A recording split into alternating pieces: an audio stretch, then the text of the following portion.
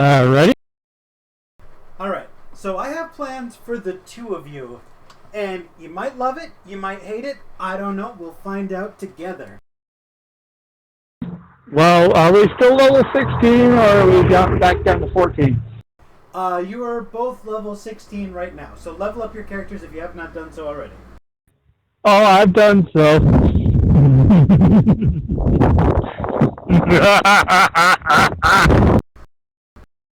Okay, so Shoraad, since you've been gone the longer of the two, I'll start with you, just to give you a little bit of backup as to what happened. The party, when confronted with whether or not to leave for the banquet and take you with, leave you behind, or drop you off, they all voted to drop you off at Isla de Fauces, which is the island of Jaws, where you were told that your friend is. So they dropped you off. They left a couple of guards behind to keep the boat safe while you were sleeping off you're getting some much needed Z's. Yeah, my character was emotionally drained from all that. I would be too. So, I needed to get you caught up on that, and then Admaer, are you with us? No, I'm not here, sorry. Excellent. So, Admaer, I need you to make a survival check for me and an investigation check for me. And Shoraad, I need you to do the exact same thing. Can I completely ruin those plans real quick? Sure, what?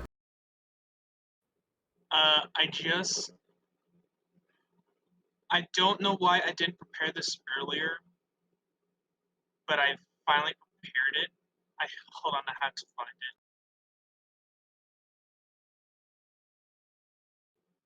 I'm going to cast Scry. Okay. And I'm targeting my teacher.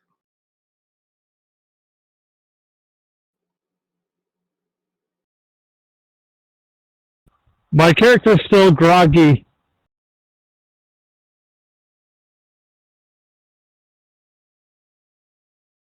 Admaer, please copy paste the text of the spell, and then Shoraad, you are walking across the island, and I'm eating pizza. Let me grab some images for y'all real quick.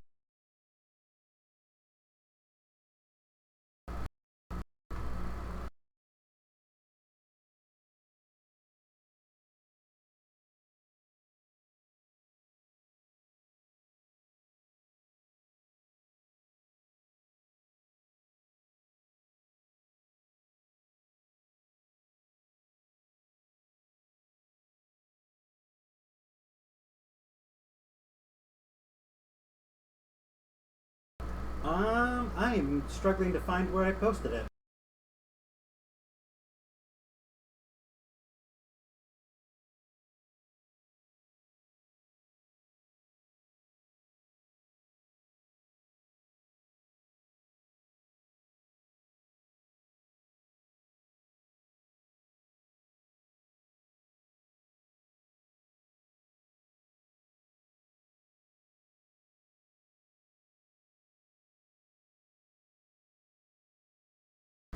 Okay, so I can't find the specific image that I'm looking for, so I'm just going to describe to you guys what I'm envisioning in my head.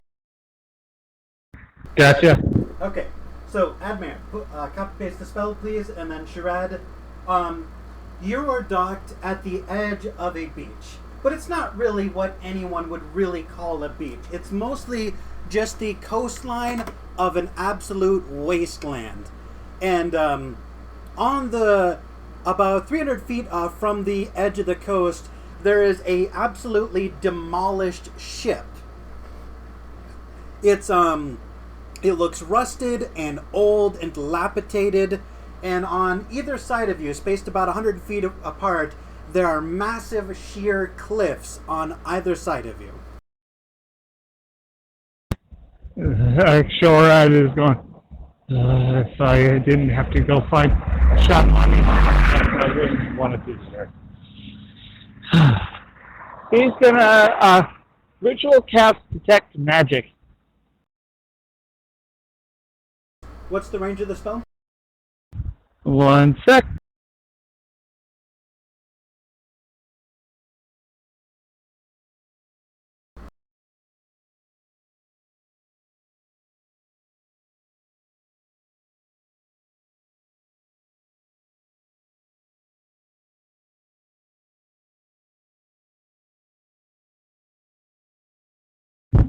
That's the range.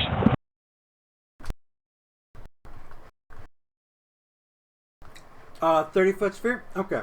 You do not detect any magic in your immediate vicinity. Alright, keeping the concentration on, I'm gonna start walking forward.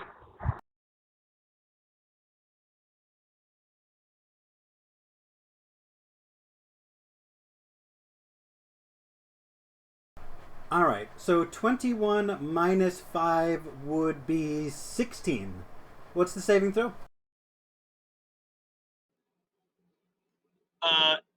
Looks like it's my save and she fails by 2. Okay.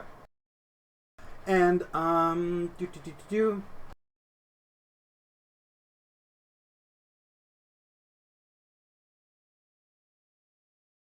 Sorry about the wait here. I'm actually going to pull up both of your character sheets really quickly.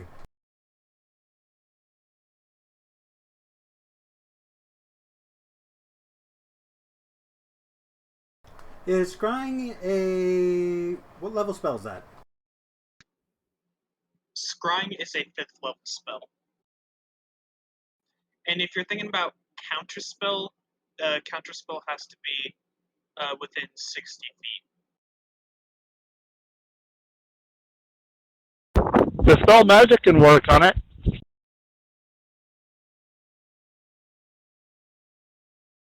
Okay, you can see here a particular creature that is on the same plane of existence as you. Okay. So, you can see your teacher outright then, because you've known this person for years. Well, I was hoping that this surprise would take just a tiny bit longer, but, you know, it do be what it do.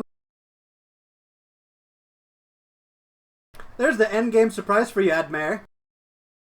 This is what you see when you cast scrying on your teacher.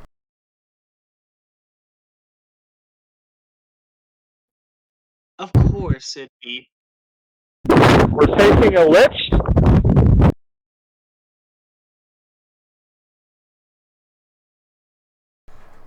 You can make a history check if you want to know in character who this specific individual might be.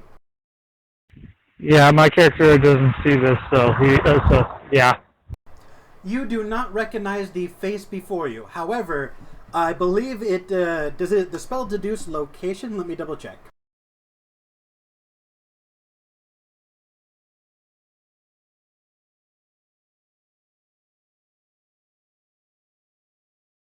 How I believe scrying works is that if you've been there before, it gives you an idea, basically gives you an image of it. If not, it just comes off really blurry. I did it on the person, not the place. Okay, all you can see immediately around this creature, within the the immediate area, is a whole bunch of what look to be cave walls and stone pillars. You don't see any more detail. The edges are kind of fuzzy. And then, please make a survival and investigation check, Admaer.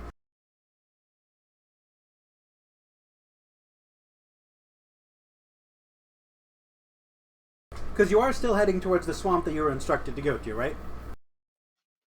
Yeah, and you said investigation? Yes, please.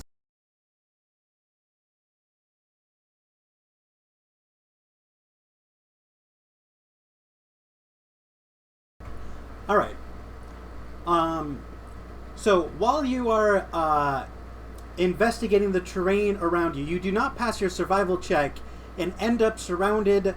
You end up straying into bullywug territory. However, with your 24 investigation, you're able to spot them and their tracks before they descend upon you. You have about 8 of frog people surrounding you, at which point we'll hop over to Shoraad. Do you proceed forward onto the deserted island? Yes, I do. All right. I would. And what was your role on investigation and survival? My survival. 1 second, let me go back up.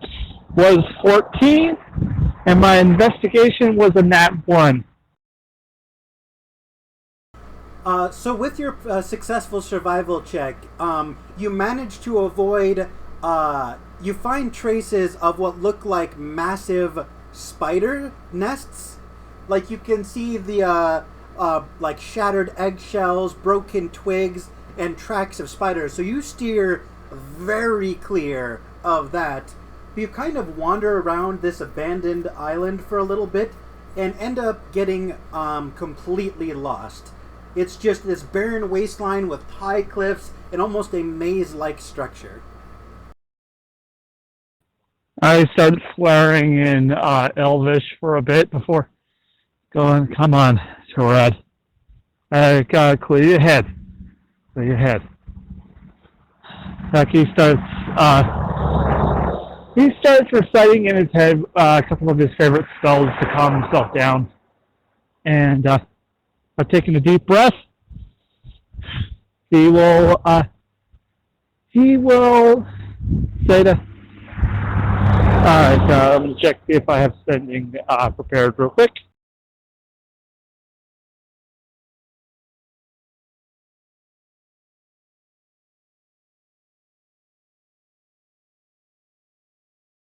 All right.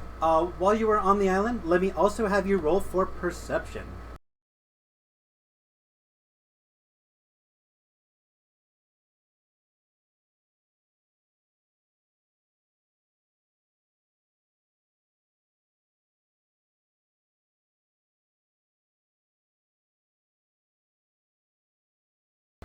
And Shoraad, while you're rolling for perception, I'll hop back over to Admaer.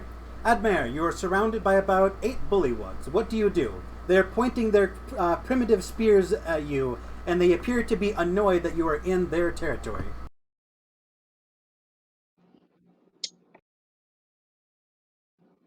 I'm just going to look at them. I'm going to hold out my hand, and I'm going to prepare a fireball spell. So it's just like they're standing in my hand. I'm going to look at them and I'll say, out of my way. Roll intimidation.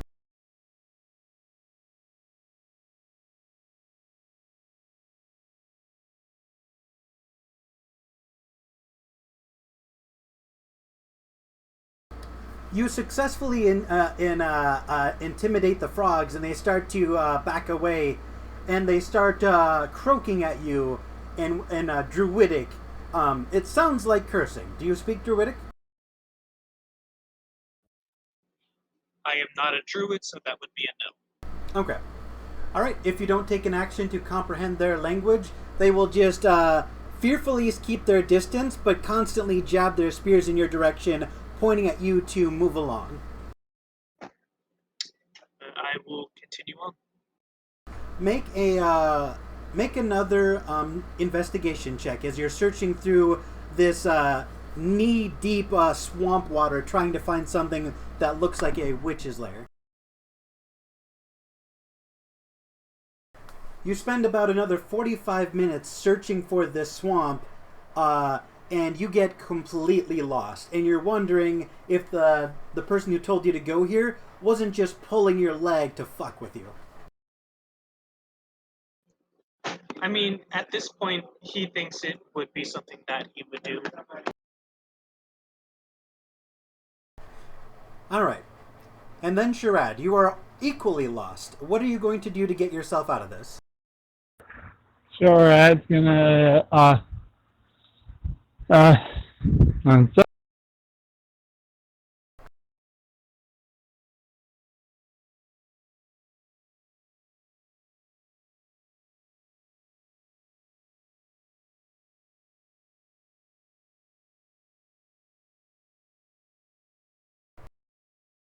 I'm actually going to be right back. I'm going to get more pizza.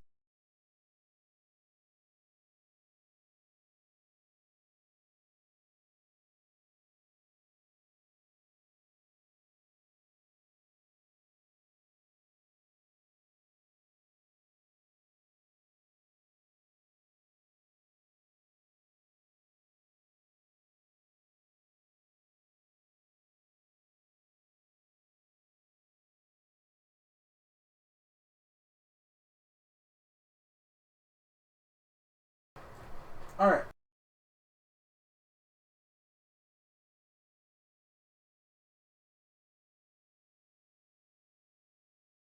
Alright, Shoraad, what are you going to do? Taking a deep breath, I'm going to. Okay, so. Well, first I'm gonna send a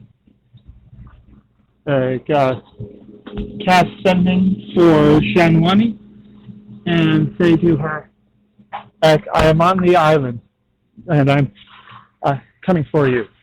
Or you drag. You may reply to this message.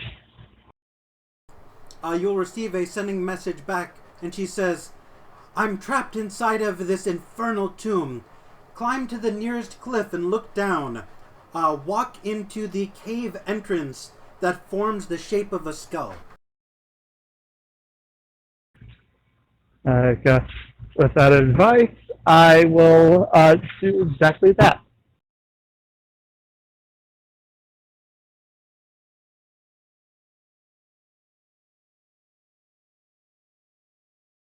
Alright.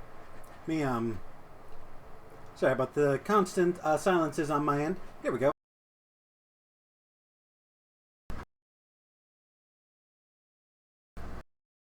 Alright, so from the cliff, following the instructions that were given to you, you were able to see this. It's about 300 feet away from you, and about 150 feet down a sheer cliff. Oh, I snort. I snort internally because that's a rather funny skeleton grin.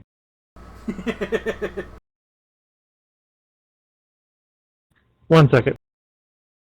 Alright, while you're on hold, Admaer, you appear to be completely lost in a semi-hazardous swamp. How are you going to get out of this?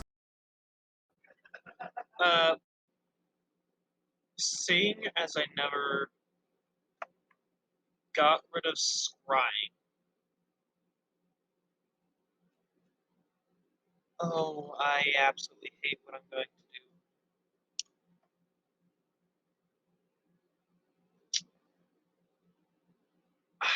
I would like to cast teleportation and try and teleport to this creature that is apparently my teacher.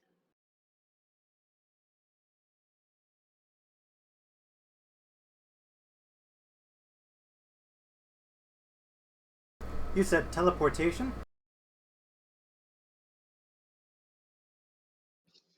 Yeah. As you cast teleportation, you're trying to teleport directly to this creature, correct? Yes. As you do so, the spell immediately backfires, and backfires violently. There is a whoosh of violet energy that rushes past you as you attempt to cast this spell. Make an Arcana check.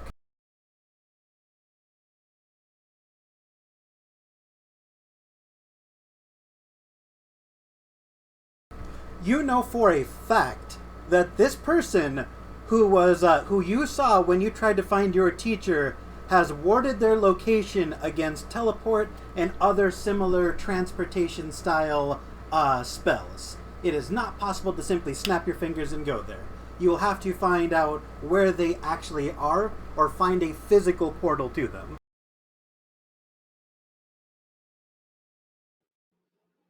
Do I see an entrance to this place, or is it just completely inside? Doesn't look like there's a door anywhere. The place he is in is very large, and with your peripheral view, you can't see any doors or windows. You have no idea where this is. Make a investigation check to try to find something else in this swamp other than trees, water, and bullywugs. Make a dex save.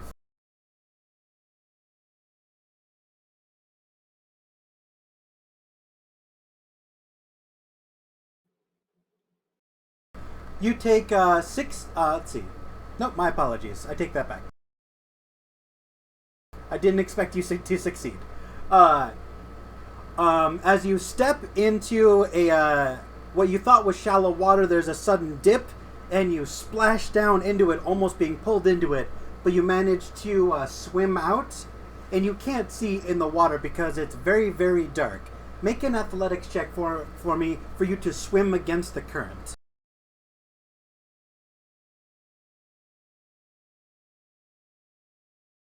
You manage to swim out of the water and escape to dry land. Make a survival check.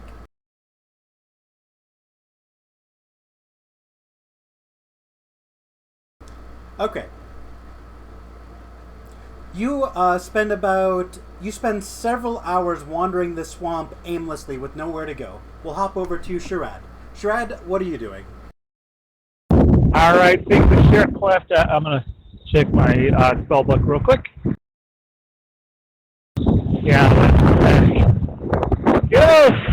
Featherfall would work incredibly well here. Sorry, what? Featherfall would have worked incredibly well here. Yes, it would. Okay, he goes, biscuit chewing gum monster. Whatever, that's it.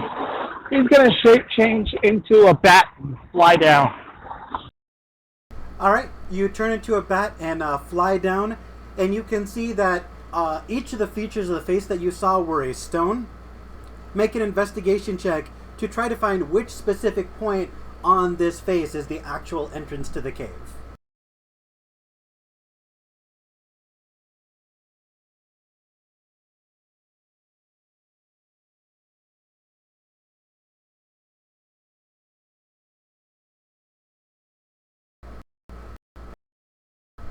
Nice. Woo!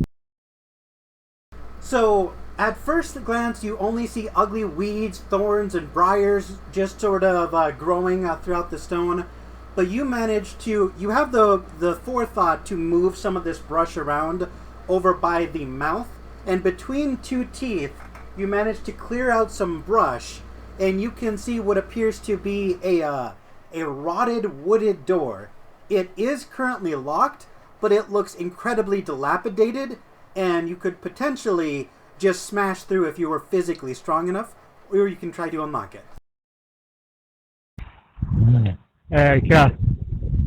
Changing myself back, I'm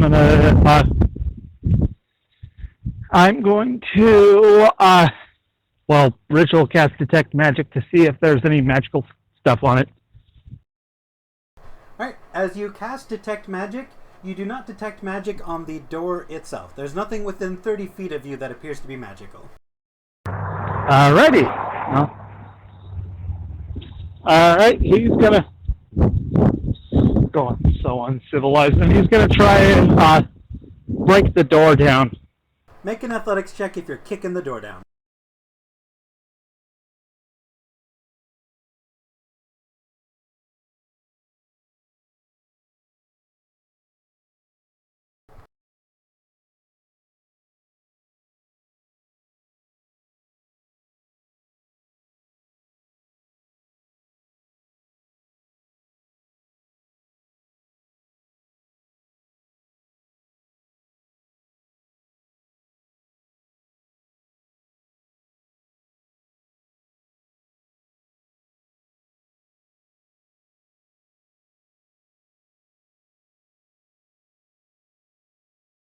Check the difficulty class for wood. So if you, with a 19, you effortlessly kick in this door. The rotted wood almost turns to mush beneath your feet. And you, you see a stone, pathway that looks like it was carved with pickaxes and shovels out of natural stony earth. It's at a 45-degree angle down. Sighing, going, never thought I would be here. Oh, taking a deep breath and plugging his nose, because otherwise probably stinks. He's going to start walking in. Alright, and while you're walking in, Admaer, after several hours of searching, you eventually find what looks to be like a 2-story witch's hut in the middle of nowhere, shrouded by swamp. You find it completely by accident after trying to rest your hand up against a wall of what you thought were trees, only for you to fall through the trees on accident and tumble forwards. You've been wandering in a swamp for so long. Make a con save against exhaustion. Y'all ready for this snap one? Watch Nat 20. Take 1 level of exhaustion. Well, hey, at least it wasn't a Nat 1. Admaer, wet, miserable, exhausted, and accosted by irritating fraud people, your miserable ass accidentally is his way to a 2-story witch's hut. The windows are nothing but open air with wooden bars to stop like small creatures from crawling in. And there is a door. It is locked, but it's made with feeble wicker and sticks.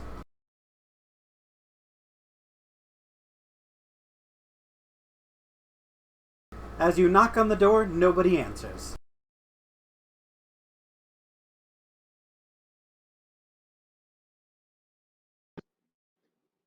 Imagine Well, if the when normal knocking doesn't do, I cast knock. You cast what?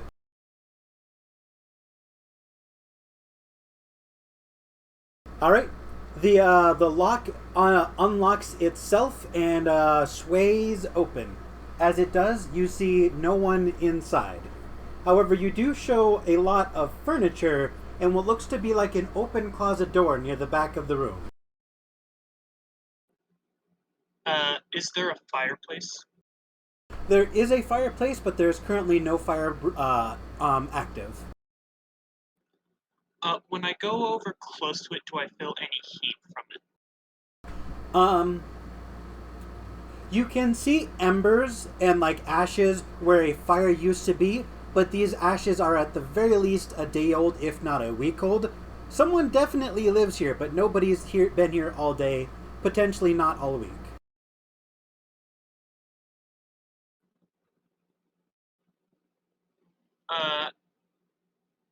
I'm just going to do a quick search of the house to see if I can find anything that might lead me towards where I want to go.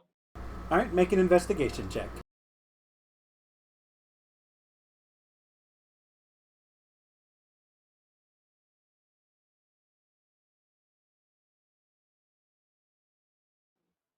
Have disadvantage. Yes, you do. Alright, with a 13, you don't find anything valuable strewn about, but you do find 2 very key things. Inside the closet with the open door, you see something that utterly repulses you to your core.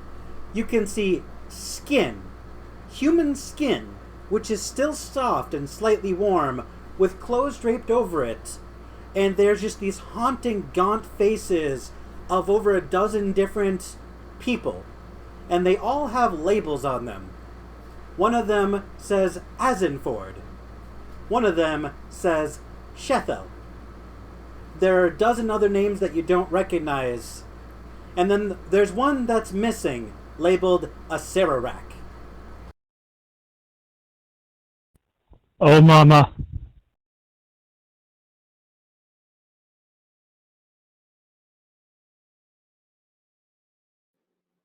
So, you know, Yes, my friend. why are you like this? Because I love you to pieces and I want this to hurt you. That didn't make any sense, but it makes perfect sense to me.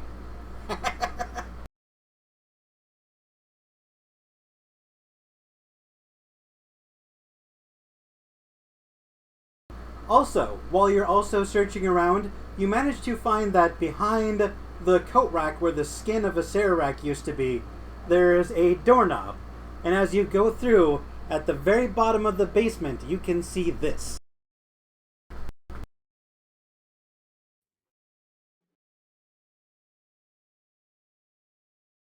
Above the portal, there is a label, the Tomb of Horrors.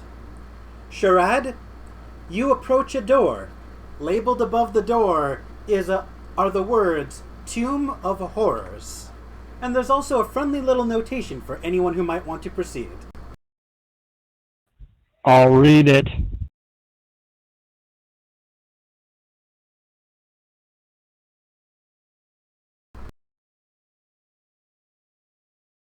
This is what is etched into the wood of the door.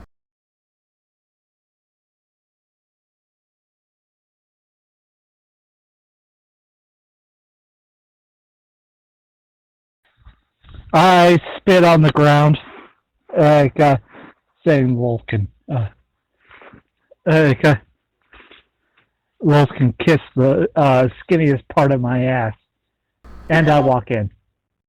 All right, Admaer, on your side, there is a crackling portal of energy before you. Do you walk through it?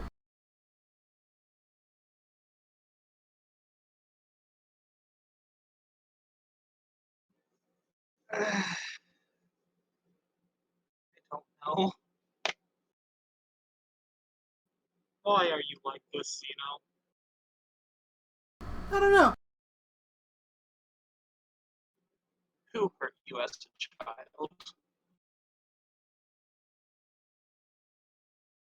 Do you walk inside the portal, good friend?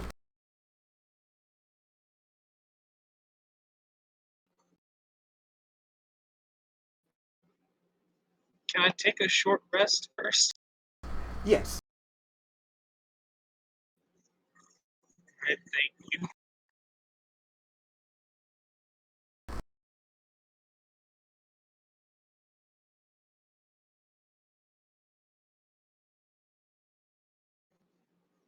That means I can recover spell slots up to level 8.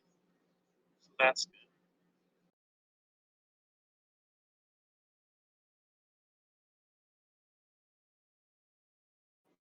So I'm going to recover my 7th level spell slot.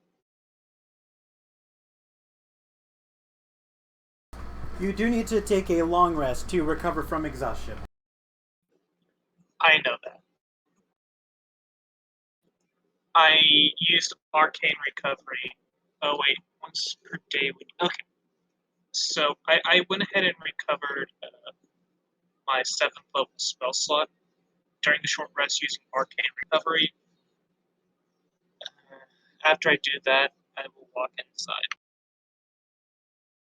All right. As you walk through the portal, in a flash of blue light, you appear suddenly, almost violently, right behind Shoraad. Your nose is a half an inch behind his hair.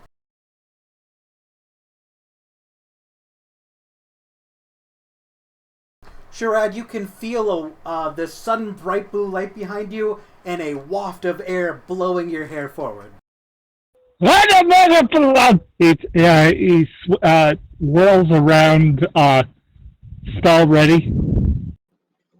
And I look, and I have a finger pointed at him. Looks like there's some major disintegration about to happen.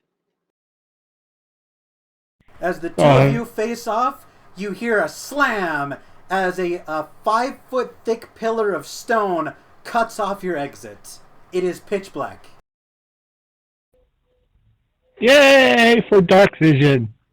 Yay!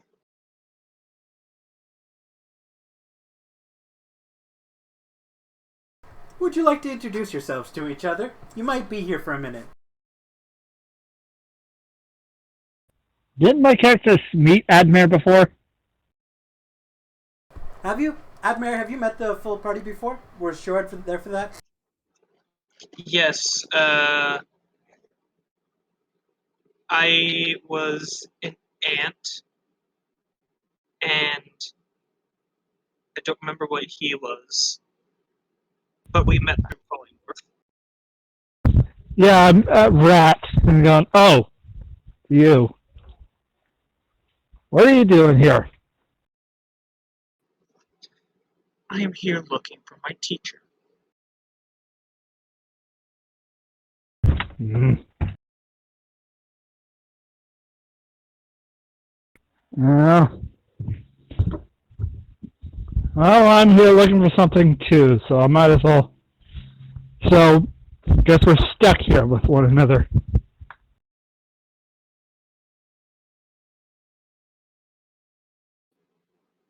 Or we could go into the door.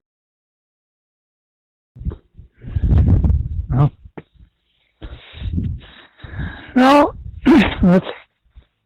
let's get Yeah, let's get going. One sec while I get my I'm switching over to my laptop.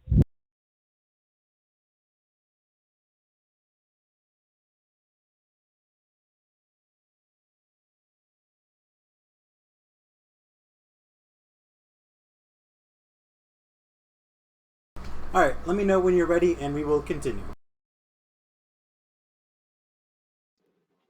But seriously, why are you like this?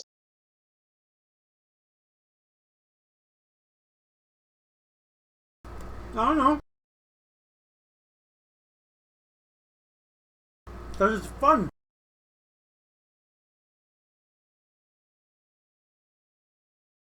I don't know what's more delicious, your suffering or this pizza.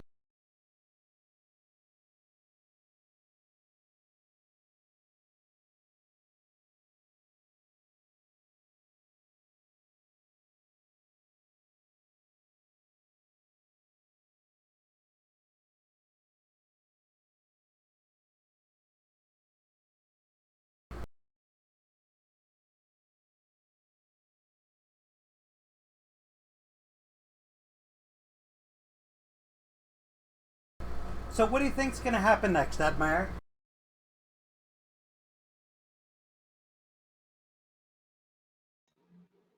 Other than you make me kill my teacher?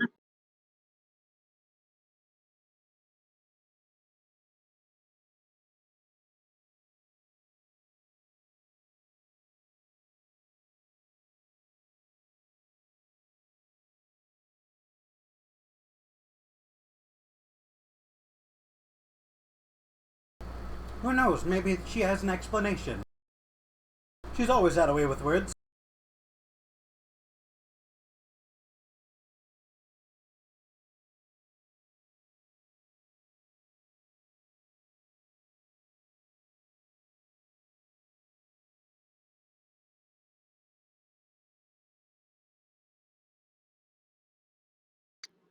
Well,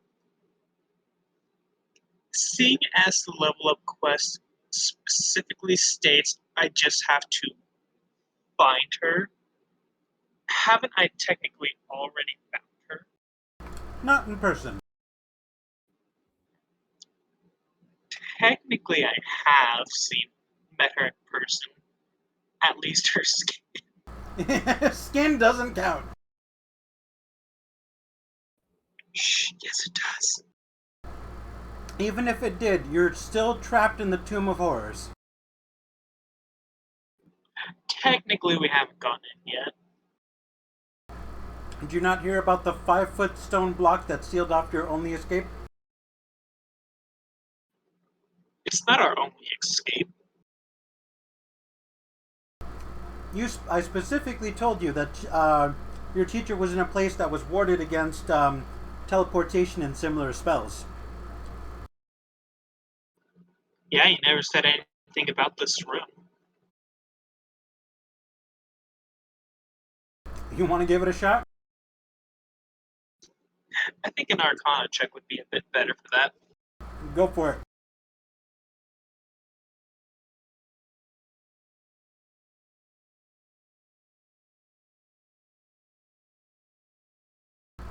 There are 3 distinct types of runes that you can discern. One is to prevent any of the magic in this tomb from being dispelled.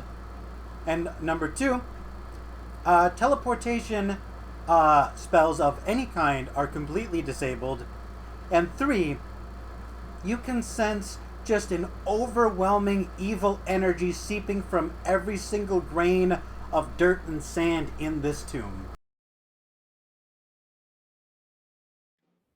You said specifically teleportation spells wouldn't work.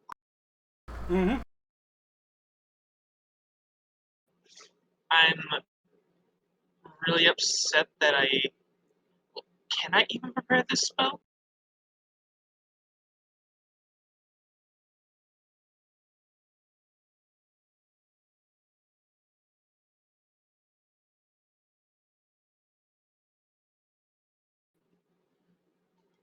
Well, there's a 7th level spell that could easily get me out of that. And I'm back. All right. So, do the two of you proceed beyond the next door? I will. I'm going to be uber paranoid and ritual cast detect magic again before I start walking. You detect no magic. I'm going to keep it up while I walk forward. Good sir. All right.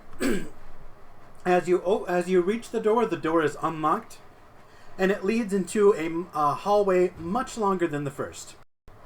And you can see that the stone walls have been covered with plaster, and while the plaster was still wet, you assume, beautiful paintings have been imprinted directly into the plaster. It is a fresco, and these gorgeous, beautiful, lifelike frescoes depict the following: images of knights falling onto spikes. There is a second fresco of knights drowning in a vat of acid, and a third image that shows a barbarian holding up a boulder on his shoulders like Atlas.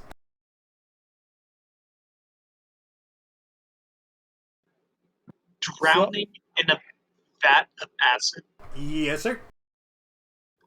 Instead of just, melting in the acid.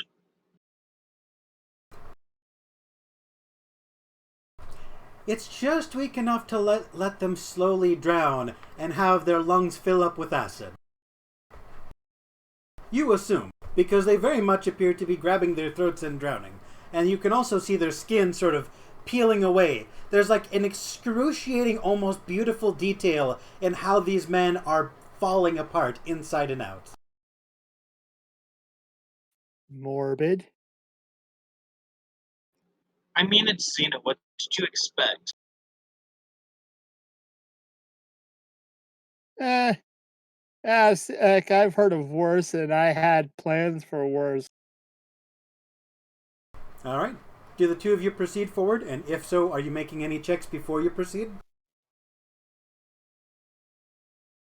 I am making a perception check, good sir. As you look around at the immediate vicinity, go ahead and roll perception.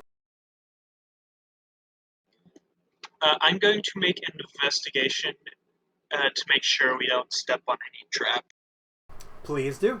Shoraad, as you look around you, using only your eyeballs, your ears, your senses, you do not detect anything out of the ordinary other than the fact that these frescoes are still slightly moist, as if they were just freshly painted within the last couple of days. And Admaer, as you check for traps specifically, you don't find any, but you still have an uneasy feeling about proceeding forward.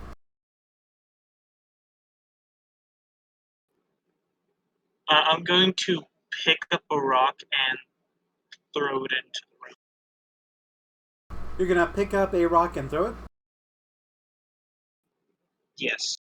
Both of you make a perception check as the rock hits the ground. Make a what throw? A perception check.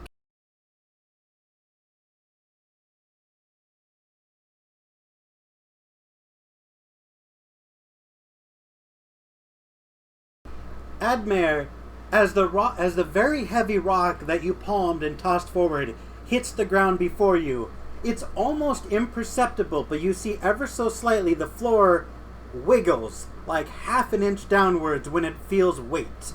It doesn't look like a mechanical sort of, it doesn't look like a magical effect, it looks like a mechanical effect. I will alert Shoraad to that. Right goes.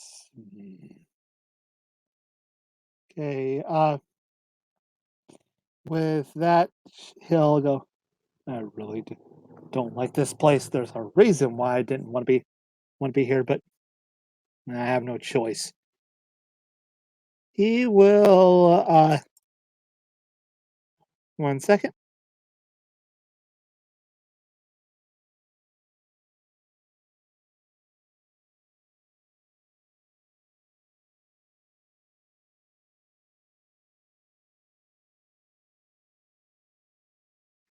Wait a minute, I did have feather fall.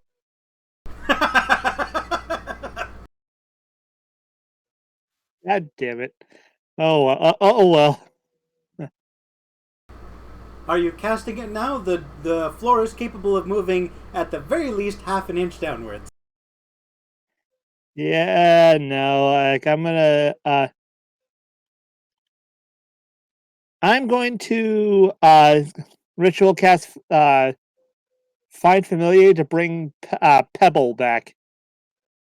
Pebble is a dot dot dot. It's a rat. Okay. All right, your rat appears. Petting him, he says, "Go scope it out," and he's gonna sit in basically a little meditative stance, and he'll go look through his rat's eyes. All right, as the rat goes across the floor, it is less heavy than the stone that was thrown, and the floor doesn't even wobble slightly as it walks across. It is able to get to the end of the tunnel without issue. It's about a 300-foot tunnel, and there's zero wobbling as it's walking, but it's also very, very light. And then at the final wall, beside the door, is what appears to be another fresco, this time of a torture chamber. An adventuring party being splayed out, spread eagle, and sticking and crushed and lit ablaze, and all manner of painful fates that you do not think that they would have survived. The faces look specific, like actual people. Shoraad will look back at his original senses and call his rat back. Your rat flies back to you at high speed, again, not triggering anything that is on the floor. Petting him, going, "Well, I don't know about you, but I don't exactly weigh about the size of Pebble here, but I'm thinking maybe we can get across if we transform ourselves into something light."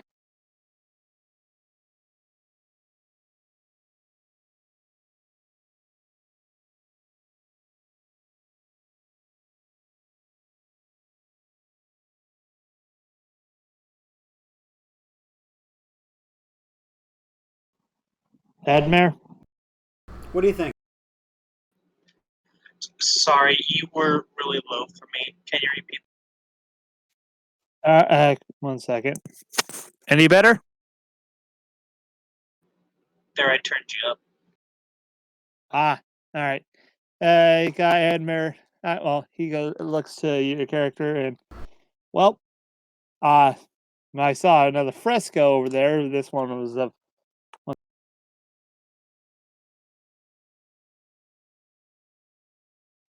it is of a adventuring party being on a direct, but like no, this guy really needs a hobby. But Pebble was able to make it across without a problem. So if we get ourselves down, make ourselves light, we might be able to get across without a problem.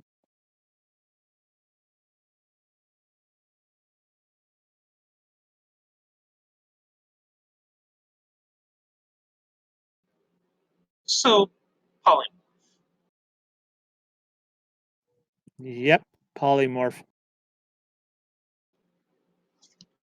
I'll just shake my head, and I will then turn myself into a rat. Okay, I will transform myself into a spider. Yeah, I have to press it again because looking at my spell book.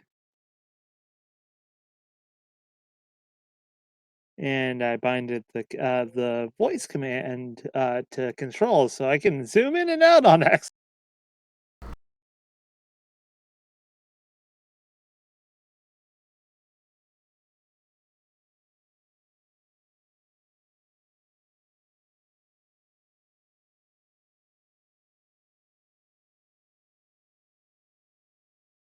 Admaer, are you also casting polymorph into something tiny?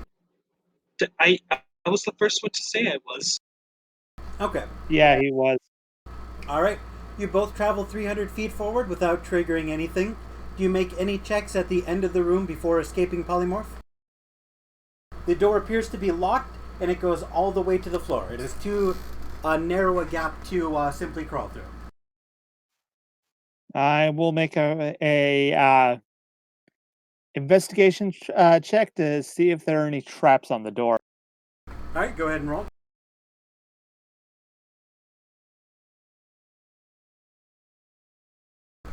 On the floor that you are standing in, it's a 20-foot wide hallway, and there's like a grid pattern of sorts, like a cross-sectional area where you can see a seam.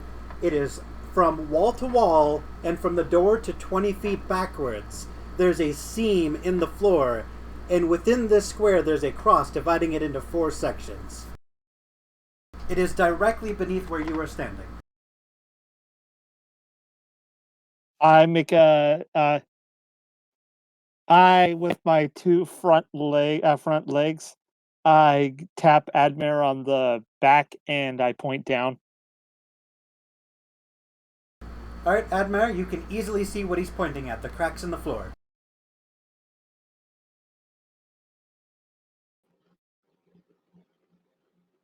I'm just going to look at him, and then I'm just gonna like shrug. A very rat-like shrug.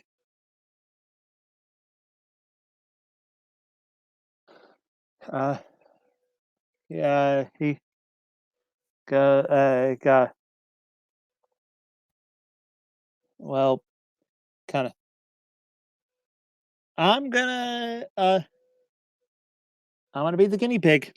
I'm gonna get down on the floor and release the polymorph spell, but making sure that my feet are on one of the seams. So you've got 1 foot on and 1 foot off. What about you, Admaer? Are you on this 20 foot square, or are you on the other side of it? Or do you stay polymorphed?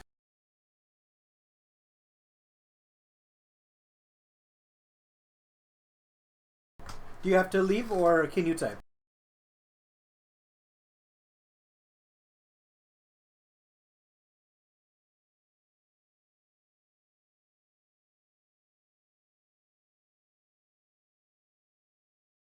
Okay.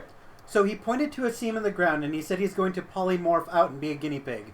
Are you standing on this 20-foot square, or are you standing on the other side of the square?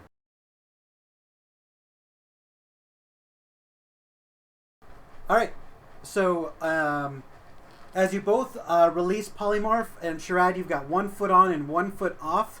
I'd like you to make a dexterity saving throw with advantage because you have the wherewithal to keep at least half of your weight on one side and not fully on the square.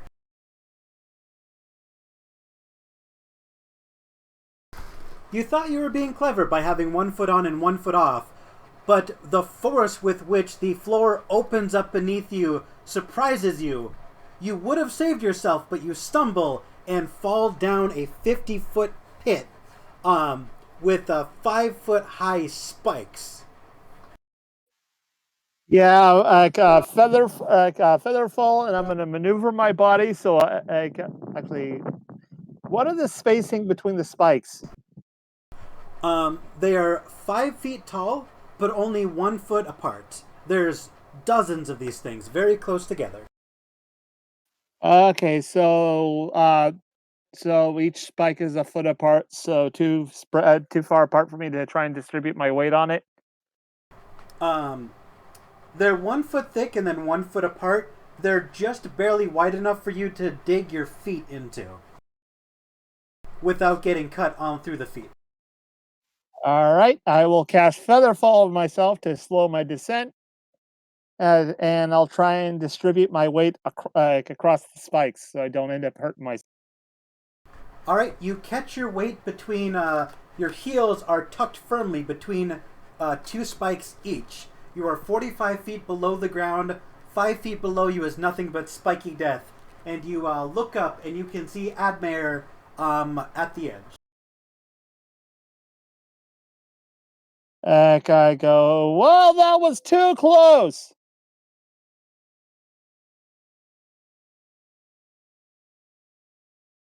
For now, I am, but heck, at least I was smart enough to have that prepped. He goes, uh, thinking for a moment,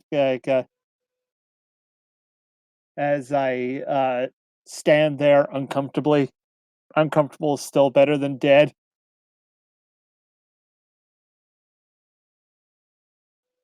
Very much And so. What's your plan of escape?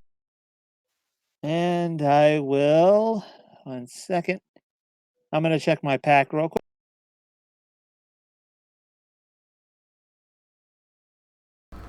You have dark vision, right? Superior dark vision. Let me have you roll with perception. And I won't impose disadvantage because you have superior dark vision. As you look at the walls forward and on either side are solid stone, but behind you, there isn't really a wall so much as a metal screen, just for the sake of keeping you pinned in. But beyond the metal screen, you can see a series of traps, of pit traps specifically. One of which was a spike trap, another one an acid trap, and another one is suspiciously empty. It's just an empty pit with multiple rings from multiple different craters where something heavy fell down. I call up going, I think I figured out what well, at least we managed to not get impaled, drowned in acid, have something heavy land on our heads and whatnot. But I'm gonna 1 second.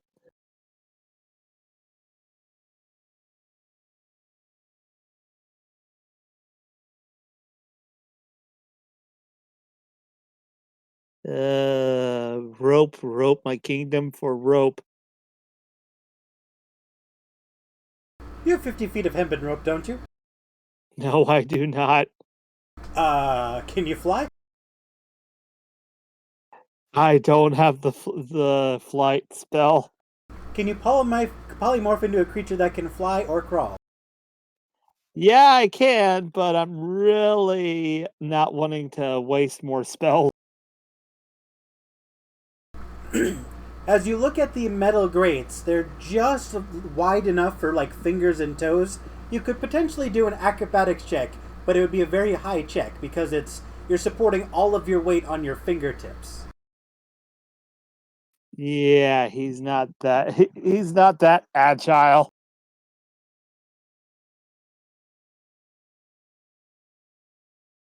Yeah, he's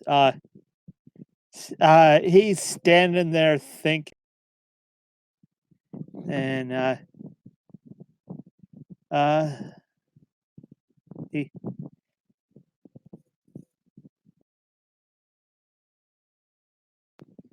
he decides to, you know what, screw it. He's going to cast polymorph on himself to turn into a bat. Alright, as a bat, you effortlessly flutter to the top. As soon as you can see that as you're flying up towards the exit, you can hear the ticking of gears in a gear. I can't say it. A gear and a sear, which is what stops a gear, ticking, and you can see the platform slowly raising back into place. You manage to fairly easily fly out, but you can still hear the ticking and these platforms, almost like they're counterweighted, slowly ticking back into place. Oh, I'm gonna try. All right. The pit's just a wee bit too wide for me to decide to do the splits and try and open the damn door. No, I don't think your leg span is more than 20 feet, good sir. No, it is not. Unless you're secretly Mr. Fantastic. No, he is just Shorad. He will, okay, he will flutter back to a spot where he's not going to be on a platform, not going to be on a trap. Let's try his damnedest, and he's gonna cast Mage Hand to try and open the door. Alright, as Mage Hand reaches for the door and twists the knob, it opens effortlessly. Whew. Sweet. Uh, How you getting across? I. Better Okay. question, do you have to unpolymorph to cast spells? Yeah, I have to unpolymorph to cast spells. Alright, well that's 2 spell slots gone. Yeah. God. I will.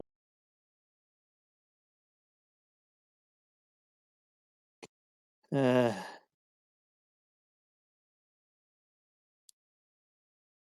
It's a 20-foot gap and you, oh no, you don't have rope, never mind. yeah, I would have to jump, and I'm not particularly. Wait a minute. You have rope? Awesome. I leave the mage hand holding out there with hand open.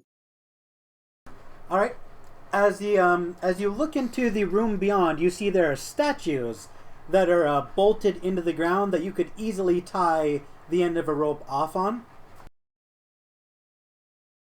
But on this side specifically, there's nothing conveniently to tie a rope on to like tightrope across. What do you do?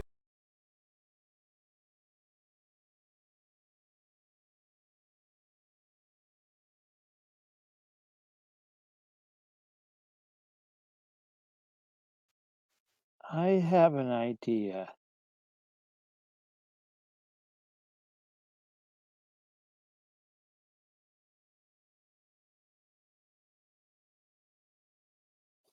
Okay, Shorad will use the mage hand to tie the rope off on one of the statues, and he'll give an experimental tug. It holds strong. All right. Okay. Like, is the no, that's a bad idea. Heck, I'm gonna pull out I can't believe this is gonna work. I'm gonna pull out the chest from the first adventure I've been with this group. You pull out the chest from the first adventure? I don't even remember what that is. It was just an ordinary chest that had the bunch of items in it. Alright, what you gonna do with it? All right. Uh, I am going. This is going to be a really weird thing I'm going to do, but I'm going to go find one of the seams. Okay, and I'm going to drop the chest onto it, making sure to stay far enough back so I don't get caught in the trap. Alright. As you drop the as you drop the heavy chest onto the platform, there's a quick release. Like as soon as the floorboards go past a certain point, they violently swing open as if counterweighted, and the chest falls 50 feet. And unless it's magically enchanted in some way, shape, or form, it is going to smash and shatter against the spikes. Yeah, uh, with it open, I'm going to take the rope. I'm going to tie it around a. One second. I'm gonna tie. Okay. No, I'm not gonna use my spell book. My character's not that Like, he's gonna tie it around in like one of his old books, and he's gonna slowly feed it down so that the rope is taut, and he's gonna let the door shut on the rope. All right. You can hear the clicking as the gears start resetting themselves, mechanically clicking, tick, tick, tick, tick, tick, giving you a substantial but still a time limit to get across if you need to dip below the surface. I'm technically what I'm you doing is that I'm creating a tightrope where I'm using the resetting trap as a way to keep the rope taut. Okay. So as you're wrapping the rope around a hinge, it looks very, very secure. However, because of how tight this thing shuts and how sharp the corners are, your experience as an adventurer tells you that when this thing reaches its closed state, it'll probably cut that rope. All right, we do not have a whole lot of time. Let's go. All right, make an acrobatics check to walk across the tightrope. Fun. Certainly easier than jumping.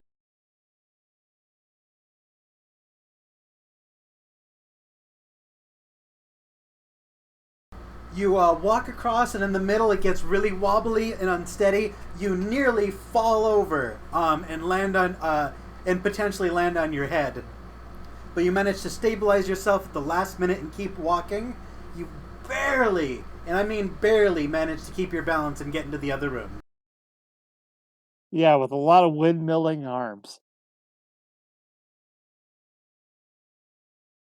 What about you, Admaer? Are you going to walk the tightrope?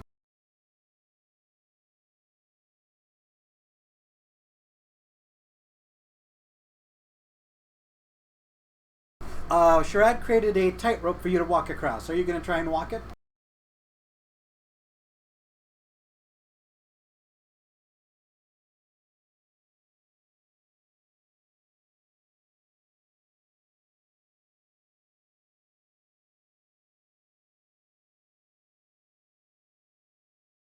Alright, make an acrobatics check. Admaer walks at full walking speed, not even remotely slowed down, just sort of trot, trot, trot, trot, trot, dook. In fact, he is across it so quickly that the trap isn't even fully closed yet. Make a sleight of hand check to untie the rope with Mage Hand to try and salvage it before it gets cut.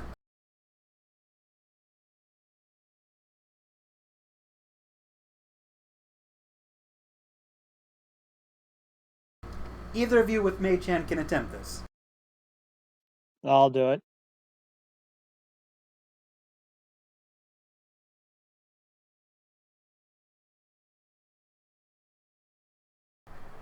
Alright, with a 10, you are unable to free the rope and it gets cut.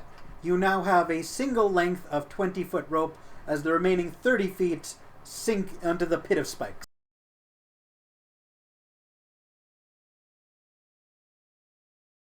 Yeah, I got go on. Well, I can always buy a new rope. I untie the other end off from the statue. Alright? In the next room, this is what you see. Two jackal-like statues, one of which has the rope tied around its ankle. They're right next to the door, and you can see there's a relief sculpture where someone dug into the stone to make eyes and shapes and heads and swirls. It's very ornate.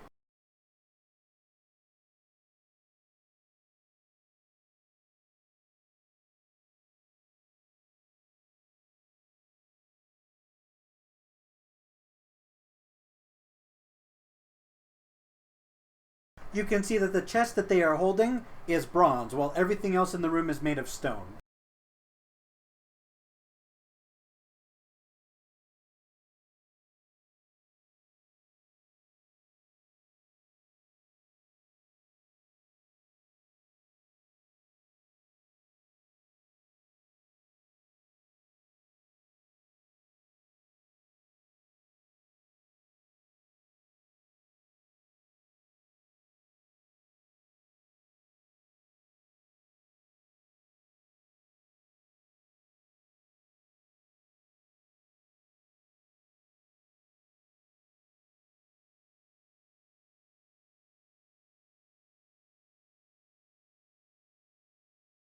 So, what do you do as you see these? Can I make a check to see if there is some way to solve this?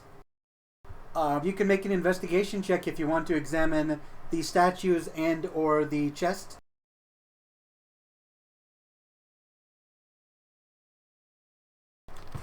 All right.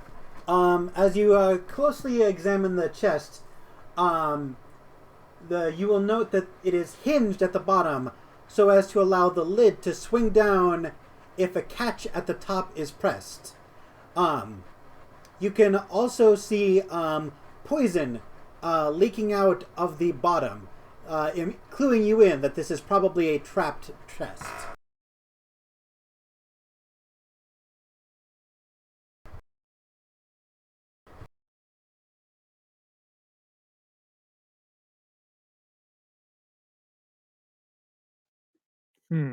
I guess we should be careful not to mess with that chest. Careful with that chest. So I'm there's the actual. Go ahead. I'm going to investigate the faces on the wall. Go ahead.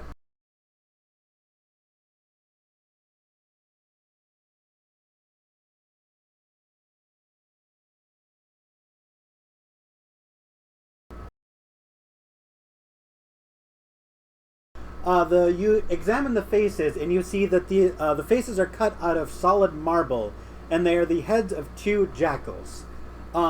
It's hard to discern what they are meant to look like, but judging by the robes and the way their hands are formed, your best guess is that they're probably meant to be wizards of some kind. You also see a bunch of arcane wizard iconography around you. The statues, the necks you see are on a pivot, like there's a seam all the way around where they could potentially rotate their heads. There's also a seam around their jaw and mouth, which could also potentially open. Shoraad's gonna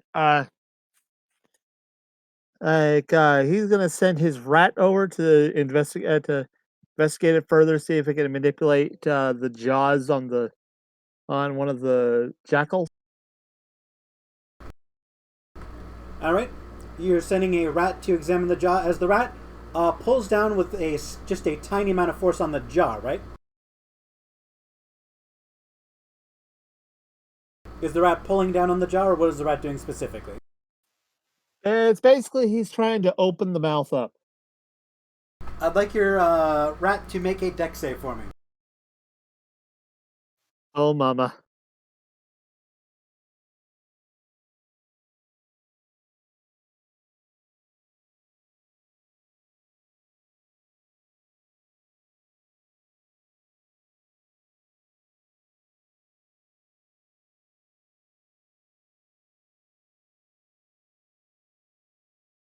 Your rat manages, as it opens up the mouth,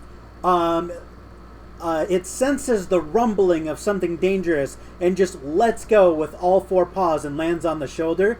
And you see a massive sphere of fire shoot from the mouth and explode the head of the other jackal statue, which is now shooting fuel and fire upwards in a constant stream, raining down embers upon you. It appears to have been a fire trap that was meant to burn the shit out of you.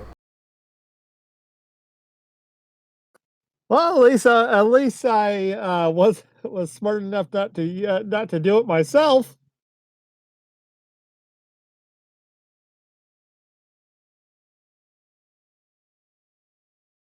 Well,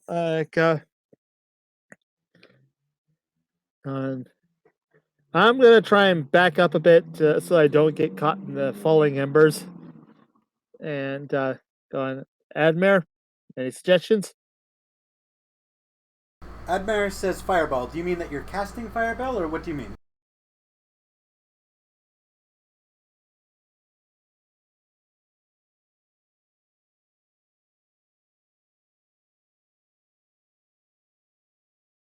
Yes, it's much smaller than a typical fireball would be, but essentially a ball of fire was shot out and exploded one of the statues.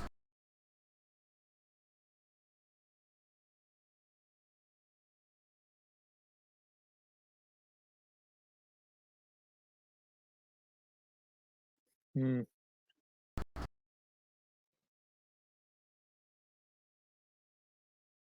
Okay, the heads were meant to pivot, and well, thinking maybe if my character, if we tried to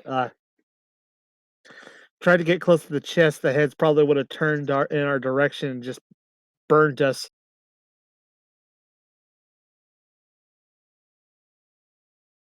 You did see that there was a latch in the on the back hinges of the chest that you could potentially mess with. Yeah, but he saw poison leaking out of the bottom, right? Yes, sir, he did. Yeah, so uh yeah, I wish I could Shorad will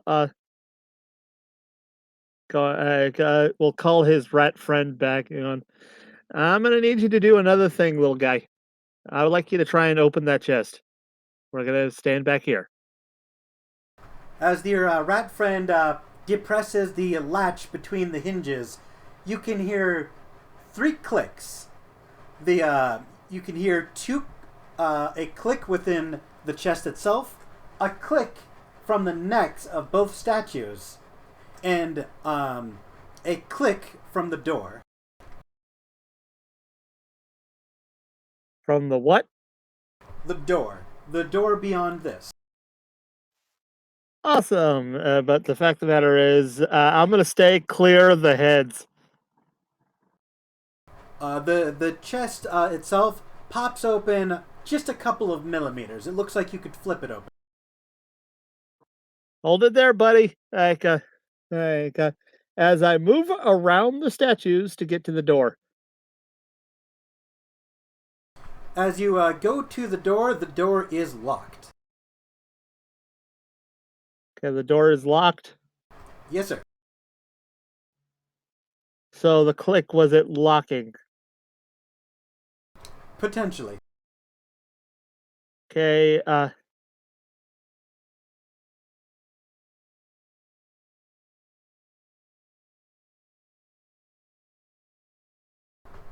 You can hear the door unlock and then immediately relock as if spring loaded. okay. I'm gonna call my rat friend back.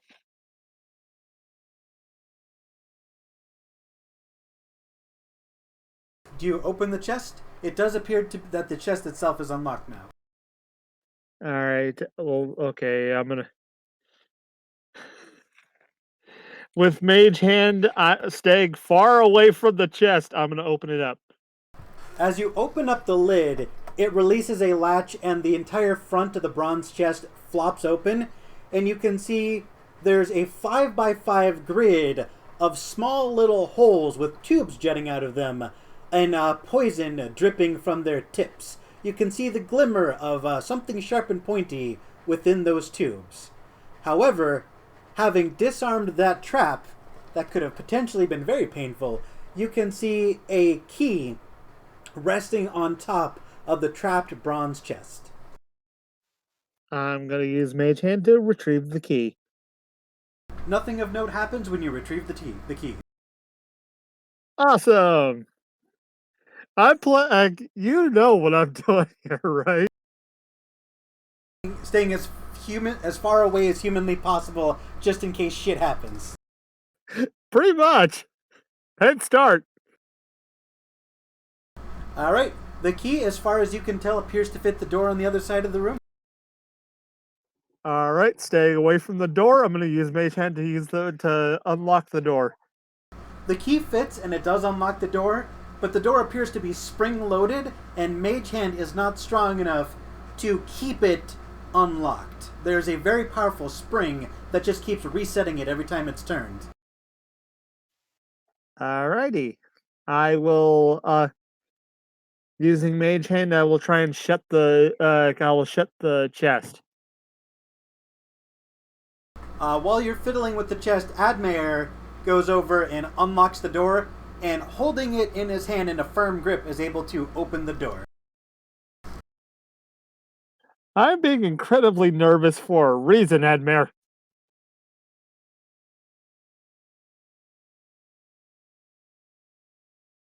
He's heard of some shit. Beyond this room is an empty room. Empty, well, not empty. As you go beyond this room, there's another room which is blocked off on that side by an archway full of mist. You can see that there are some base stones at the base of the archway that have just a faint glimmer of color changing light from beneath them. And you can also see just the faintest glimmer of glowing light from the keystone in the archway.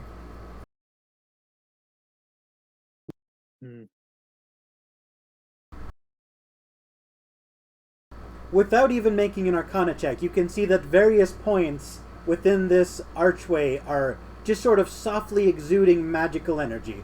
The bottom left, bottom right, and top middle stones have visibly magical vapors coming out of them. All right, I will send Pebble to investigate. All right. Are you getting within 5 feet of the archway when you do so, I assume? Pebble is. When Pebble walks within 5 feet, nothing happens. Does Pebble attempt to go through the archway, or is he just sniffing the stones? Right now, he's sniffing the archway before attempting to go through. Does he touch any of the stones? He'll touch the bottom left. The bottom left stone, when pressed, glows yellow, and as soon as it is unpressed, it fades away immediately. How about that? All right, I'll send him on over to the one on the right, and he'll do the same thing there. When pressed, this one glows orange. Okay, have him climb up to the top and depress the one on top. When pressed, this one glows blue, and you can see all three flash red. There's like an almost irritating alarm-like sound. There's nothing bad that happens, but it's a very negative reaction, as if it's an incorrect input. Incorrect combination. That's the general feeling that you get. Okay.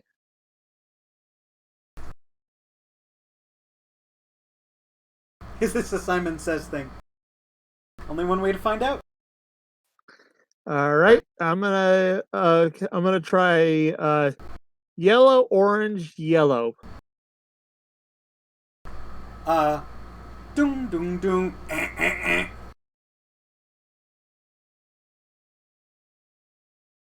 Okay, so at least yellow and orange seems to be the. Okay. Yellow, orange, orange. Doom, doom, doom.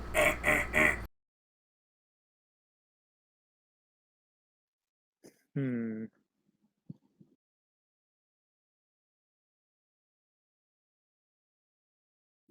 Okay, I'm gonna do a history check and see if I can remember anything about this.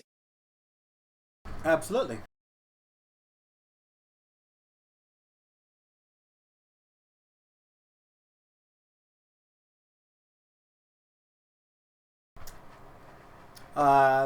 As far as your memory serves, magic rocks glow, dude.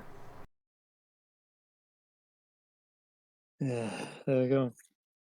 Yeah, no useful, nothing useful. He's gonna Sir Simon Says. all right. He's gonna God. He's gonna look to Admaer and going, well, what do you make of this?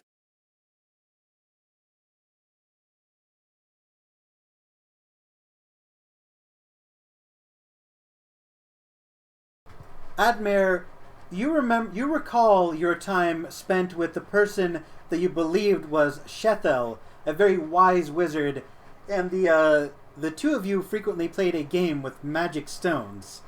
And one of the many, many complex rules within this game required hitting stones in a correct order. But Shethel was not always terribly creative, and she always made the solution to the puzzle tapping the stones in order of yellow, blue, and orange.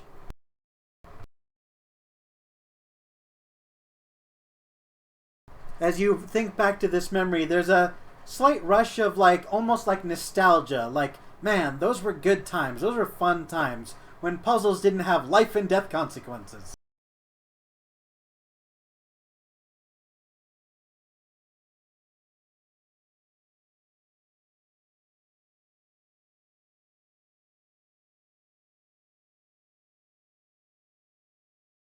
Shoraad will tell the pebble. All right, yellow, blue, then orange. Dung, dung, dung. Bing, bing, bing. And the mist fades away. Oh, that's neat. I call Pebble back and give him a pat, and he's gonna look through his pack for a bit of cheese to feed him. You always keep a small mouse-sized snack, and he will gobble that stuff up and make some adorable squeaks and look at you with his big black watery eyes. I pat him on the head and I put him in my component pouch right next to the to his favorite thing to sniff. There's quite a few things that he does enjoy sniffing. And after you're done playing with the mouse and making sure it's fed and happy and played with and well attended to, you can see that beyond this archway is just a 10-foot cube room, and at the end of it there is no door, just this ugly mug to greet you.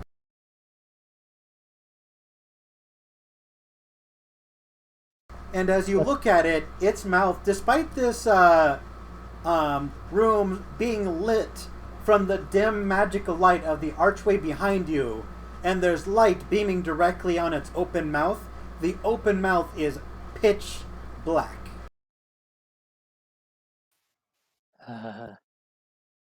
That doesn't bode well.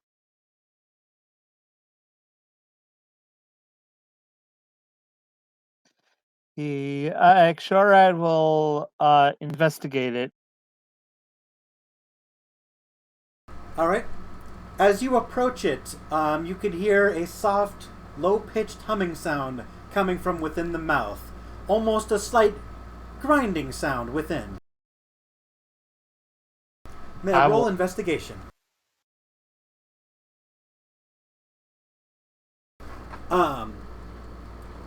As you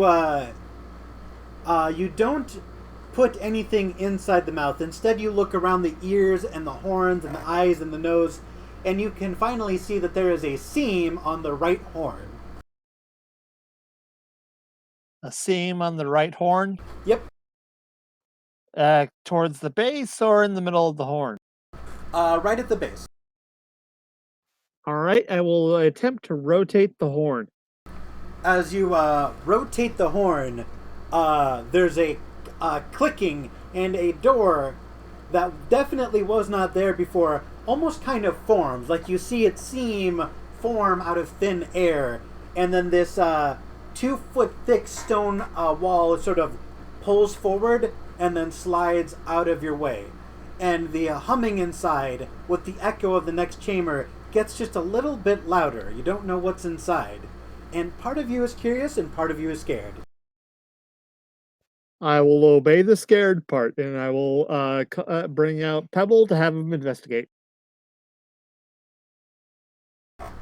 All right. And in the next room, there are many things in this next room, but one of the things that catches your eye is there's a skeleton on the ground that is missing an arm almost up to its elbow. Yeah. Sure, will relay this back to Admaer.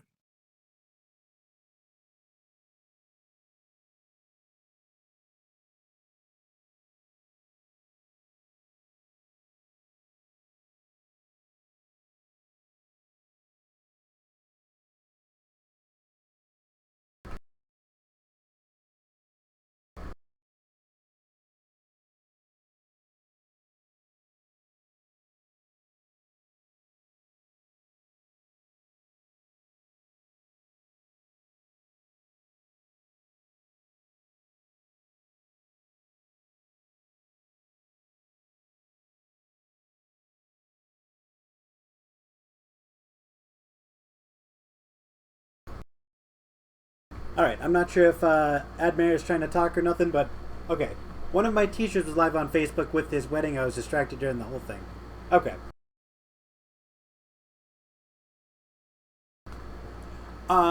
Lying before this statue. Whoop, that's the wrong statue.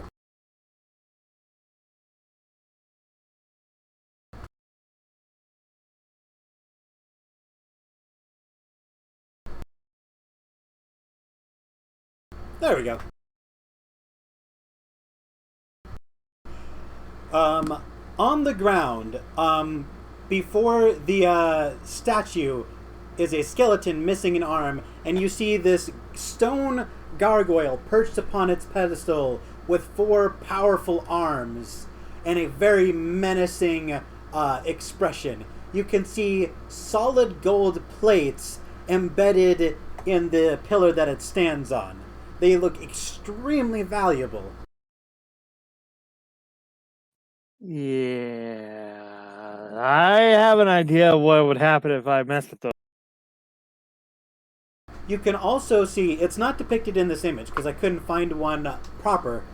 You can see that the creature's neck has a collar studded with huge, fist-sized, gleaming gemstones. Blue quartz worth at least 100 gold pieces each. And you can also see that his collar has a message engraved. Do any of you speak Abyssal?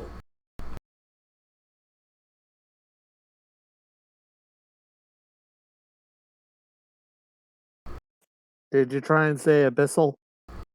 Yes, Abyssal.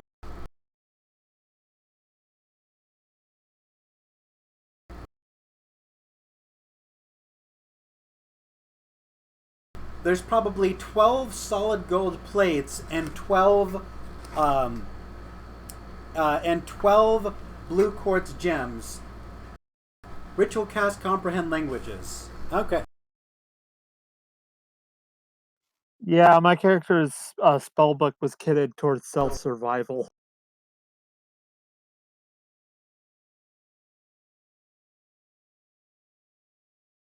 There's 2,000. You would, if you had to make an estimate, actual sales figure may vary.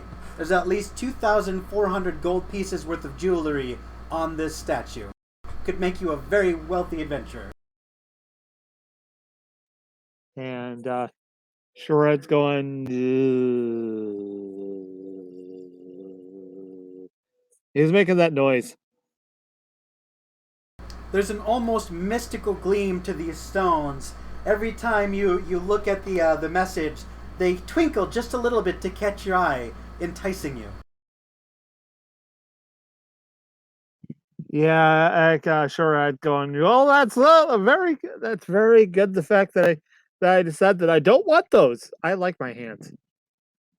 I like having my hands and my arms and my life.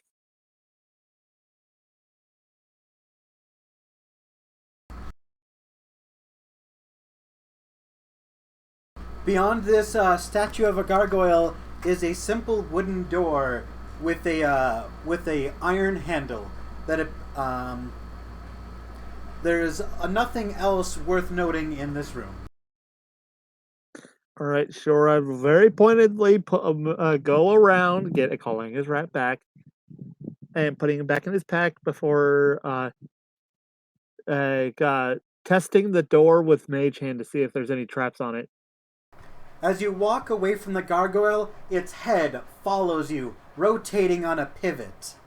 And these gemstones will just not stop gleaming. It's almost blinding how shiny they are. And as you said, you're testing the doorknob with Mage Hand? Yep. As the doorknob is touched, the rusted iron fades, and the doorknob appears to be made out of solid platinum. Platinum? Yep. In fact, you can see the seam where this could potentially be unscrewed and pocketed. It's a solid doorknob, fist-sized ball of platinum.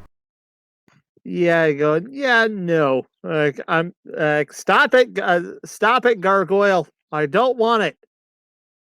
And I'm gonna open the door. As you twist the doorknob, it unscrews slightly instead of opening the door, and you can hear faint rumblings that almost resemble laughter. Do you continue turning the knob? Hell no! I'm gonna screw it back and and move away. All right. As you walk away, the platinum is cast over again with a rusty iron finish. I really hate this place.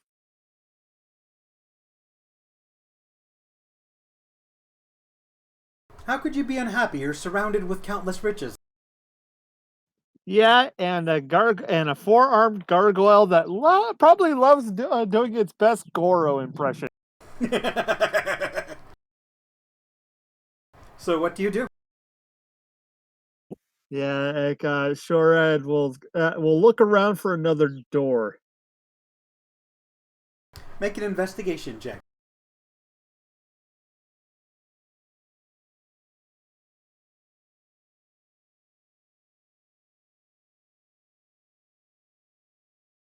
All right. Beyond this door, do you see the pillars in the background of this statue? Those are adjacent to that door, and you're just thin enough to fit between the pillars. And you can see that this is a false wall. The pillars hide a gap that you can actually squeeze through. Almost like an optical illusion hiding the actual way out. Awesome! I'm gonna tell Admaer about it.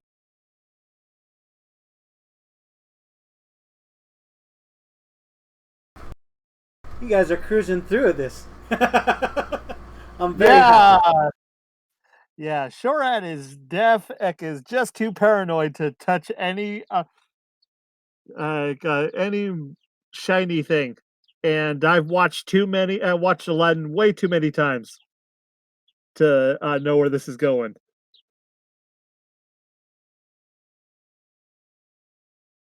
All right, you wander into another room.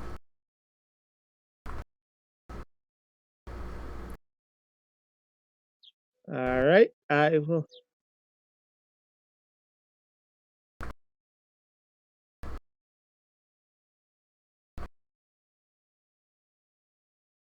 In this room, there are 3 chests, a gold, silver, and wooden chest.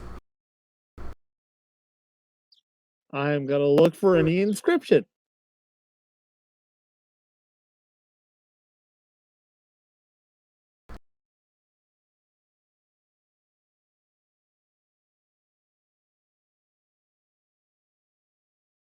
All right, there is no obvious inscription at first glance. Do you roll for investigation?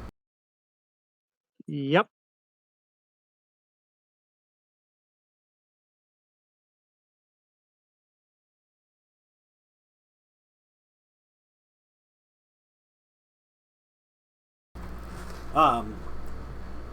You see no obvious inscriptions on these chests, but you do see beyond another false wall that's designed to look like one continuous piece, but in fact is 2 separate pieces. You see a set of doors. All right. I will look at each door.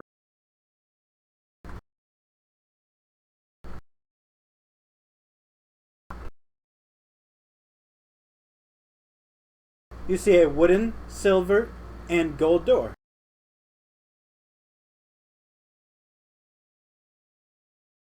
Wood, silver, and gold door. And there is a wooden, silver, and gold chest in the room immediately behind.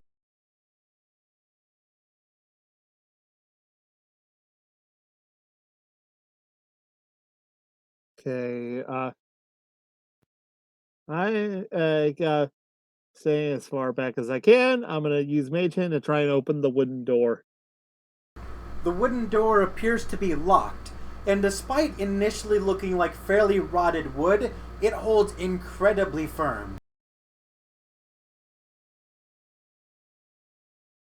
Alright, roll investigation on the wooden chest.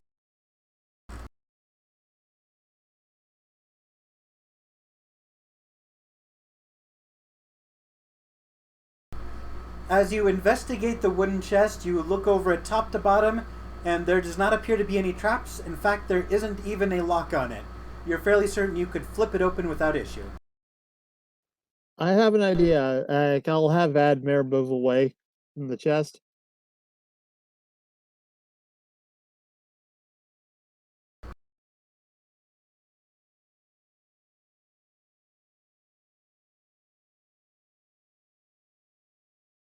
Alright, Admaer, as you open the wooden chest, inside it is completely empty, except for a humble wooden key at the very bottom.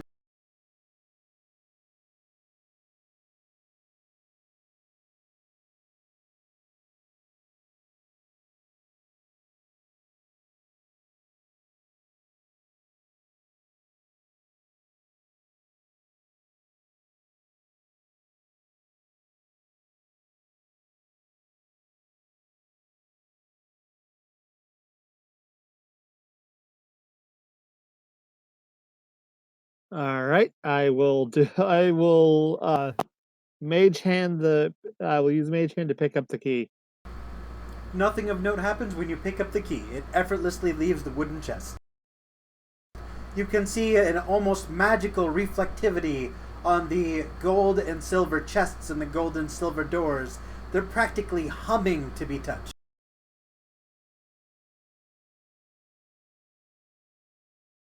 Don't you love our paranoia? I mean, I'd be lying if I said I wasn't very happy to have you paranoid. As you unlock the wooden door, there's a heavy spring keeping it closed, and you're fairly confident if you tried to hold it in this position, it might even snap the key. But you're able to open the door and move forward without issue. And you see that as you go through the wooden door, behind the gold and silver doors were a total of 50 spring-loaded spear cannons. Yeah, I still remember that. Beware of greed could lead to ruin. Bit. Yep, just a 5x5 grid of spear cannons behind each of the two doors. Yeah, sure. I was going. Whew. This he will follow Admaer through the door.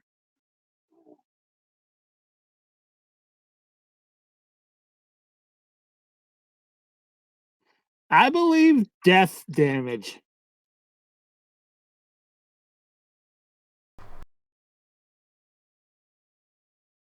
Let's see. The spears are 1d6 each, and there are 50 of them. Yeah, death damage. So 300 max damage if you got hit by every single spear. Yep, death damage.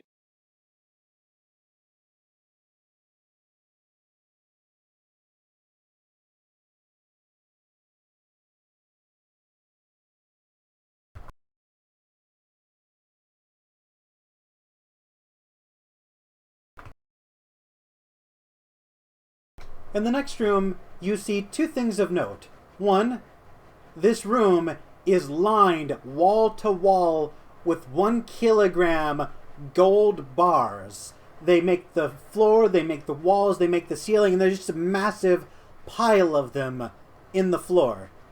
And on the wall, there is a stone, dust-covered statue of a dragon's head. It's actually the Buddhist symbol for peace, but that's neither here nor there. It has a message written below it in Draconic. Do either of you speak Draconic? No. I still have comprehend languages up.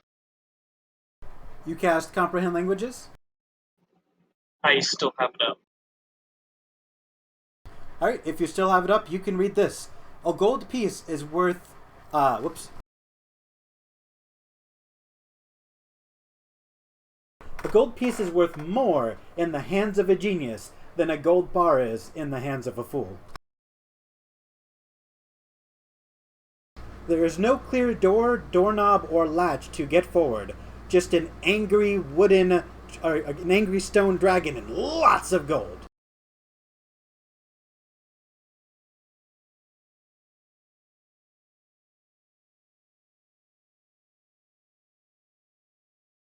As you place a gold piece in the dragon's mouth, its mouth closes, and you will see a seam appear behind it, and the door opens.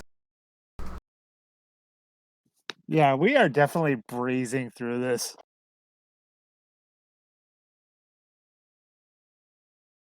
Well, yeah, like, although I was gonna try and chip off one of those gold bars, but hey, that works too.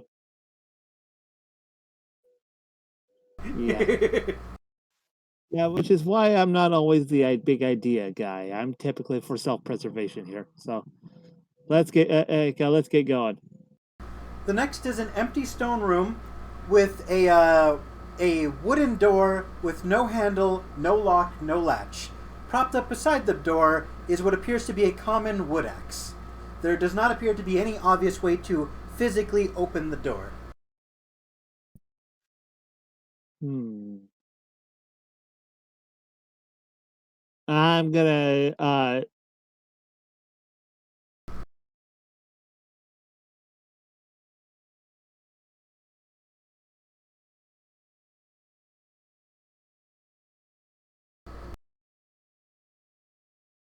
If you want to find anything hidden, go ahead and roll for investigation. I'll help him.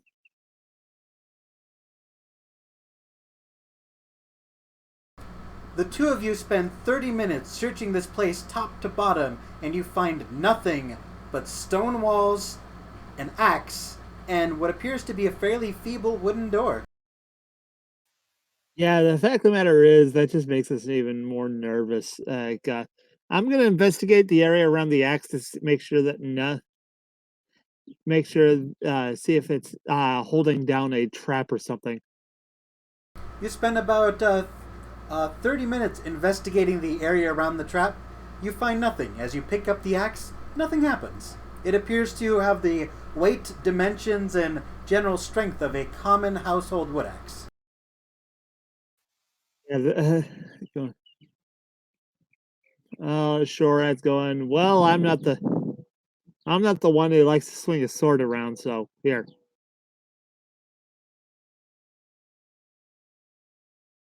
Absolutely. Roll history.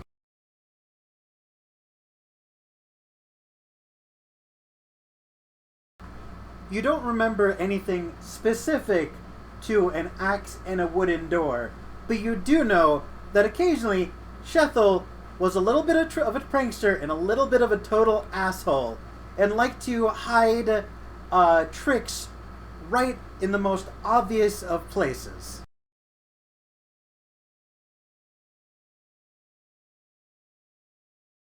You can't tell how many times you'd like open up a door and it would like close on your hand, or you'd like pull over a rug only for you to move yourself instead of the rug. All right, roll Arcana.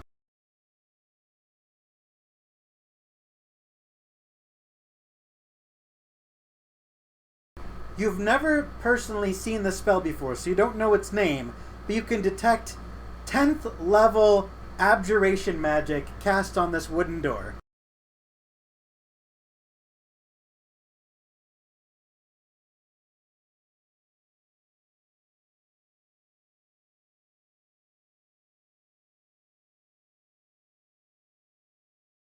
As you cast a spell magic, make a make a charisma saving throw.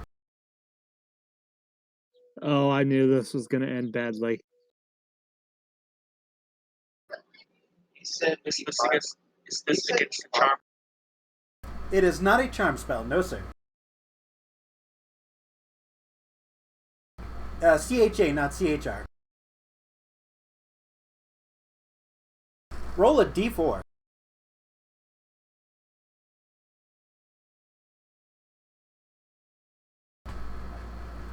You can no longer cast magic for the next 4 hours. You cast a spell magic on yourself. It was reflected back at you. Okay, Shoraad's gonna going. Well, I imagine that's what Shoraad's gonna go. Huh. He's gonna take the axe. He's gonna lightly tap the blade against the blade of the axe against the door. As you lightly tap the axe against the door, you feel a pinching sensation on your arm, and you look over, and there's a trickle of blood.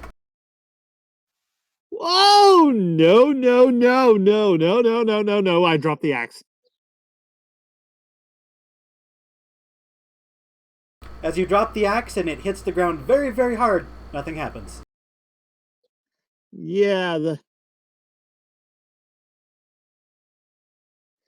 Shoraad's gonna go, yeah, that's a reflect spell. That is definitely reflect. So, tell me, guys, if everything you do to this door just gets reflected back onto you, how the hell do you get past this door? Okay. Hmm.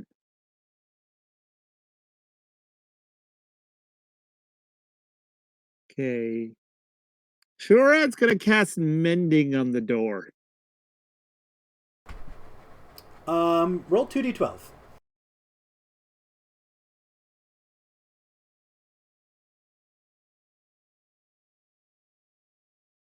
You gain 15 temporary HP. Oh, how about that?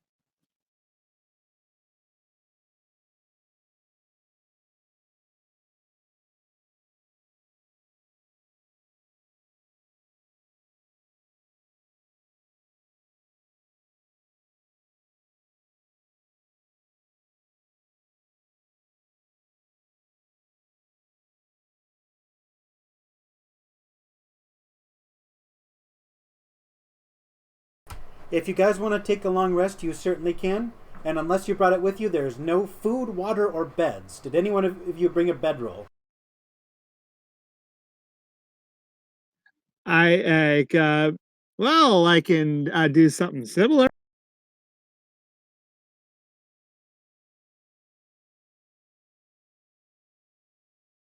All right. Yeah, if you have food, water, and bedrolls, yeah, you can absolutely take a snack, take a long rest. You've got nothing but time. You are trapped in a fucking dungeon.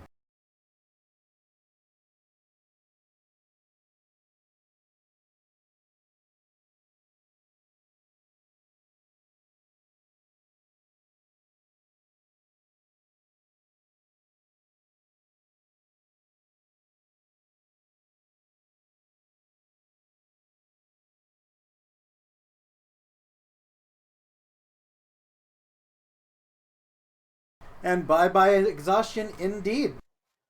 It has been I was 8 hours and nothing has happened. I was gonna say, all right, Shoraad's, he's gonna be taking a long rest with him, and go, hmm, got if the obvious traps, got, all right, Shoraad's gonna go. Can you tell me? Okay, what are you getting this information from?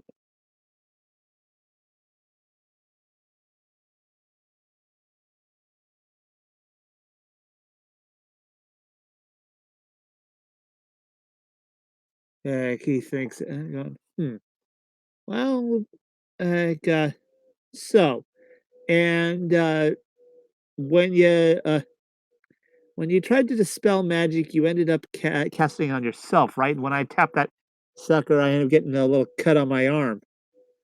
Okay. Hmm. So there is a spell on this that causes whatever to hit it to go back onto the caster, like, back on the user. I'm gonna go up to the wooden door. I'm gonna give it a gentle push.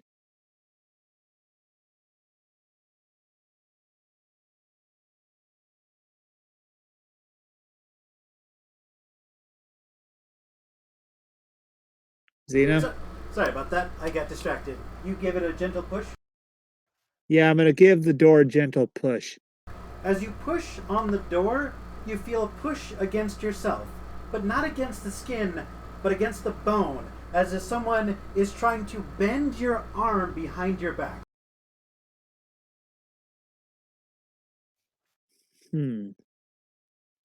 Okay. Now I'm gonna see if I can try and remember the anything about when they were trying to prep Shoraad for his crucible. Make a history check.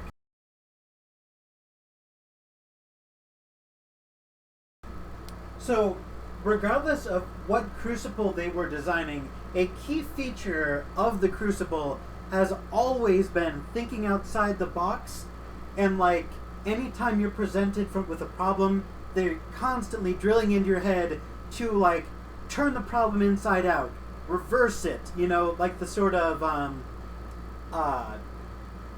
like if you can't go one way, then go the other. If you can't do it one way, then turn it around and try again. A constant reversal of logic. Okay, so if he looks at it going, well, so whatever I do to the door does it to me. This is gonna be a weird thing, but I'm gonna cast knock on myself. As you cast knock on yourself, you can hear an unlocking sound from the door.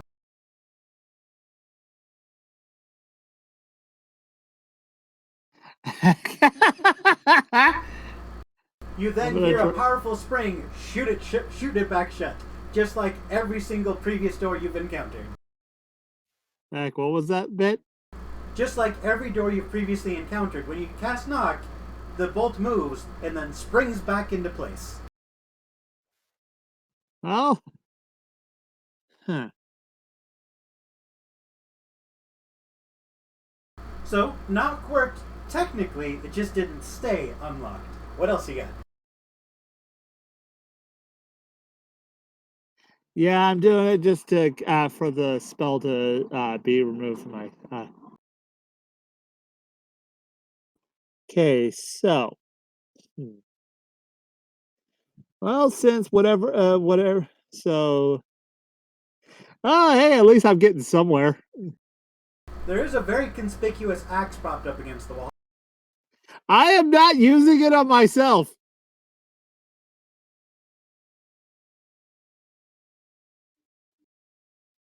Wait a minute. This is going to be very stupid. I'm going to lightly I'm going to go. I'm going to hold the transmuter stone to my nearby, ready in case I need to use it, and I'm going to lightly tap my arm with the blade. As you press the axe into your arm, the skin deforms, but it does not create a wound. However, a tiny scratch appears on the door. Oh dear God, I have an idea, but I'm not going to like it. Admaer?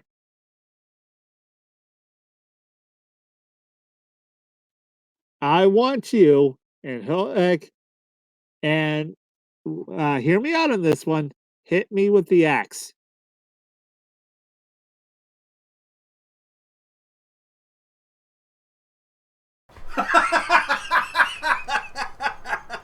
Dot dot dot.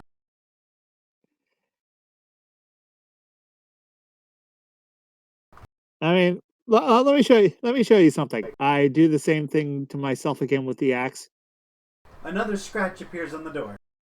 Look at the door.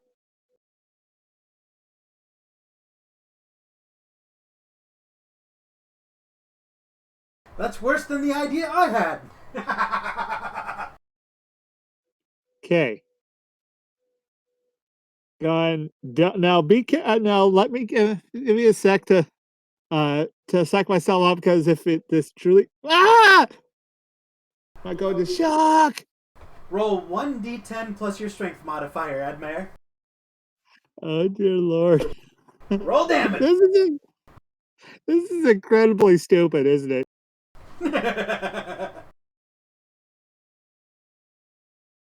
Alright, Shoraad, you can feel the thump of the axe against your chest. You can feel the axe trying to spread your skin into two even halves. But your skin simply divots a little bit, and all the force suddenly dissipates as you see a chop in the door. Not nearly big enough to walk through, but very solid, all the way through the wood. Well, there we go. All right, I am- with or without your consent, Admaer is going to town. Whack, whack, whack. You can feel the pressure. You can feel a little bit of the sting, but there's none of the oomph. Even when Admaer is swinging his sword backwards as far as he can and slamming it, there's just a gentle push against you. But the door, slowly, chop after chop, gets obliterated until it's large enough to crawl through. All right, I wince each time, and then I tell him to stop.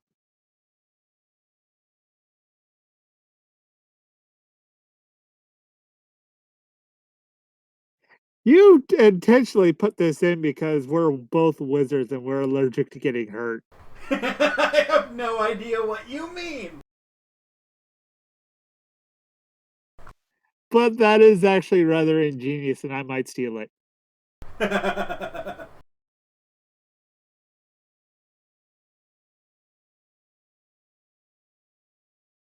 All right. So now you are in a much more interesting room. No more plain stone walls and wooden doors. No, no, no.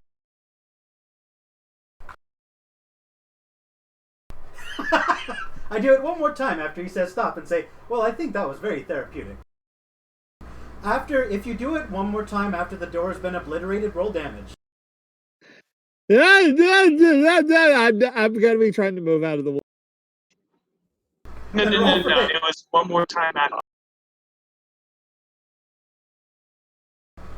If he's going to try and move out of the way, Admaer, roll for hit. What do I roll? For hit. 1d20 plus your strength mod. And I believe add proficiency if you're proficient with it. In mechanical terms, it's a battle axe. In narrative terms, it is a wood axe. I am not proficient. Does a 14 hit your armor class, Shoraad? I'm going to shield up. All right. Your impromptu battle axe bounces off of the shield. You see the door has been obliterated and can be easily walked through. Yeah, going, hey, stop that.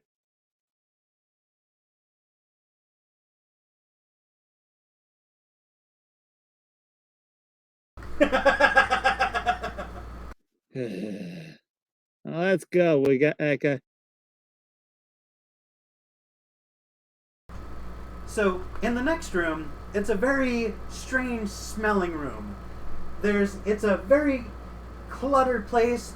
The volume of items within this place is almost incalculable. All the walls are lined with shelves, and upon these shelves are old jars filled with dust and arcane ingredients that look like they've been rotting here for centuries. There are desks and stools and workbenches and what look to be operating tables or perhaps cadaver tables. It's hard to tell. Clay pots, urns, unguents, ointments, oils, perfumes, linen wrappings everywhere, dried herbs of unidentifiable nature, bones, skulls, and the like. But in the center of the room, the largest objects are 3 vats. They're 7 feet in diameter and about 4 feet deep, and they contain dark, murky liquids. The vats appear to be affixed to the floor. Okay, I'm gonna check the side of each vat.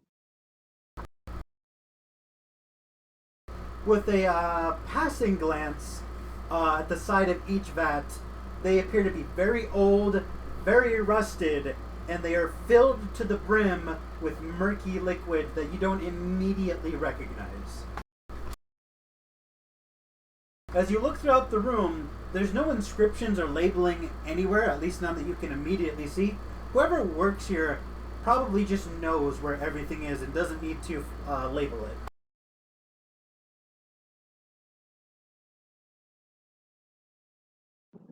I'm gonna cast Prestidigitation to clean the vats up.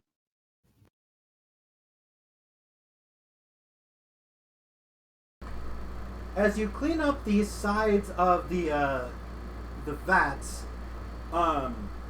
you can see that it unveils a lot of decoration and filigree and like artwork, very morbid artwork. But they all depict people being mummified. There's no inscriptions, no instructions, no labels, just image after image of people having their organs ripped out, their brains hooked out to their nose, and wrapped in layers and layers of fabric. He holds his nose when he sees the having the brains ripped out.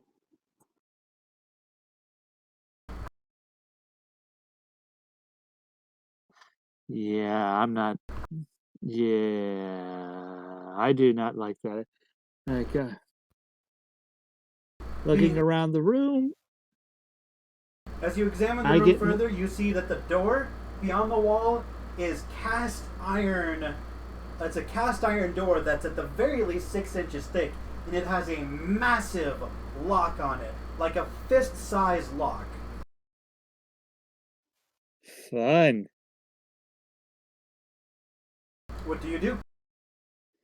Well, Shoraad's gonna he's gonna test something, and he's gonna say to I'll pull out Pebble and going, I'm sorry, but I'm gonna need to test something. If you end up being dissipating, I'll summon you right back, okay? Your mouse squeaks. Okay. I toss him into one of the vats. Which one? The left, middle, or right vat? I'm gonna start with the middle. You hear squeaks of agony as your tiny little rat fan is boiled alive in acid. All right. I summon him back. He looks very unhappy that you put him through that. I'm sorry, buddy. I swear I'll get you a whole bunch of grapes when we get back. He squeaks out a little humph. I'm sorry, Pebble. That guy rubbed him against my cheek affectionately. He wants to be mad at you, but he loves you dearly, so he forgives you. All right. No. Well, hey, at least I didn't turn your fur white this time.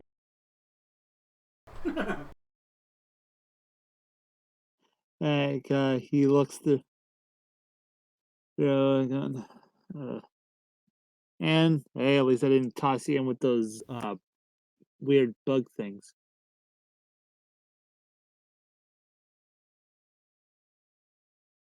Yeah, looking around, he's gonna take one of the unguents off. He's gonna investigate the unguents on the wall. To real quick to see if there are any traps on them. All right, roll investigation.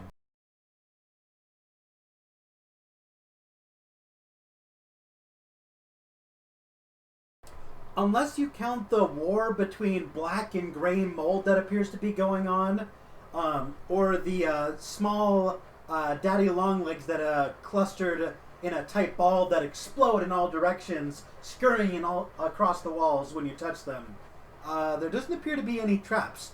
Just a lot of old, decrepit herbs and arcane ingredients that used to be very powerful, but now are just shriveled and rotted. All right. Now I'm gonna try. I have an idea. I'm gonna take one of the like with Mage Hand. I'm gonna take the fistful of herbs and toss it into the vat. Which one? The middle vat. Middle vat. All right. You toss the herbs in the vat, and they are practically incinerated as they are deconstructed into almost a molecular level in an instant. You wait a moment. You wait a moment. Nothing happens. All right, I'm gonna do the same thing for the left one. As you dump them into the left vat, they kind of just float and splash a little bit of water on the ground. And as you look at it, kind of just looks like dirty water. It might have been something important at one point, but kind of just looks like dirty water now. All right, I'm gonna the pebble now. I'm gonna try this again, okay? I'm gonna put him at the edge and let him leap off into the vat. The middle, left, or right one? The left one. Pebble splashes into the water and swims around on the surface for a bit. There are no ill effects. It appears to be just dirty water. All right, I'll bring him out and I'll clean him off. Your rat now smells really, really bad. Yeah, prestidigitation to make him smell nice. He seems less mad at you this time, and he'll just kind of squeak at you. I pet him, and then I go to the right vat with the same handful of with another handful of herbs, and I toss it in. The murky liquid in this one animates into a set of teeth, and as he jumps in, the jaws swarm him and close behind him. I didn't throw pebble in. I threw a handful of herbs. Oh, a handful of herbs? Okay. You throw herbs into the third vat, jaws open and clamp down on the herbs. You can hear a crunching sound, and then it just goes back to being inert and liquidy.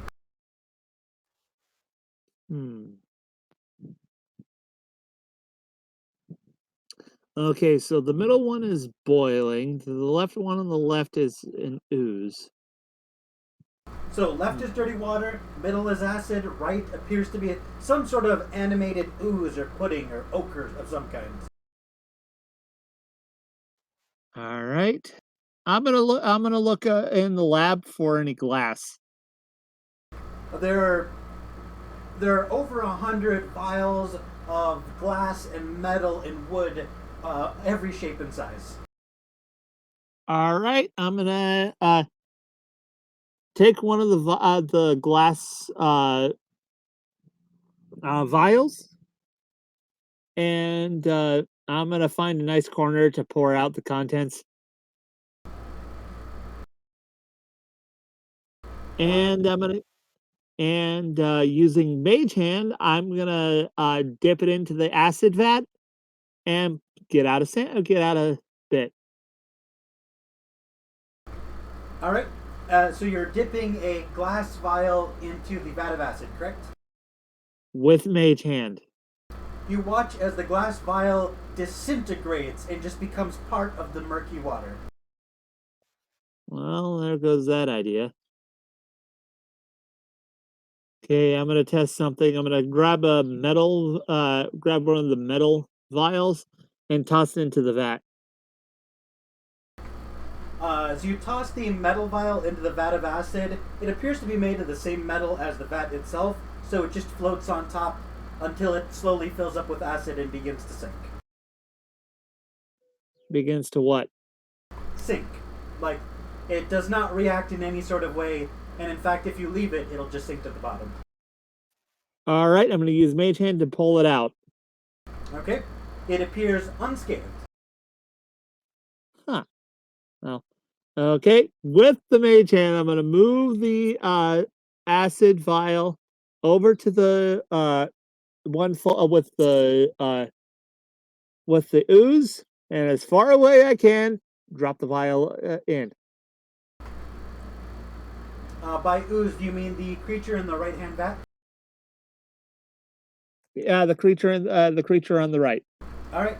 As you drop a vial of any description into that vat, teeth form, and it'll chomp on it and chew it. If you give it a metal one, it'll just crunch it into a ball and spit it out. Okay. Alrighty. Well, I'm gonna wait until the acid drips off the vial of the metal vial. And I'm gonna test to see if I can touch it. The acid looks reactive for about 10 minutes before it finally cools down, at which point it almost becomes similar to water and can be touched. Admaer suggests giving it the water. I'm assuming he's referring to the creature in the vat. All right. I'm gonna take one of the glass vials, do the whole empty it out, and fill it full of water. Going, okay, you give it a shot. And hand it to Admaer. Admaer, do you dump a vial of murky water onto the ooze creature? You can see a mouth forms. It kind of swishes the water around, gargles it, spits it out. Not a fan.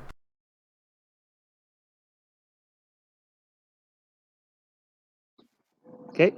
I'm gonna take the acid vial. I'm gonna unstopper it, and then with Mage Hand, I'm gonna rotate it so that it dumps it onto the creature. So you're dumping a vial of acid or the entire container of acid onto the creature? I'm dumping the entire container of acid. Basically, I'm pouring it onto him. You say container. Do you mean the entire vat or just a vial? The vial. Okay, gotcha. So you scoop up 8 ounces of acid and dump it onto the creature. One moment. Yeah. It kills the creature. You can hear it shriek in agony as it burns alive underneath 8 ounces of acid.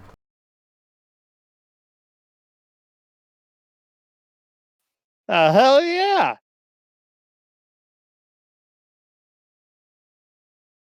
Well, there was my test. As you tip over the vat that the ooze was stored in and slosh it on the ground, you can see that there is half of a golden key, or excuse me, an iron key inside of its vat.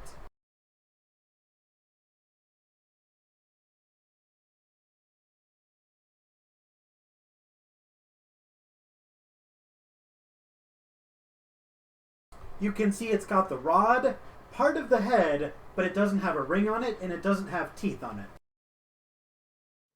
All right, I think I might know what to do here. I'm gonna take some of the water back in the water vat, and I'm gonna pour it. No, I'm thinking it's in the acid. Come on. And I'm gonna pour the water into the acid vat. I need both of you to make a dex save. Alrighty.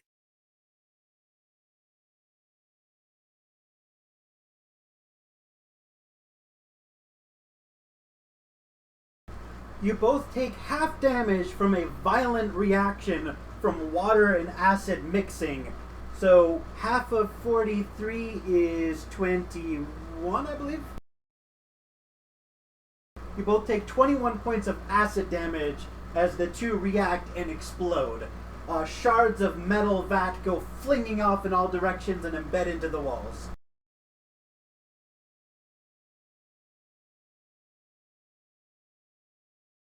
Are you at negative 21 HP? Oh, no, okay. You just meant you're subtracting 21 HP. Never mind. You had me worried. No, it's exclamation point G to affect the game.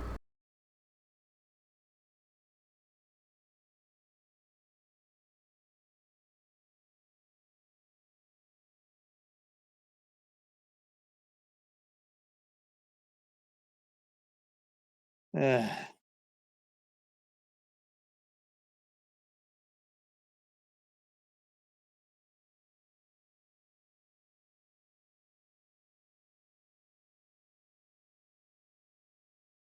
Wait a minute, I had 15 temp HP. What the hell? Yeah, I don't think you added it. You can both add that now if you forgot to add it previously.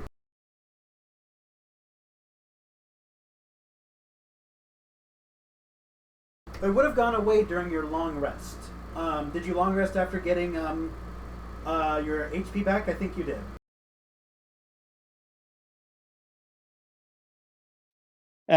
God. Wait, I did long rest, so I'll take it. All right.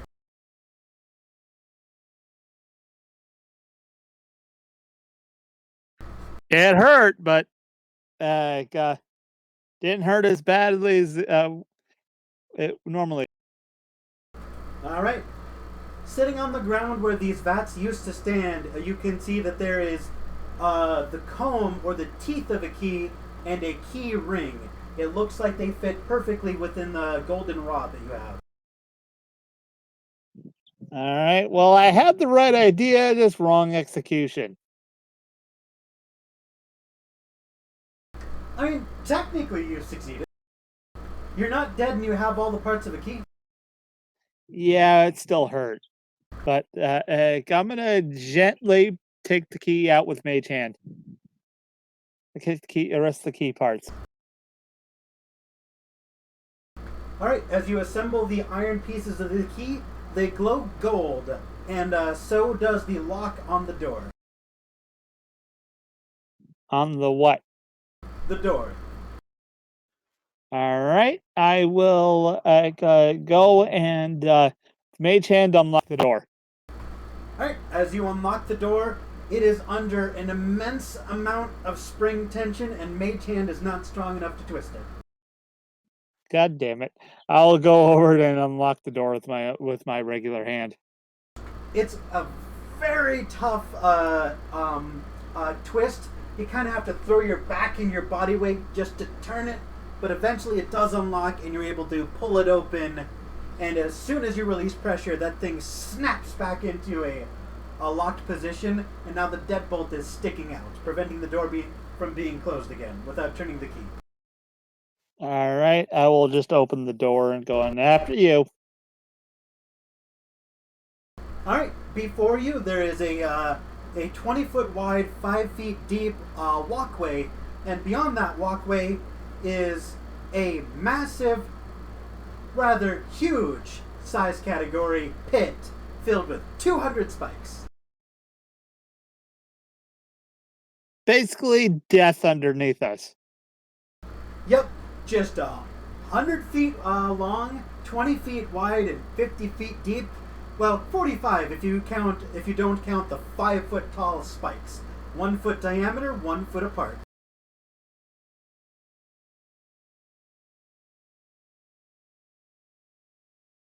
Yeah, Shoraad goes, all right, you're the man with the plan.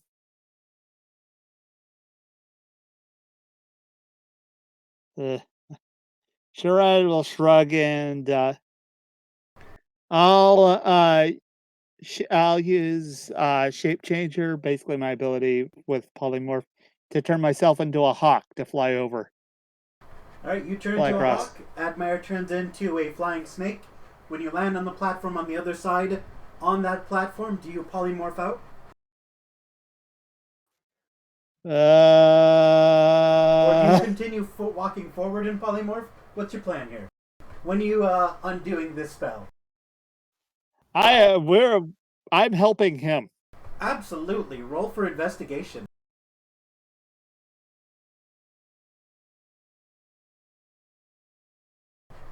On every single square of space on that 5-foot platform on the opposite end, there is a pressure plate, and you can see grooves that lead to the wall, which have a suspiciously person-sized seam in the stone wall, right where you might be standing. However, Yeah. 5 feet deeper, there is no such pressure plate.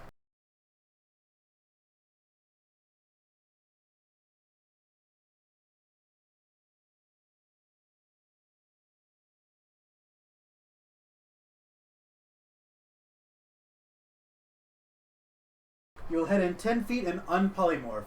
I'm assuming you're not, and I'm assuming Shoraad will do the same?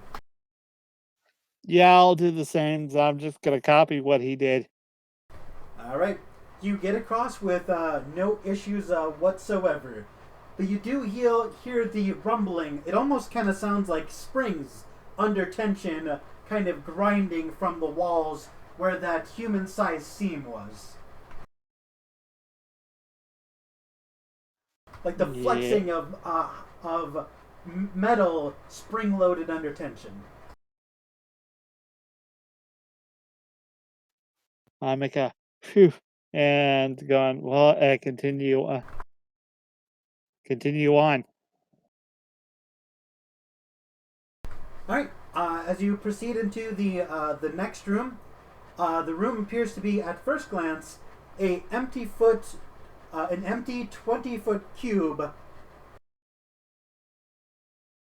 and there is a rug on the floor.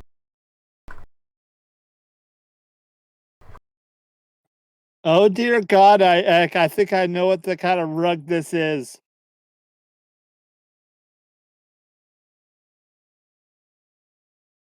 He knows.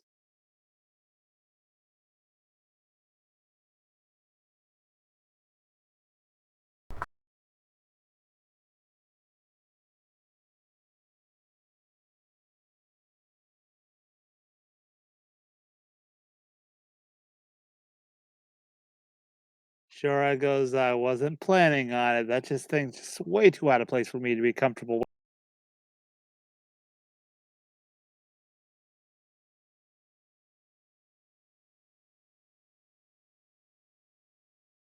I will follow along. All right. As you you give the rug a wide berth and go to the other door. Do you open the door? Do you test the door? What's your plan here? I'm going to test the door first. All right. As you test the door, you don't really notice anything suspicious.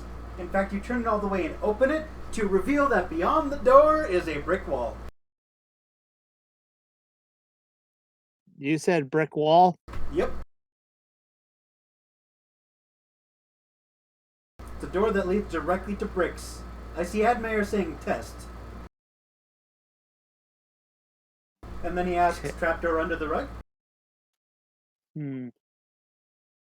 Well, I'm gonna go on. Okay, I'm gonna have keep using standing behind Admaer. I'm gonna use Mage Hand to peel back a corner of the rug. As you peel only a corner back, the rug does not respond. As far as you can immediately tell, it appears to be an ordinary rug.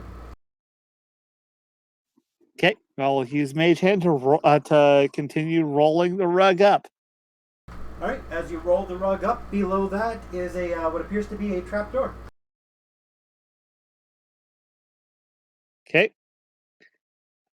Want to do the honors, Admaer?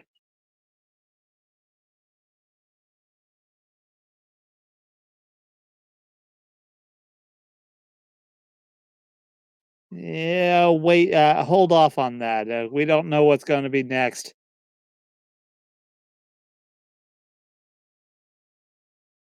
As you look at the trapdoor, there is a handle and there does not appear to be a lock that you can see. You can position the rug wherever you like within the room. It does not seem to be responsive. Okay, roll it to the entrance of the door we came through. All right. No reaction. Okay.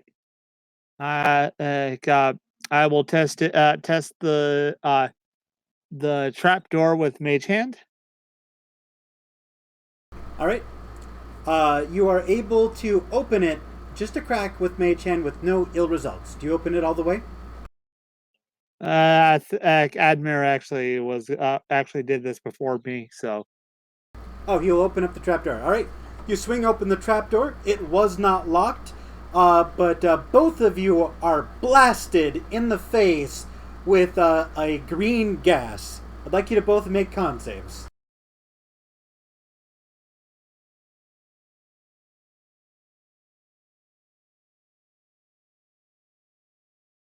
Like the one door you don't test for traps.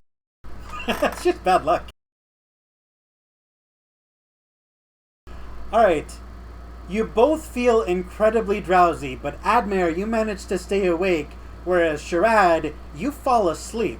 And as your body hits the ground... Wait a minute. Wait a minute. This is a magical means, right? It is not a charm. And, the gas? No, it is not a magical gas. It is a vapor.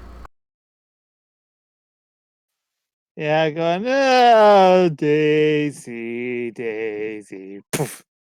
As soon as you hit the ground, Shoraad, you can hear mechanical clicking sounds above, and 5 foot long, 1 foot diameter, 1 foot apart spikes appear on the ceiling, and the ceiling starts to lower down upon you. Below the trapdoor, however, is a set of stairs. that is just wide enough for one person to comfortably fit in. The ceiling is moving down very fast, Admaer.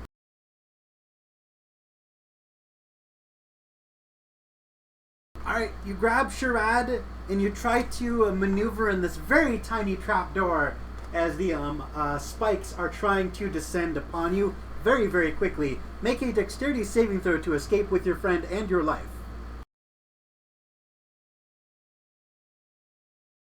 You manage to stomp down the steps at high speed with your friend in tow, accidentally bonking his head on the edge on the way down. Not enough to damage him, but just enough to make him wake up with a headache. And you are no more than 5 feet below when the ceiling comes crashing down and a spike scratches the very tip of the top of your head, leaving a trickle of blood going down your forehead. If you had been 1 point slower, you would have been impaled. Your own head, Admaer. I imagine you're carrying Shoraad bridal style? It's not enough to damage you, just enough to remind you that this place wants to kill you. Yeah, sure it goes. Oh, If you were dragging him behind you, he would be dead right now. So I gave you the benefit of the doubt.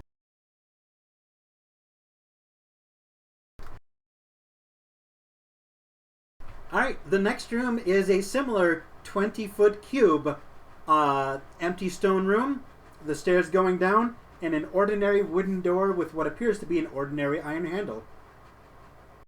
yeah, sure it goes. Ow! Oh, God. The only thing of note in this room is a weapons rack. It's like a sword rack. 4 of the 5 racks have a weapon inside of them, a sword specifically. The top one is missing. Don't you already? Didn't you have enough with the trying to ask me a question?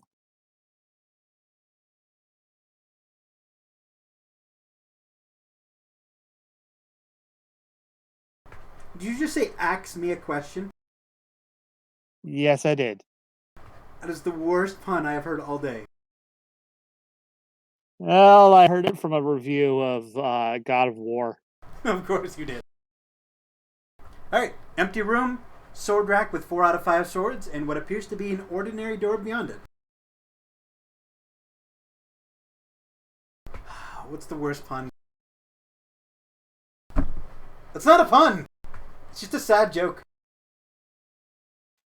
Well, sure it goes.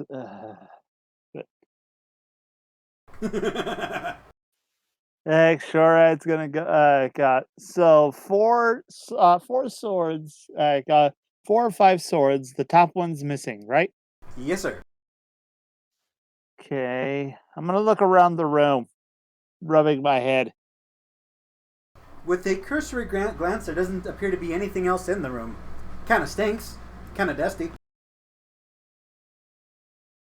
Well, he's gonna sneeze. The weapons rattle when you do, but aside from that, nothing else happens. Alright, sure, let's go. After letting out his sneeze, he's gonna go. Well, what do you think?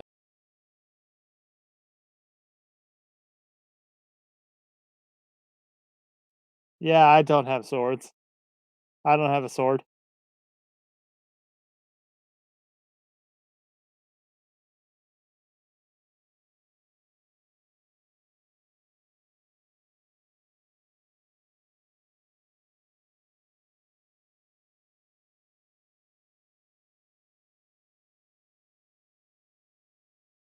Okay, Shorad's gonna.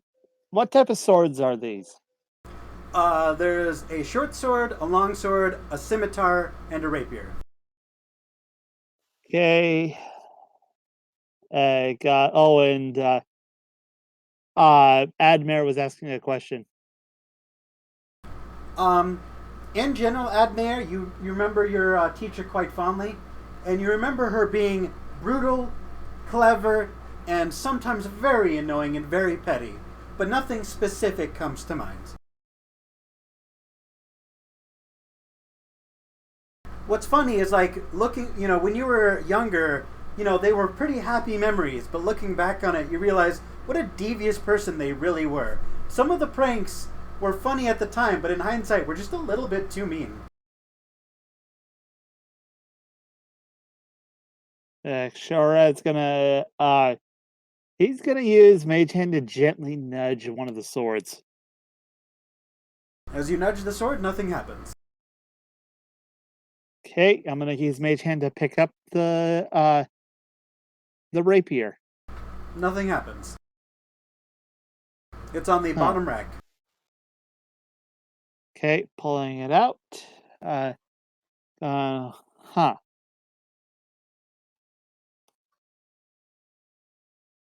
One second.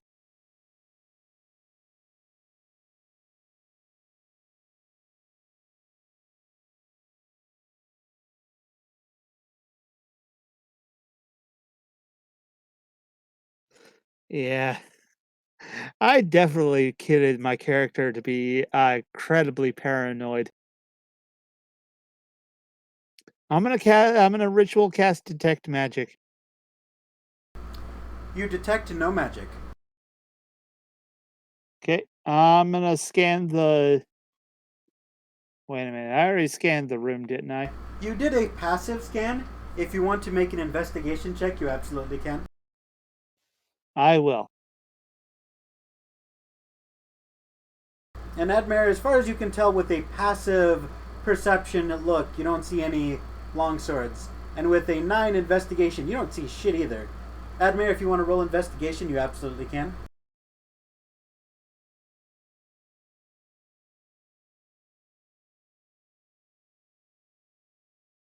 Yep.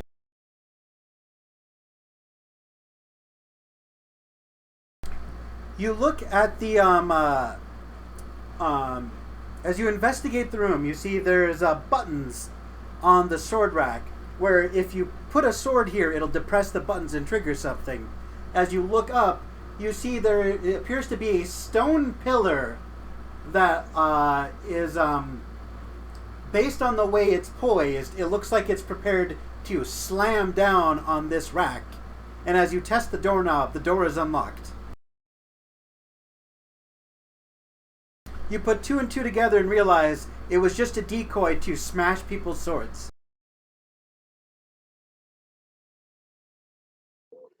Okay, now I'm gonna it's gotta be a weird thing, but I'm gonna take the rapier with me.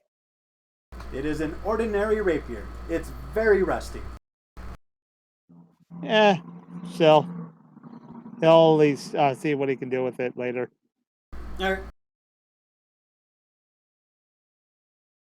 Alright, beyond this door is a 300-foot long hallway angling down at nearly a 45-degree angle.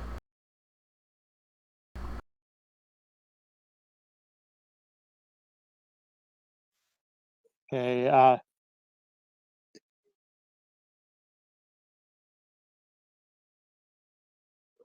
if you push. What's up? Sure, I was gonna say, I'm gonna say, if you push Shoraad, I'm gonna be very mad.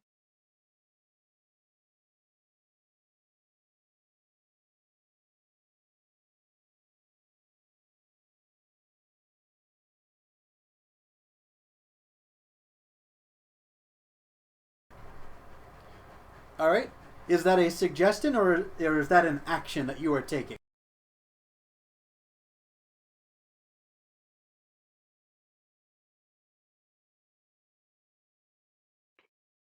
Yeah, no control.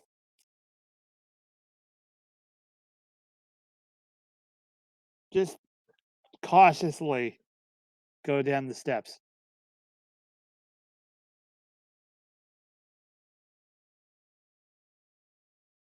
Alright. Admaer, if you are going to roll into a ball and just tumble down, then you will tumble over a pressure plate and set it off.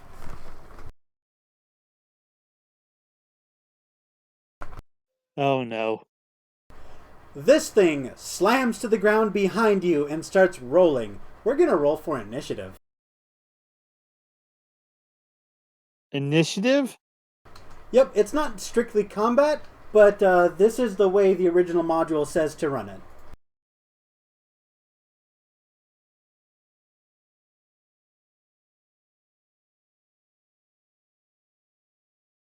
I swear if you kill Shoraad, he's gonna haunt you.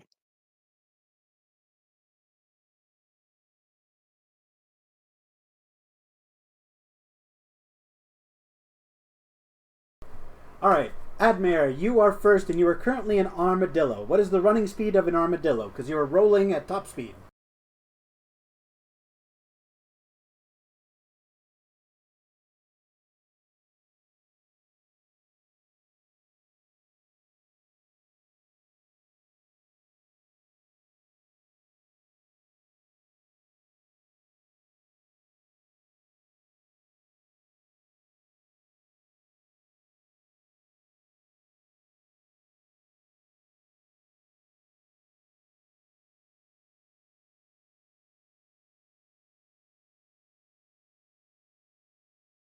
Alright, so you move forward at a speed of 60 feet. Alright, so as a movement action, because you are rolling passively, you can move at double speed without taking an action or a bonus action. As an armadillo, is there anything else you would like to do with your action or bonus action? You cannot gain speed by running, because you are not running, you are passively rolling.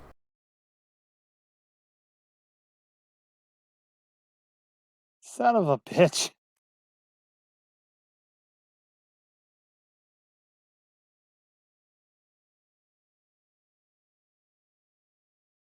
Are you doing anything other than rolling, Admaer?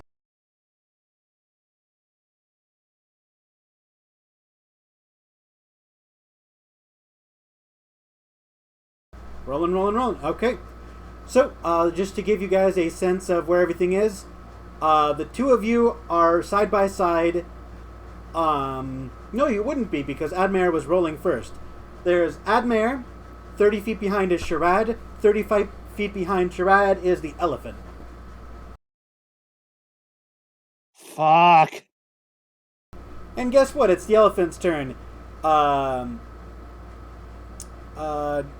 Actually, scratch that.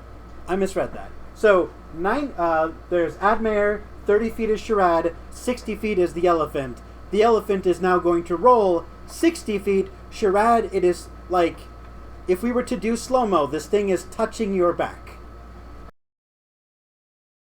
Ah, fuck. It is your turn. It moves at 60 feet per round. You need to move fast. Very, very fast. Oh, I am gonna move, but move 30 feet, and behind me, I'm gonna probably do something incredibly stupid and cast Wall of Force. Ooh. I want to stop it.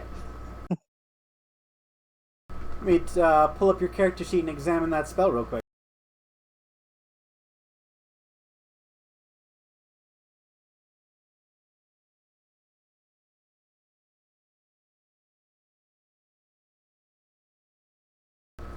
Here we go. An invisible wall of force springs into existence. Any orientation, blah, blah, blah. 10 feet by 10 feet, that's fine.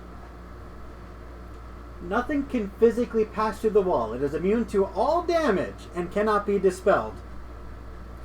Rules as written, it stops the elephant.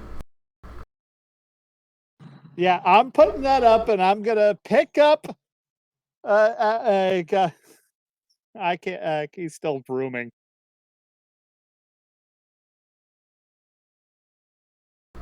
All right, and yeah, that has a up to 10 minutes concentration time, so you can just casually stroll on by and get to the next door without issue. Yeah. The door. All the while, I'm glaring after Admaer. You see the door at the very, very end is kind of finicky and it's kind of stuck. If this thing were chasing you, this would be a massive problem. Right now, it's just an inconvenience. And if you have 10 minutes, I won't even require a check. You can just fiddle with it for 5 minutes and eventually get it open. Yeah, I'll do that.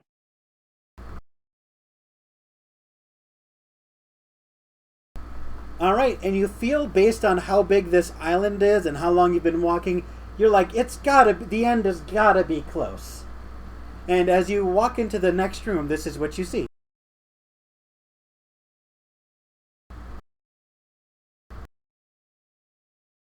Now that's a face only a mother can love.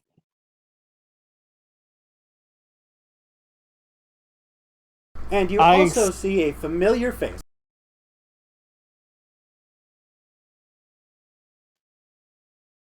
Is Shanawani? Yes, it is. I go and give her a hug.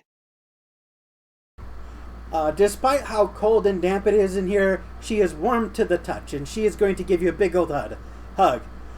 Oh my god, it's so good to see another face around here. It has been horrendous in here. You have no idea what I had to go through to survive.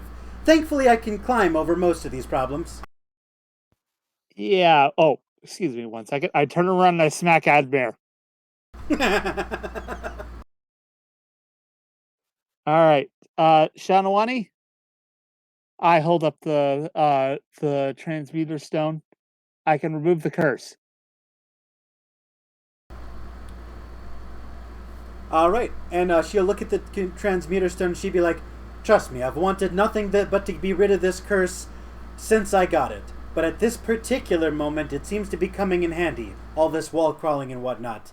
Tell you what, as soon as we're out of this mess, use that on me. All right. Oh, and smack Admaer for me because he almost killed us. She'll take one of her spidery claws and just whap you across the face, Admaer. Not enough to do damage, just enough to sting.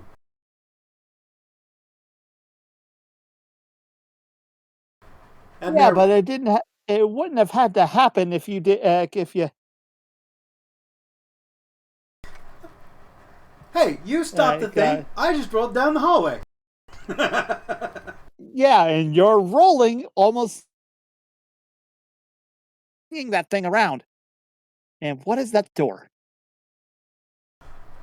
I don't know what it is, and I don't want to touch it. I've been stuck in this room for months. I do appreciate you coming to rescue me, dear, but you could have shown up a tiny bit sooner. Well, I'm sorry, but the fact of the matter is they got sidetracked. I've been eating nothing but rats for months. I'm very hungry. I think we should take a long rest before we continue. If you want a long rest, you certainly can. All right, before we do that, I'm going to turn to the side and cast Mordenkainen's Magnificent Mansion.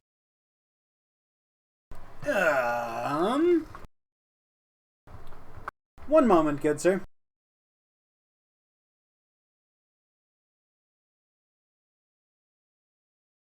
You conjure an extra-dimensional dwelling within range. Okay, if it's extra-dimensional, that means it's not limited to the space that you're in. Okay, yep, that's fine.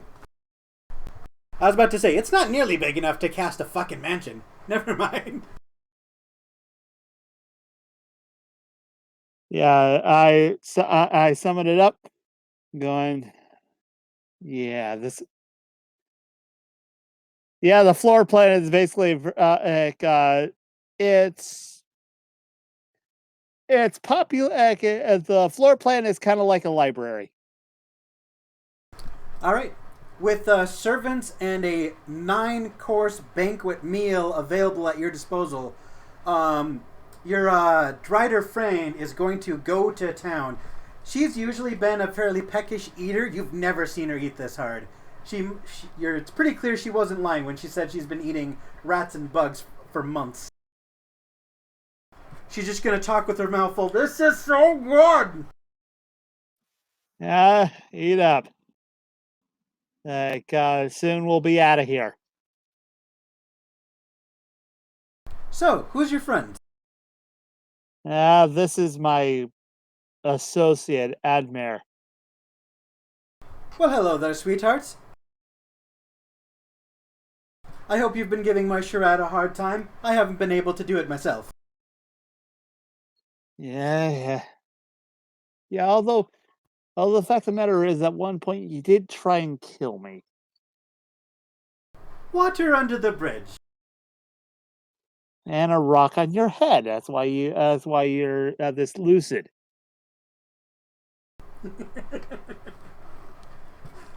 Well, now, this is rather lovely. Is there anything you want to talk about before we go to sleep? I must admit, I am a little bit tired. Well,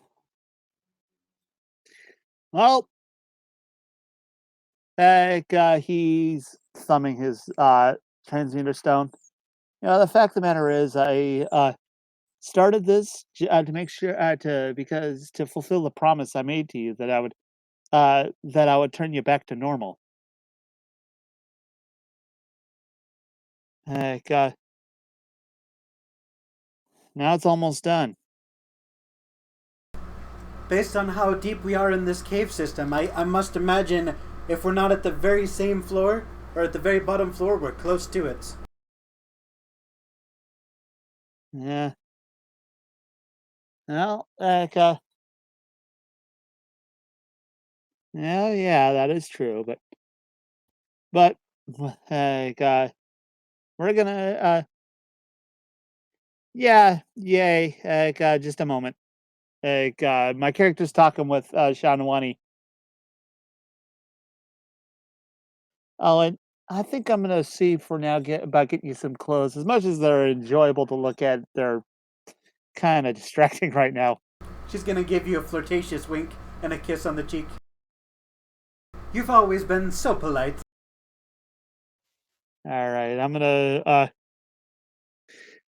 pull out an extra set of clothes, see if I can adjust it so that she can so that cover her memories. You have a tunic that has string on the side of it so that you can tighten and loosen it at will. You got it for yourself in case you gained weight, but it works pretty well for this purpose, contouring to her individual size and shape. Yeah, I adjust it, and there we go. Now now I'm gonna go rest too. You can sleep wherever you like here. The loft is rather comfy. There's an entire mansion to sleep in, but she decides to sleep right next to you. He shrugs and he goes to sleep. Alright, you'll get the benefits of a long rest. Since you're in a mansion, there's nothing here that can hurt you. I have a spider waifu.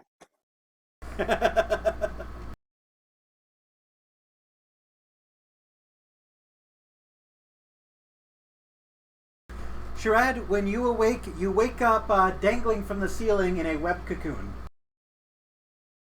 Hey! I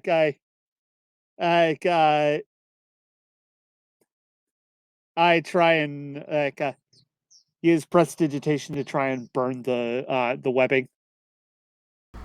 It's not nearly powerful enough to help you escape the webbing. Admaer, you find yourself stuck in webbing as well. You can see that while you were asleep, she went through the trouble of creating a massive web to fill the mansion. She goes, "Oh good, you're awake. Sorry about that. Some rats managed to get in and I was worried that they'd bite you in your sleep. I'll go ahead and take you down, sweetie." Gently, and hey, be careful of Pebble. I wouldn't dream of hurting Pebble. And she'll go ahead and cut you guys down and free you from your web enclosure. You still feel a little bit sticky, but you're otherwise free to move about. I'm gonna use prestidigitation to clean myself. All right. Hey, before we go on, I just realized something. What? As long as we can do my thing, we'll get 2 more level ups. That is correct.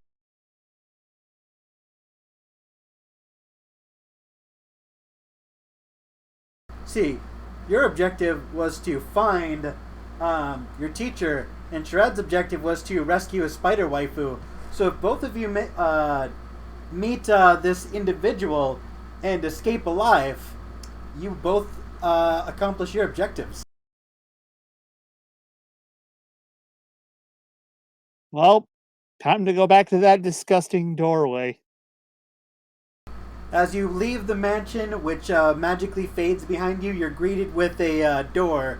And as you approach it, it sort of drools and blinks and just sort of generally moans at you. It's very clearly alive, but not immediately hostile. All right, I'm gonna try. I'm gonna see if I can discern what it is. If I can remember through all the books I've had to read, what it is. You can absolutely make a history check.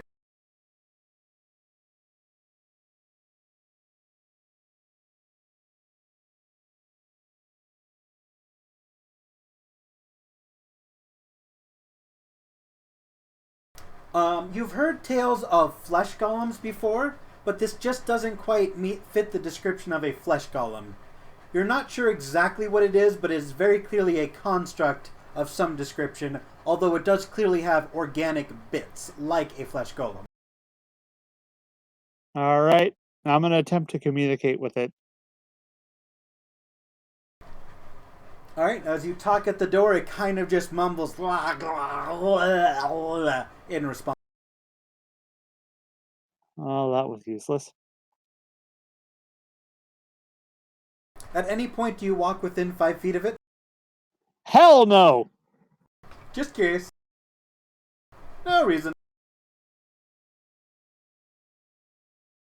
You do see it has a very, very long and very wet tongue. Did you say tickle it? Is that an action or a suggestion?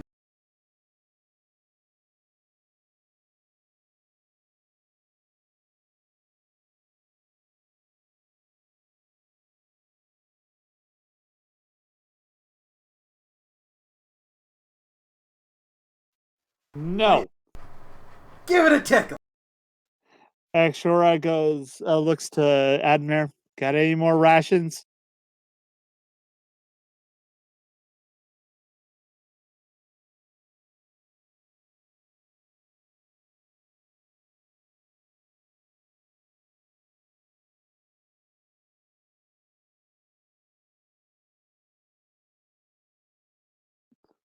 You're dodging the question. Do you have any more rations?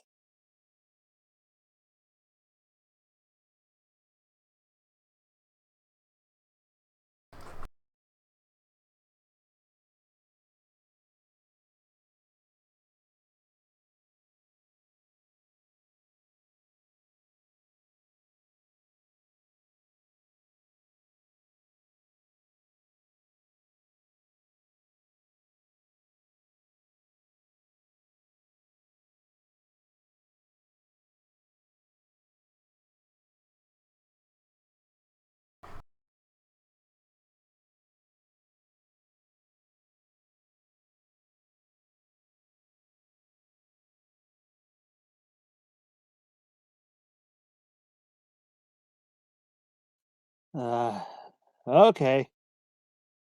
But you're opening it. And with Mage Hand, I'm gonna tickle the creature. As soon as your mage hand enters within 5 feet of the creature, it lashes out with its tongue and attempts to grapple the mage hand. Being a magical construct, it will simply disperse as soon as it takes damage.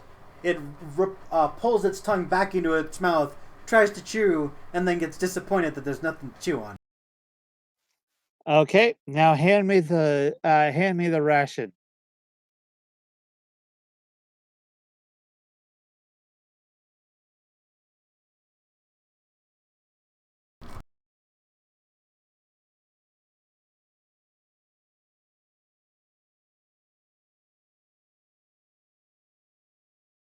Alright, as you throw a ration in the air, it snatches it with its tongue, takes the entire ration box into its mouth, chews it, and then belches out the wooden box and the utensils onto the ground. And then it reverts back to its normal state.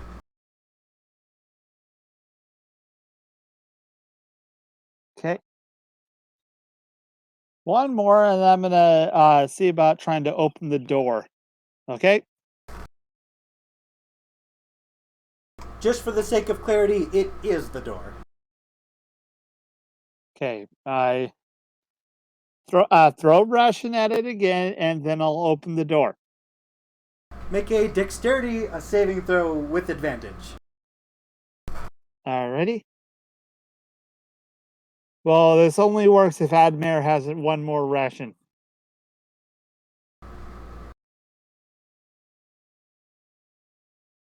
Apparently he does.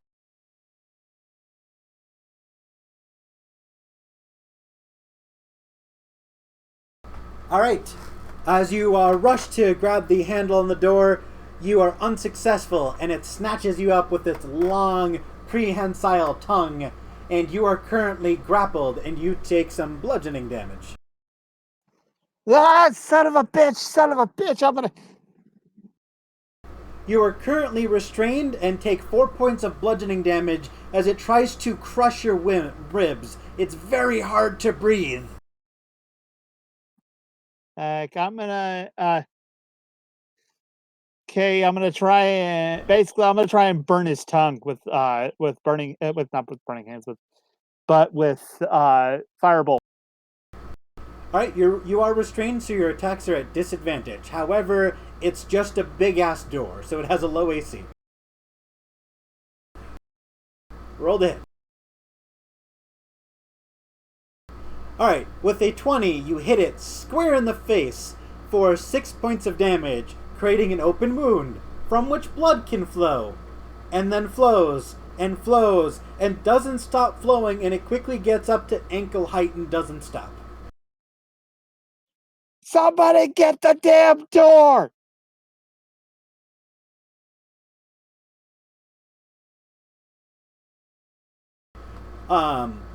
As you reach for the door, twist the knob, and open it, there is a brick wall behind it.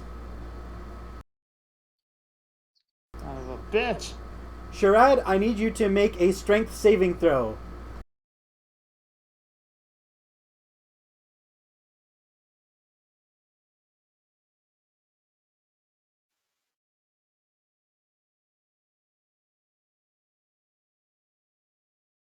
You take 7 points of piercing damage as it pulls you into its mouth and starts chewing on you. Meanwhile, Admaer, you are looking at the back of this sentient door, and you can see, like, Shoraad's face get pressed up against the skin. Like, you can see almost like a haunted wall. You can see his hand scratching against the back of the door. It is terrifying.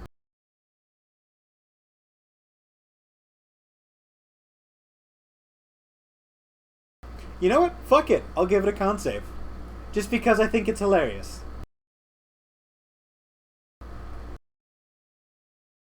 What's your spell save DC? Just out of curiosity.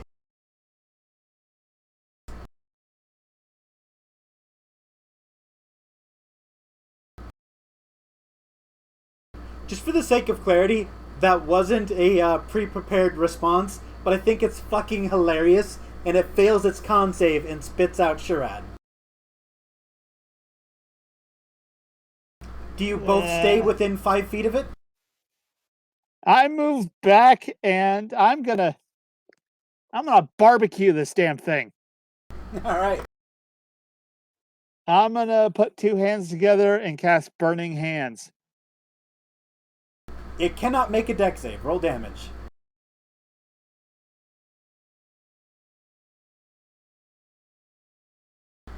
It takes 9 points of fire damage. It opens up another wound and gushes out even more blood. It is now up to your knees, and the trickling is not stopping. Okay, this is okay, this is gonna be weird. I'm gonna look up. You look immediately upwards, and you just see what appears to be an ordinary stone ceiling. There is a sentient door. Well, it's pretending to be a door, but it's really just adhered to a stone wall. There's a couple of rotted, magical, arcane ingredients in a big-ass cauldron full of bubbling green liquid. Okay, I'm gonna go. I really hate to do this. I'm gonna head on over to the damn door.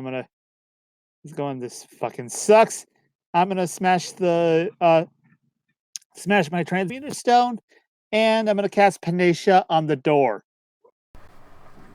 Nani?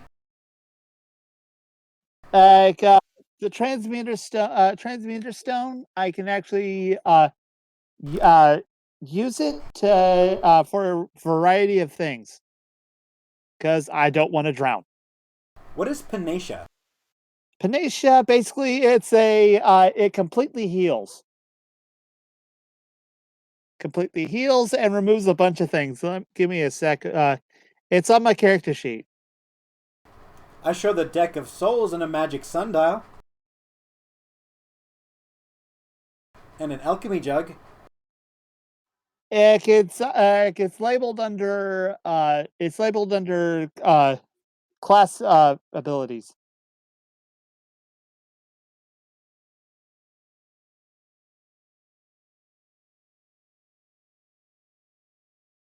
Features and traits. Oh, Panacea! You remove all curses, diseases, and poisons affecting a creature that you touch with the transmuter stone. Okay. Curses, diseases, and poison. So what are you trying to do exactly? There is no poison or disease in your immediate... It also regains all its HP. Oh, okay. Are you pressing that against yourself or the door? The door, because we don't want to drown. Ah, okay, I see what you're saying. Yes. As you use Panacea and press it against the door, you're going to have to get within 5 feet of it, and it's got a very active tongue game. Make a dex save. All right. You successfully manage to get past the tongue and press the stone against it. Just as the blood reaches your waist, it stops bleeding and is now healed. And if you do not move and move quickly, it will try to grab you again. I'm going to move back. I'd like both of you to make a perception check.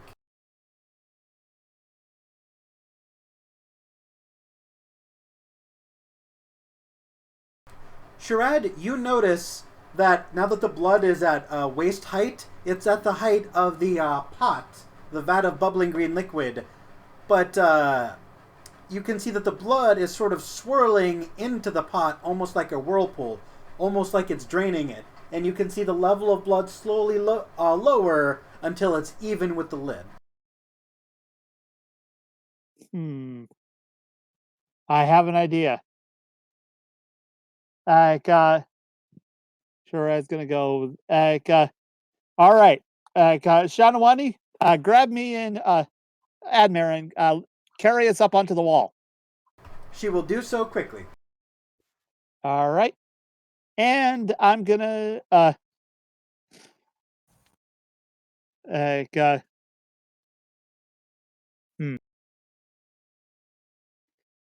let me see if I have something to help tip it over.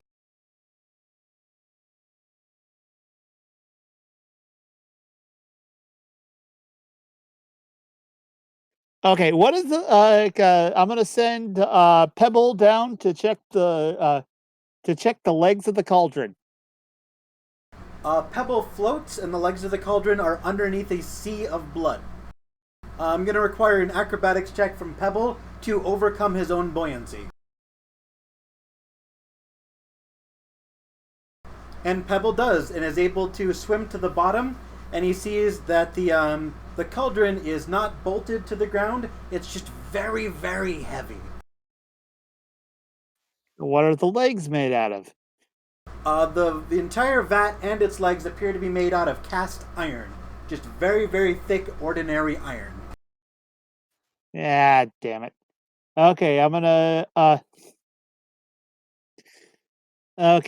say what Shanawani, wrap my waist in web, and once I kick that thing over, I want you to yank me back up to you, okay?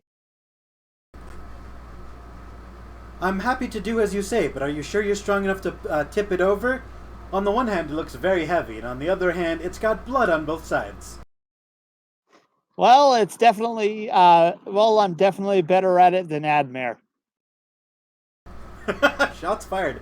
All right, she will happily lower you down into the puddle of blood. You have a chance to make an athletics check if you want to tip it over. All right, I will. Wait a second.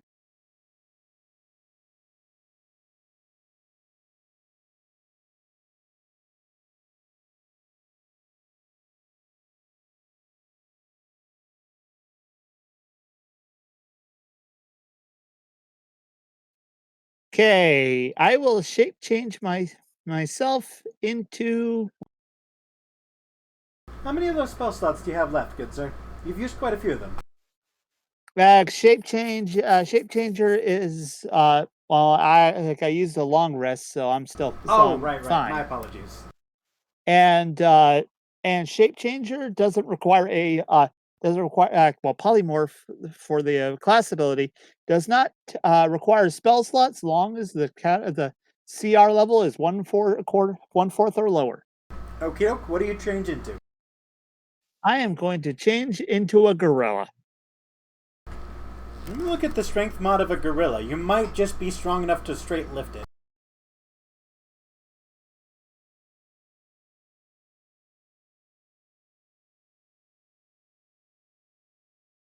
Okay, ape, strength modifier +3. One moment. It can only lift 128 pounds without a check, so it will need to make an athletics check. All right. And it's crap. One second. Let me double check. I'm going to look for something else. It's got a +5 to athletics.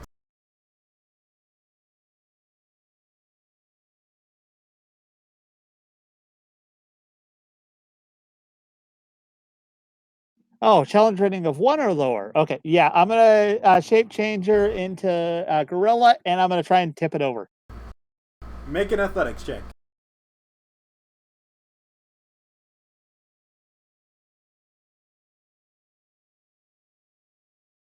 Alright, it is incredibly heavy, but big ass apes are incredibly strong. And with the blood giving it just enough buoyancy, the gorilla is able to tip it over. The green liquid pours onto the floor, and all the blood starts draining not into the vat, but into the liquid, which then the liquid starts to cover the entire floor. The vat and the gorilla fall through, unless you have something you can cling onto. I had Shanawani wrap my waist in silk. Alright, Shanawani is now supporting the entire weight of a gorilla with nothing but the stickiness of her feet. She looks incredibly strained and like she might drop you in at a moment. I revert back to normal form. Revert back to normal form. With you back at your normal size and weight, it is relatively easy to stay above. You can see that the door is still affixed to the wall. There's no longer any blood, but now there's a 6-inch layer of what appears to be some sort of teleporting liquid on the floor. I look at Shanawani. How about we give it a shot? Do you want me to lower you in? Yeah, lower me in. Alright, tug twice if anything goes wrong. I'll zip you right back up. All right. Doop-a-doop-a-doop. Sorry about the wait here.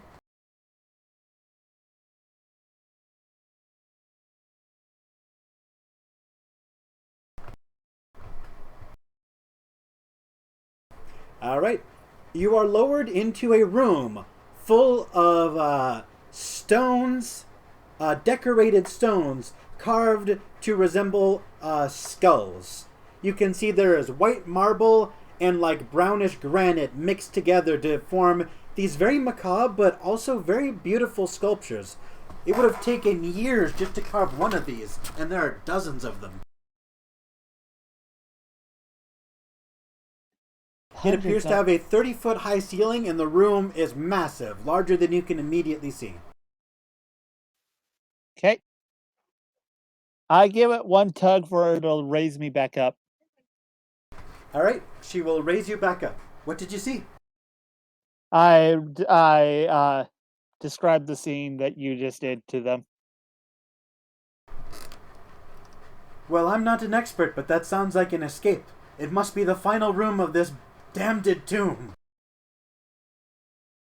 Yeah. So, let's go. All right. Does everyone hop into the teleporting liquid?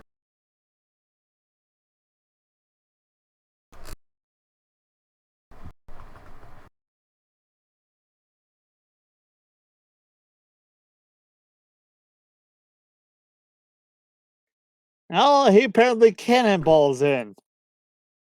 All right, Admaer, as you cannonball in, your fall is broken slightly by the puddle of blood that is pooled on the floor. You splash blood over everything and make a big old mess. I go in normally like a normal person. All right. As the three of you explore this strange tomb-like place further, you find, within moments, a massive treasure hoard. Yeah. Thousands and thousands of gold pieces, gold chests, gemstones, and lots of very angry sculptures keeping close eye over the hoard. Yeah, I'm not interested in any of that because the fact of the matter is those things will probably turn us into paste. Admaer, I believe he is remembering the inscription on the door, takes a single coin. Nothing bad happens. There's no reaction. Yeah, gone. All right, let's get out of here. Alright, as you look around, you do not immediately find anything resembling an exit, but you do see something of a little bit of a fancy chair. I'm gonna investigate the chair.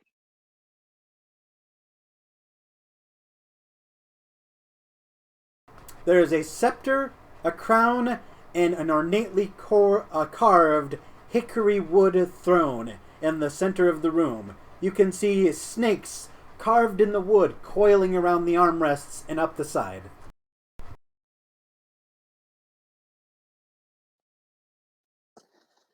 Yeah, God, this must be where. Yeah, my character immediately knows whose throne this is, right? Yes.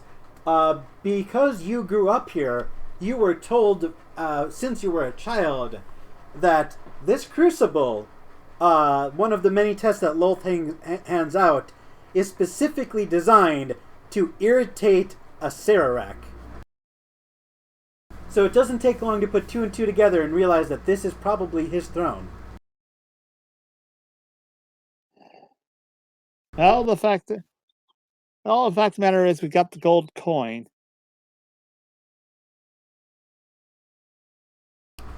And as you're examining the throne, red mist flows past your feet and you feel a strong breeze behind you. As you turn around, you see this creature rising from the ground. Oh, for the love of. Yeah, I don't want to be anywhere around here. Let's go. Let's go. Let's go. As you turn around to leave, in a flash of red mist, the creature is in front of you. And you can see this creature almost touching you, but not quite, almost as if it's not allowed to, saying, "Oh, come now. You want more than just one gold coin, don't you?" It'll pick up a handful of gold coins and just sort of dump them on your head. I don't want. I make sure every single gold coin lands on the ground. It'll scoop up another handful of gold coins and dump them. "Come on, you're an adventurer. You want to be rich? Money is power. Take it. You know you want it." I don't want a single gold coin out of this place. Okay. And what did you say, Admaer? Admaer says, "Hello, Shethel. I found your skin."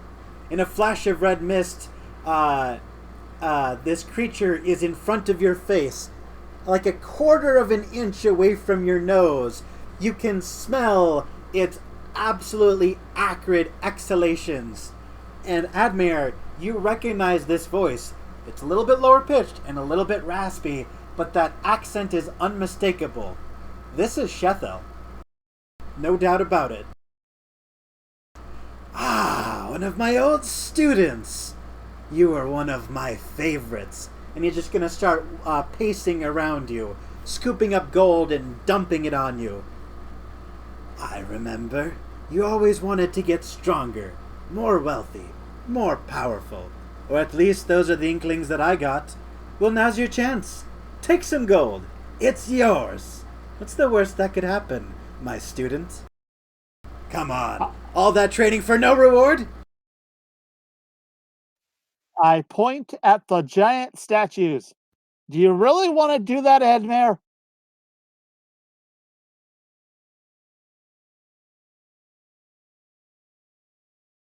I'm going to give Admaer a chance to catch up with his typing.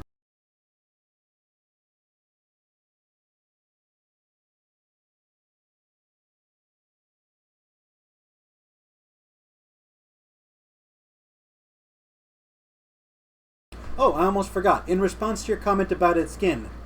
Ah, you found one of my skins. Aren't they such lovely creations?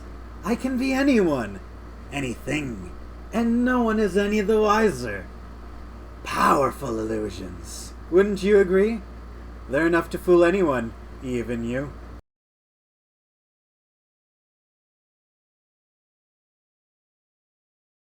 Your teacher is going to scoop up another handful of gold coins and dump them on your head, tempting you to take one. Just one more than a single gold coin.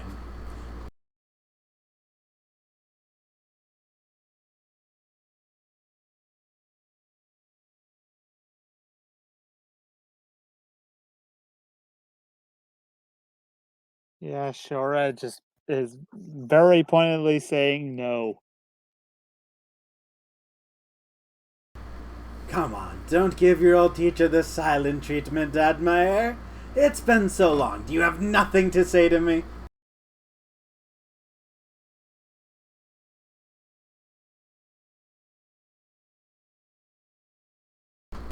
And Admaer says, "Why did you lie? Over 100 years you lied. I came here hoping to help you, save you, but it seems like you are beyond saving."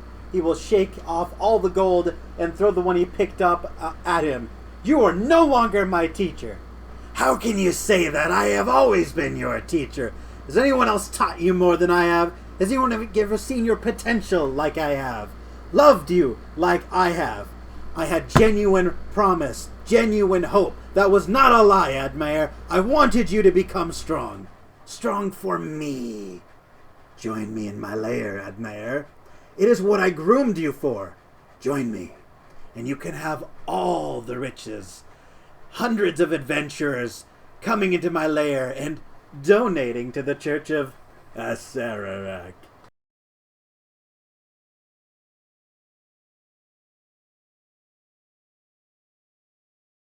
He's going to pick up another handful of gold coins and gems and slam them on your head. Not enough to cause damage, but enough to really sting. And you say, "That may be the case, but even I know that this is wrong." "What could be wrong about it? Money, power, glory, and no one being any the wiser? The only thing I dislike is the fact that you, insolent adventurers, are allowed to take one gold piece and leave. It's such a waste. Come on, you want more. That's what every adventurer wants. More, more, more." And he starts pelting baseball-sized gemstones at you, bouncing off of you. Not enough to technically cause damage, but enough to leave a bruise. Exclusively to Admaer? At the moment, yes.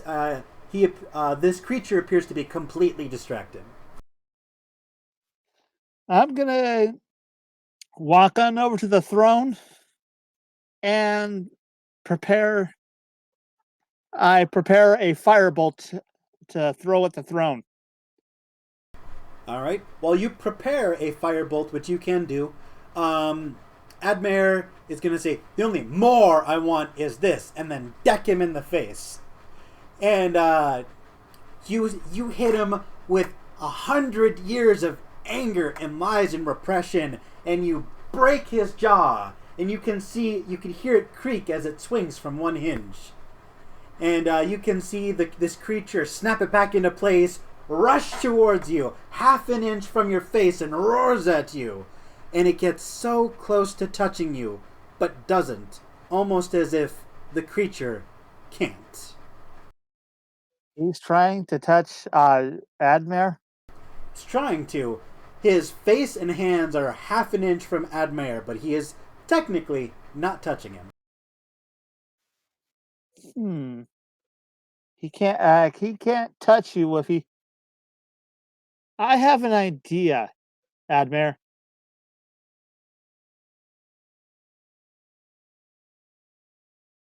He starts sprinkling gold coins on you, almost as if he's trying to get just one gold coin to get like caught in your shirt or caught in your collar. Just one gold coin.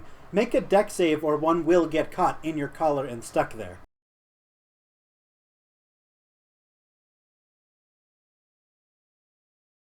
You shimmy out of the way before it makes contact with your skin, so you are technically not touching more than one gold coin for more than a second.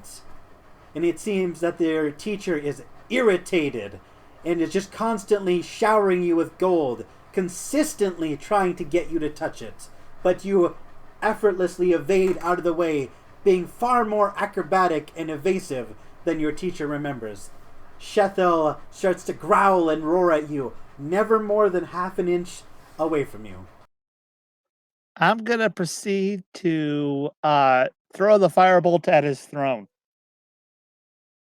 As the firebolt hits the wooden throne, the very dry, cracked wood is going to immediately burst the entire throne into flames.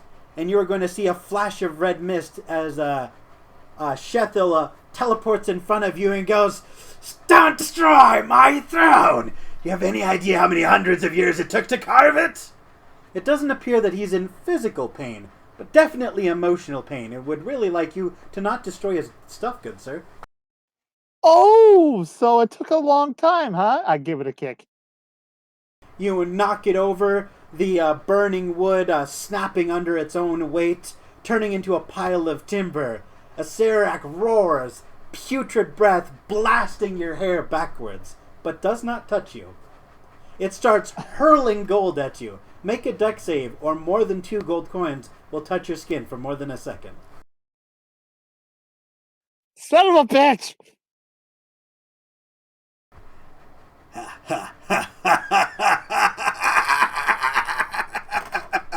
Acerak is going to touch you.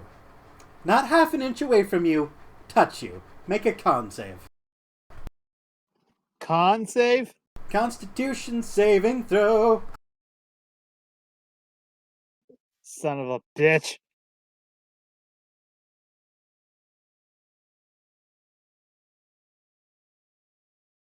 Alright, unless you're casting that at 9th level, my dude, you're gonna have to roll for it.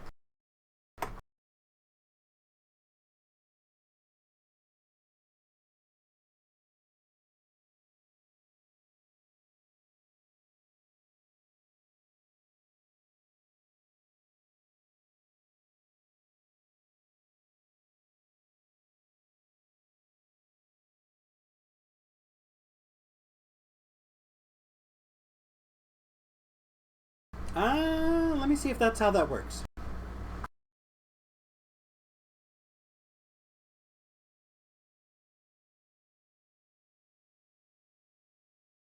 The DC equals 10 plus the spell's level. When casting the spell using a slot of 4th level or higher, the interrupted spell has no effect if the level is less or equal to the level of spell you slotted. There's nothing about reducing the actual check. Yeah. So no, you cannot reduce the actual DC. Go ahead and roll for it.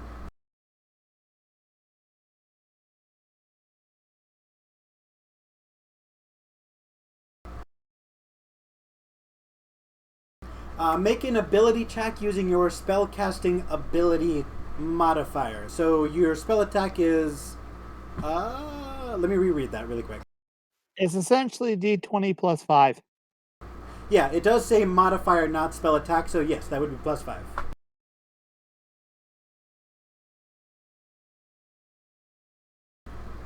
That is higher than a 19. You counterspell. It's a Acererak's paralysis touch. And I make sure to shake the coins off me. All right. Shoraad, good friend. Make a deck save to get all those coins off of you, or you are going to have to roll for initiative.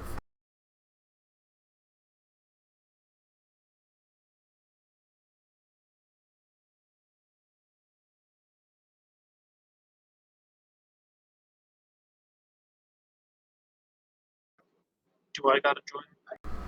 It is up to you. Your friend is being attacked. Do you want to assist him?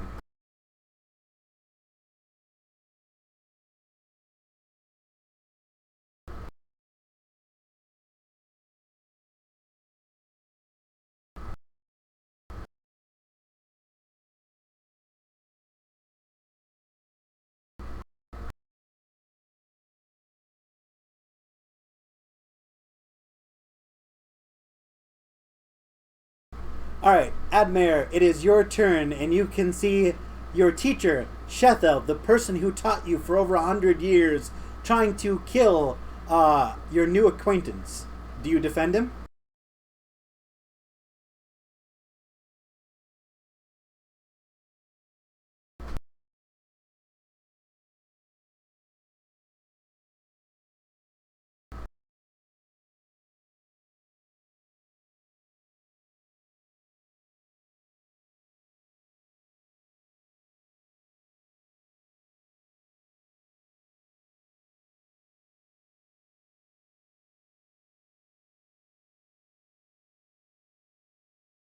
Oh, okay. That is a very angry Admaer.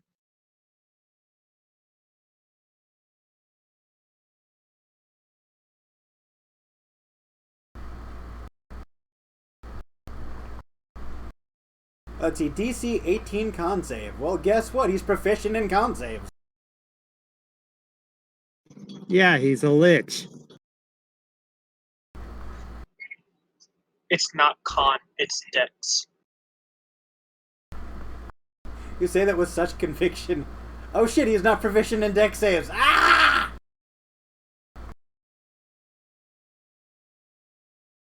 Well, that's going to take that plus 12 down to a plus 3. Shit! 21! So that is half damage, right? Yes. Alright, so 96 is reduced to 48.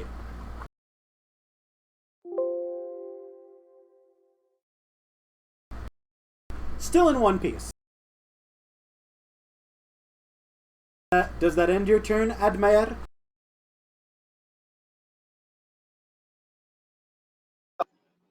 Actually, it doesn't say anything about if he succeeds or not. Let me double check that real quick. A creature targeted by it must make a dex save. On a failed save, the target takes X amount of damage. The target is disintegrated if this damage leaves him with 0 hit points. Oh shit, you're right. It doesn't say anything about taking half damage, does it? Well, never mind. It's a save or suck spell. Wow! Disintegrate is save or suck? Well, shit. Okie dokie. I ain't gonna complain. Does that end your turn, Admaer? No, it does not. I have bonus actions. You said no, it does not. I have blah blah blah. He has bonus actions. Ooh, bonus action. I'm going to go to the Drider, and I'm going to cast Dragon's Breath on her at 7th level. Oof. Okay. I'm assuming that's another dex save spell. Hold on. Let me cast it. See if it's in if it's SRD or if I have to post what.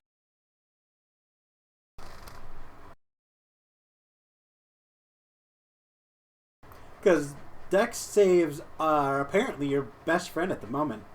DC 18 Dex save. Alrighty. Fuck. Roll damage. Oh, hold on. Get reader.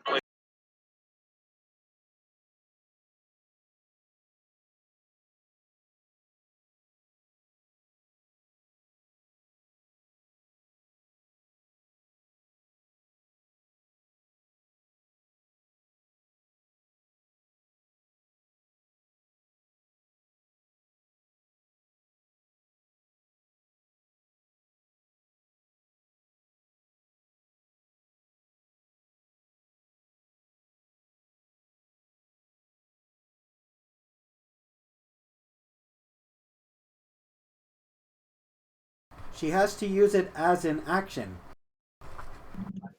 Yes, so basically I cast this on her, but she has to use her action to use the spell until the spell ends. So you're just activating yes. Yes, I basically am allowing her to use this as an action. it. And Gotcha. casting it at 7, I can let her do 8d6 of. Let's go with lightning damage. Lightning damage? Will do.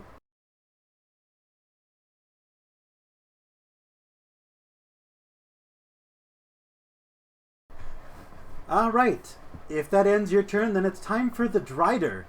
And the Drider is... Let's see what they've got.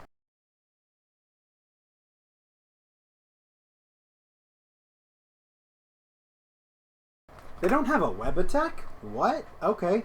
That's fine. The Drider makes 3 attacks with its longsword or longbow. Let's do longbow. Plus 6 to hit. Okay.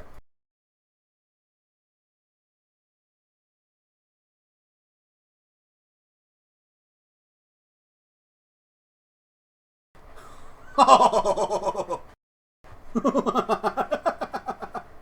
Shit.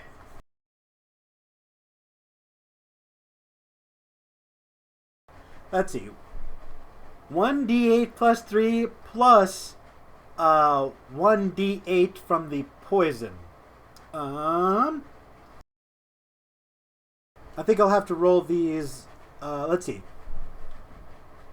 So that would be 5d8 plus 15 plus 5d8. Okay.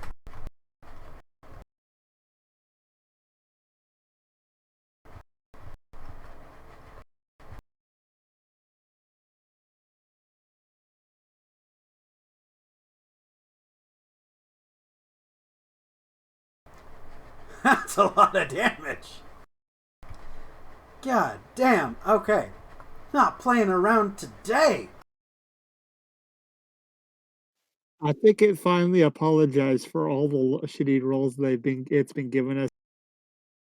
All right, Shoraad. As you're getting prepared to charge in, you feel 3 arrows whip near your head, and you can feel the air pressure as these arrows go right for the chest, like right for the fucking heart. If this creature had a heart, they'd probably be dead. Thwip, thwip, thwip. So they hit with enough force to crack bone.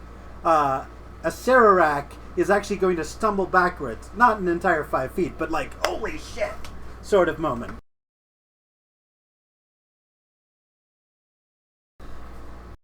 A Sararak is not bloody, but that looked like it hurt like a motherfucker. Shoraad, it is your turn. You can either... this coin is almost magnetized. It is like glued to your chest. You can make a dex save to try and get rid of this coin in an attempt, assuming that's how the mechanics work, to get rid of the coin and potentially end combat. Or you can say fuck it and continue with attacking. I will, like, well, I will. Yeah, fuck it. I'm gonna. Okay. What was that command, Admaer, for with your spell? What's up? Spell for a special level.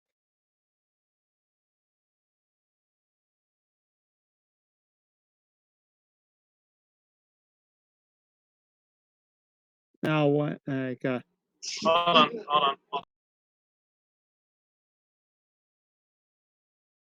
So it's exclamation point cast, the name of what you want to, space, dash L, space, the level.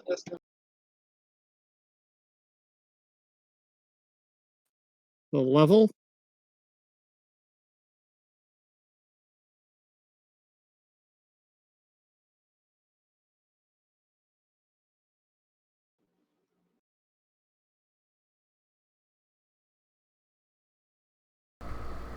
All right, chromatic orb. Does a 17 hit? I don't know. You tell me. Let me look.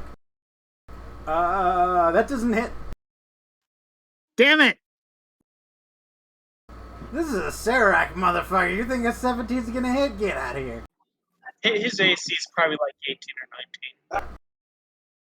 Yeah, Shoraad's gonna back up because he probably pissed off Asirak when he set fire to his chair. You think? I feel like that was a Sirac saying that.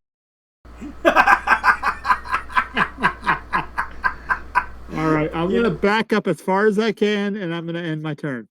Really missing my transmuter stone. What?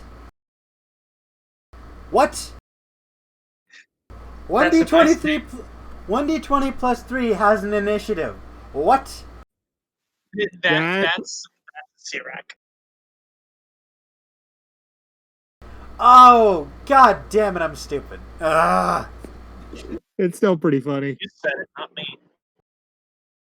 Whatever. Okay. Bonus action, Shethel is going to scoop up some coins and throw them at you, Admaer. Make a deck save. I will voluntarily fail it. Alright, you can feel as these coins almost magnetically adhere to your skin as you fail to dodge them. And you feel almost like a pit in your stomach, like you've just opened yourself up for a world of hurt. Now, a Serac, how mean do I want to be? Fuck, this guy is strong. Come on. The question would be who pissed him off more.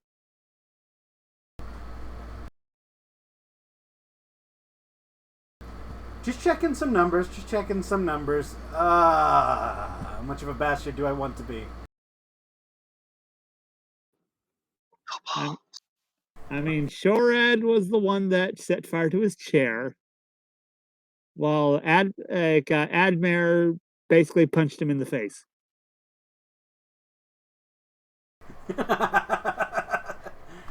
All right. Sorry, I just I disgraced my old master over burning of a chair. To be honest, it was a very nice chair. It was a very nice chair. You know what? Fuck it. He wouldn't risk that specific spell because he doesn't know for sure. So instead, he is going to use something that he knows is at least gonna sting a bit. Now that the student has disrespected the master and is now a prime target, a Serac is gonna go ahead and cast Finger of Death. Make a Constitution saving throw. Counter spell. Roll it. What level? It is a 7th level spell. It is a nice spell, though. Pretty nasty.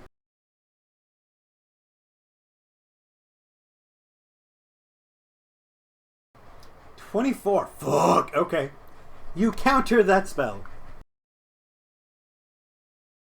Let me just check and see if he has multi-attack. No, but he does have legendary actions. Prepare yourselves, friends. Of course he does. Admaer, it is your turn. To die. Okay, that's fine. What you got for us, friendo? Just another of my current favorites. One more time.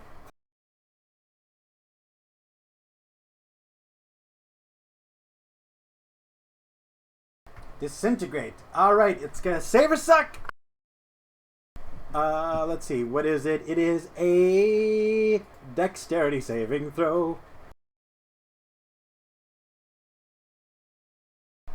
And it fails. That is 73 points of damage. Damn, that's a lot of damn edge. Yep. And hey, my character does have a few of his ace in the hole spells. Got any bonus actions, friendo? I do. I'm going to get up within 5 feet of him and make an unarmed strike. An unarmed strike? I have a level in monk, remember? Oh, shit. You have the power to punch.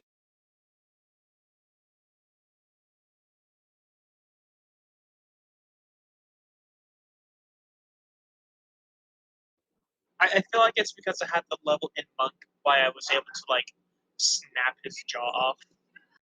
That's how I would imagine it. Alright, 5 bludgeoning... Wait, let me check. Just double check that hits. Barely, friendo. That barely hits him. 5 bludgeoning damage. Congrats. Anything else you got for me before I turn it over?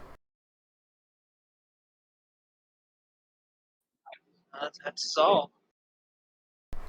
Alright. He is then going to use all 3 of his legendary actions to cast Disrupt Life. Every creature within 20 feet of a Sararak must make a Constitution saving throw. Within 20 feet? I am 30 feet away from him, so yeah, I'm fine. You said that he casts this? Yeah, I think he meant activates. Well, I'm just making sure if this is a spell or not. I think I already posted my specific ruling on what can and can't be counterspelled. Let me check the rules really quickly.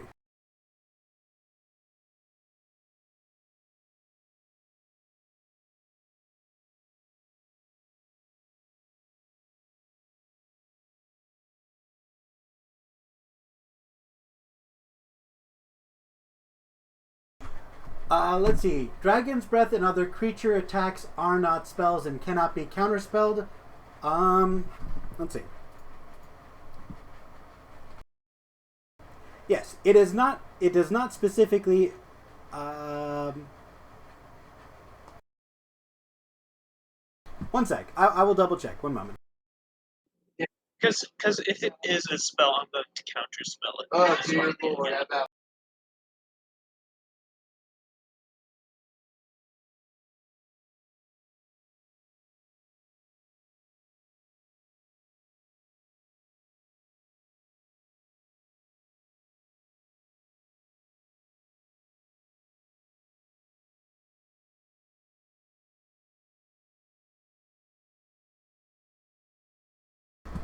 No.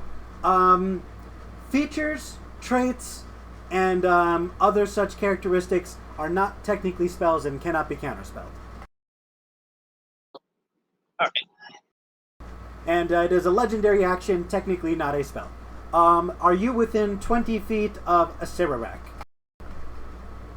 I am within 5 feet of them. I am 30 feet away. I need you to make a Constitution saving throw, my dude.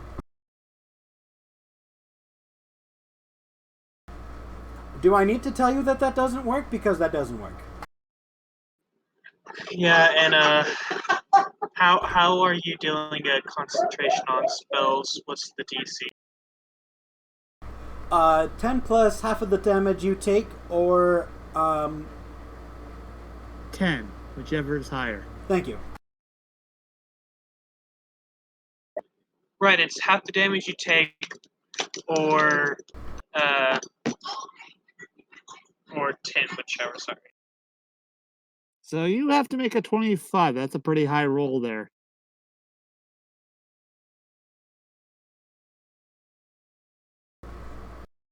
Okay, yeah, 10 or half of the damage you take, whichever's higher. So, yep. Can you beat a 25? He has to roll a frickin'. You can nat What? 20 that shit. What is the save I have to make? It's 25. is it? Well, no. Cons- What's is it? Con? Constitution. Yeah, saving concentration saves are constitution saves. So you literally have to get a nat 1 or you lose concentration, which you did not. All right, then. Dragon's breath is gone from the Drider. Alright, go ahead and mark down the damage, and that ends the legendary attack. It is now the Drider's turn. And the Drider, impressed by how effectively she put arrows into Asshole, she's just going to do that again. Ow. I'm really glad you're not running a grievous injury chart. Me too. 21 is the only one that hits.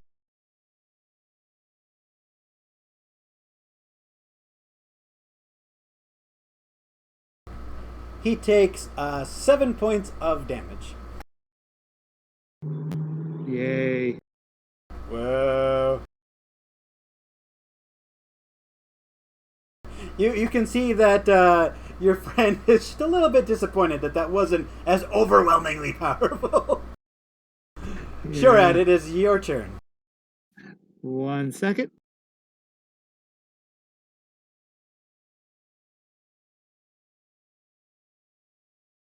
God damn it, I'm trying to actually look at something in the and the Discord keeps popping up to keep me from.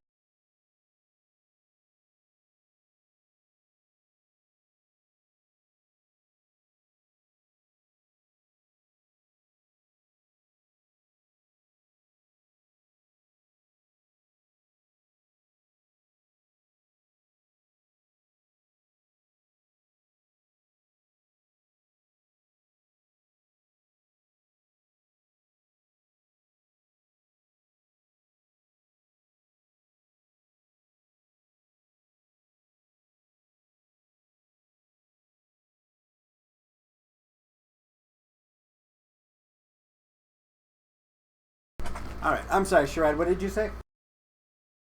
1 second, I'm looking at something real quick.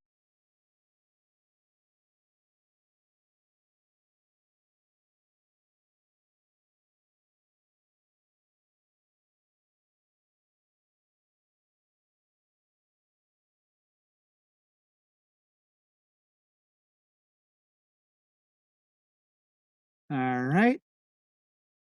I think I might have something that you might like to have, like to be.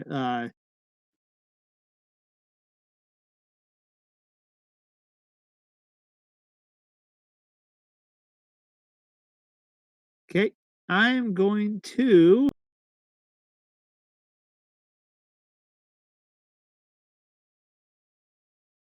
change you into a kitty.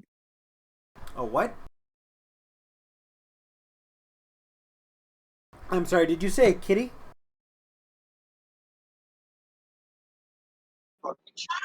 The fuck is a keyrin? And who are you turning them into? The only one that's hurt.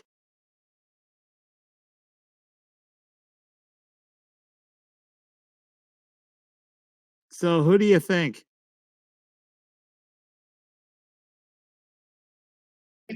Well, there's two of us at this moment. The only one that is hurt. Actually, well, one that's more grievously injured. So you.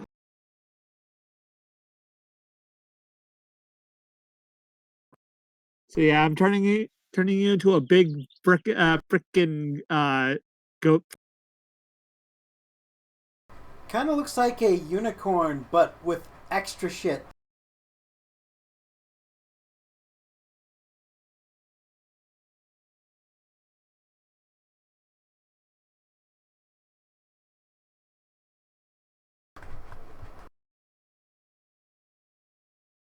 That depends. Admaer, do you want to be a golden scaled unicorn thing? Of divine pain and justice. I mean, I'll have a lower dexterity. Yeah. I will voluntarily fill this thing.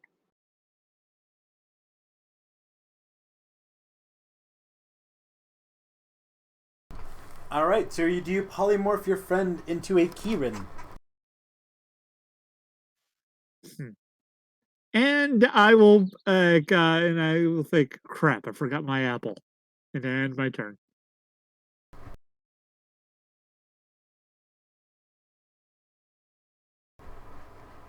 Alright. So, Shoraad. Friend. We're friends, right? Yeah?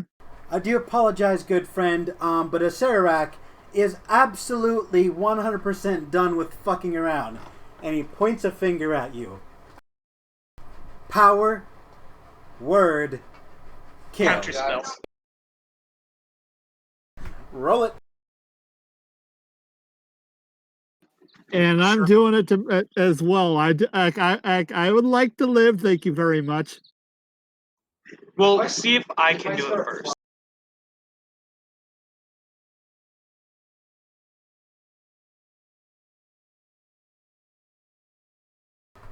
Alright, go ahead and roll it. 1d20 plus your spellcasting modifier.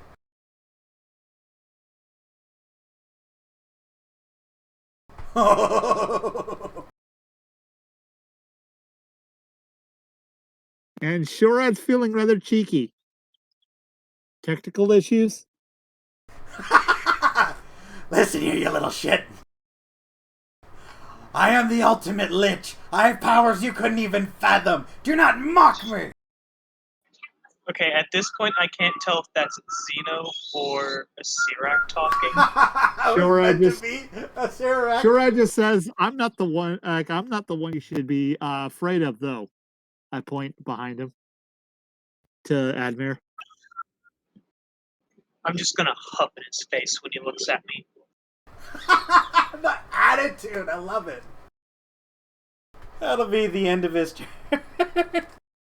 I am so glad you counterspelled that because that would have sucked. Dying? Yeah, it tends to. Died. You would have just died. Alright, Admaer. Your teacher just tried to obliterate your acquaintance in an instant with an alt insta-kill spell.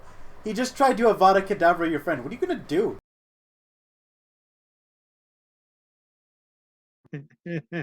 Whatever your character wants.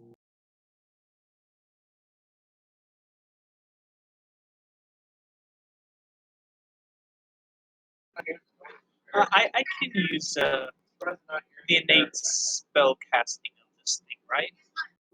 Oh yeah.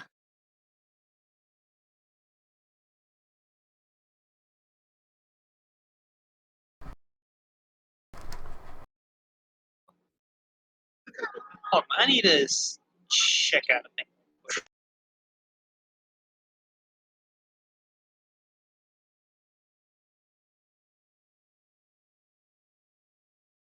Oh shit, you have legendary actions too. Yeah. Wait, you can polymorph up to CR12 creatures? See, up to CR16. Let me look at your character sheet. It's polymorph. I'm level 16. I will use my action and cast Sanctuary on Shoraad. Yeah.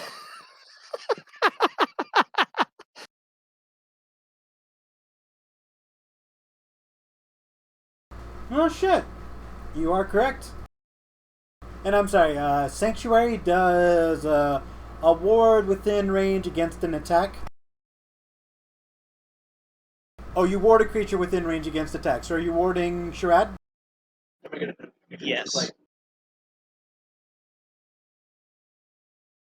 Oh, so you're trying to get a Sararak to target you and you alone. I see it as more protecting him. Because I'm the ultimate middle finger to him right now.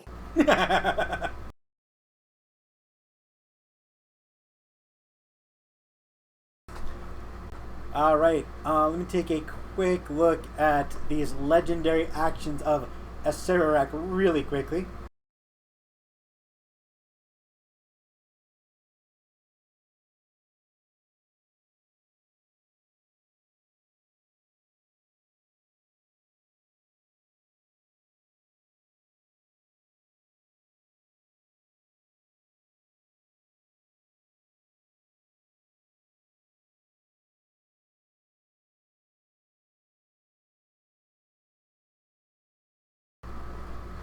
What? Okay. What's what? Okay, nothing. I'm just reading through abilities and whatnot. Does that end your turn, Admaer? Yes. Okay. Well, Stomp on him. Use your legendary actions. You do have legendary actions to detect, smite, and move. it states that they can only be used at the end of another creature's turn. Gotcha. If that's the case, I'm going to continue reading here. So, as a legendary action, he can use one of those actions to cast one of his at-will spells. I'm going to use my bonus action and use Dragon's Breath on myself. Oh, right. Because you're readying it one more time because you lost concentration. Got it. Yes, Wait and a I'm minute. doing it at 6th level, so I can do 66 lightning. Wait a minute. Admaer, Yes. you're thinking a shape change, not polymorph. Polymorph, I essentially overwrite the spells you got. Well, if that's the case, then Power Word Kill would kill me. Yeah. So, want me, Zeno, want me to do the counter spell instead? Since it's already passed and we didn't catch it until now, I'll let it slide. But in the future, be aware that if Polymorph overrides those spells, then to only use those spells. Yeah, but for sorry. right now, I don't mind. Because, like, from my perspective, the group as a whole has still burned one spell slot to accomplish a goal, and I'm not going to be too nitpicky about that at this moment. I will end my turn. Okay. As you end your turn, he's going to use a legendary action, one of them, to use Paralyzing Touch, which is a spell specifically. It does say that. And it's one of his at-will spells to make a melee spell attack against this Kirin that has transformed in front of him. Which Admaer has advantage on. It's an attack, right? Again, advantage on saving throws. Okay, never mind. Shutting up. Just to clarify, Admaer, you are the Kirin? Yes. Okay. And you are within 5 feet of him, correct? Yes. Okay. He rolls a 27 to hit you. This is a spell. Shoraad has counterspell. If you would like to do so now, you can, or you can let it ride and see what happens.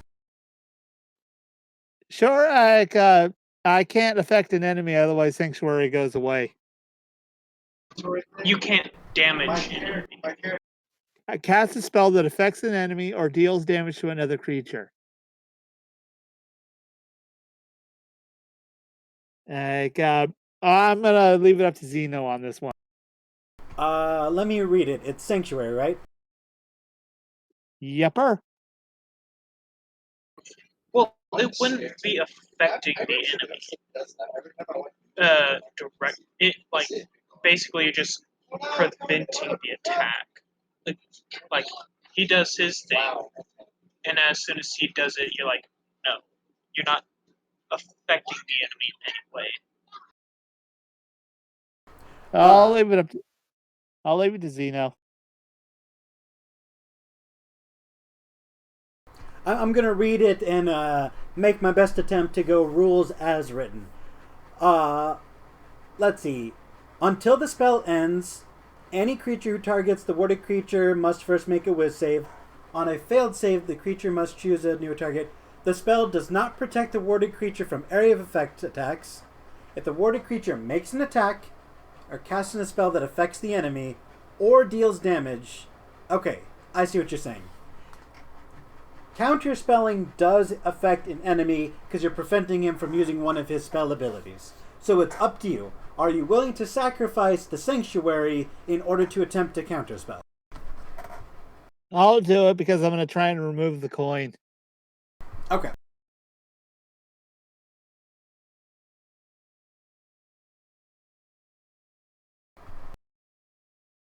Wouldn't have mattered. You failed to counter this spell. One moment. Da-da-da-da, da-da-da. I'm gonna need you to make a Constitution saving throw, Mr. Kieran. With advantage. This isn't against a spell. This is to. What is this against spell or? Paralyzing Touch does specifically say it is a melee spell. So it'd be to keep constant. No, because it would have dropped by now. Now, what it is, that's advantage on saving throws on spells and magical effects. It is a magical effect. You need to save against paralysis, and you take cold damage either way. I'm only putting that to keep track of my spell slots. Fair enough. You take 8 points of cold damage regardless, and then you may or may not be paralyzed, depending on your next roll. Con, you said, right? Constitution. Out of character, DC 20, because it's fucking a Sararak. And also remember your character's Ooh, so close. Poopy. You are paralyzed for 1 minute. The target can repeat the saving throw. No. I'm going to use one of my legendary resistances. Fact checking. If the Kieran fails a saving throw, he can choose to succeed again instead 3 times a day. Well, shit. Alrighty. Fuck, the Kieran was such an intelligent choice for polymorph. Holy shit. I just choose what sounds fun. Alright. Well, that ends his legendary action, and we're moving right along. I was tempted to make him a celestial. Alright, it is now the Drider's turn, and your friend, the Drider, will attempt 3 longbow attacks. I mean, I technically am a Celestial. Yeah, but the only way you'd be able to do radiant damage to him is through your stomps. Well, celestial, it gets all the time.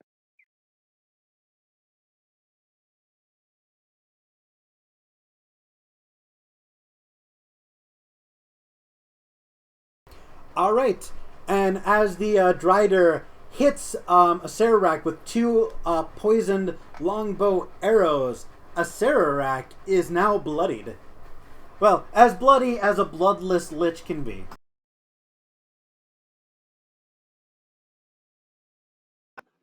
Is that the end of her turn? Indeed, it is. And Shoraad, the polymorphed friend. I'd like to use a legendary action. Actually, At the so end do of her I. Go turn. ahead. Oh, okay. Want to smite. Either attack with the hoof or sacred flame. All right, which are you choosing?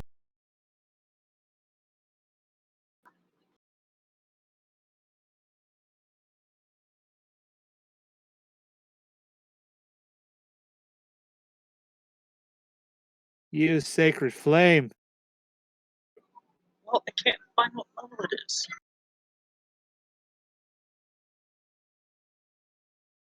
Okay, Sacred Flame is 18th level. Sacred Flame is a cantrip. Yeah, but Kettering is an 18th level spellcaster, so think that. I don't know how many d8s that would be. Oh, it would be 4. That means it casts spells as if it were an 18th level character, which gives it the ability to cast 9th level spells. It does not mean it casts cantrips as if they were 18th level spells. Yeah, I'm gonna just hoof it. Sorry, what? I'm a hoof it.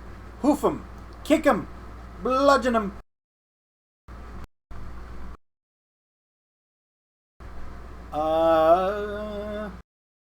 Was that 26 to hit?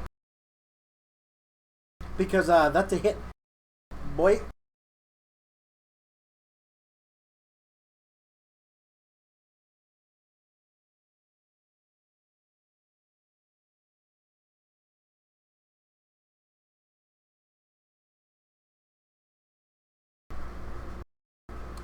So that will hit. Go ahead and roll 2d4 plus 5 bludgeoning damage. 10. And this is considered magical, by the way. Sounds good. Yep. As you hoof stomp your teacher, Shethel will say to you, "Why are you fighting me? You should be joining me. Come with me. I can show you power beyond your wildest dreams." Sure, I just Snort. start laughing. Love it. The sass is what gets me. And Acererak will also use his legendary action at the end of someone else's turn, of which he has 3 of, to use one of his spell attacks, and you're never gonna guess which it is. I still haven't done my turn yet, though.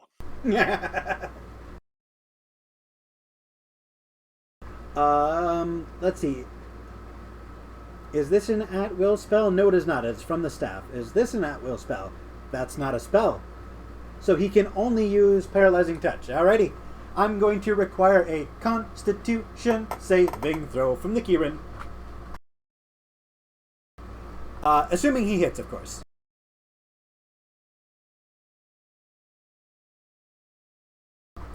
No, he does not.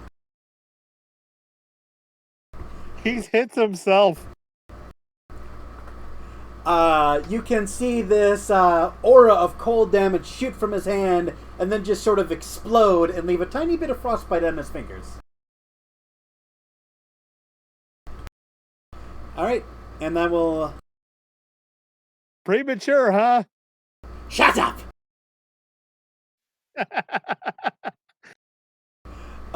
Did I skip anybody? Shoraad, it's your turn. Yeah, it's still my turn. I haven't done anything. Go ahead. All right. Since I'm gonna make the attempt to remove the coin. Alright, bonus action.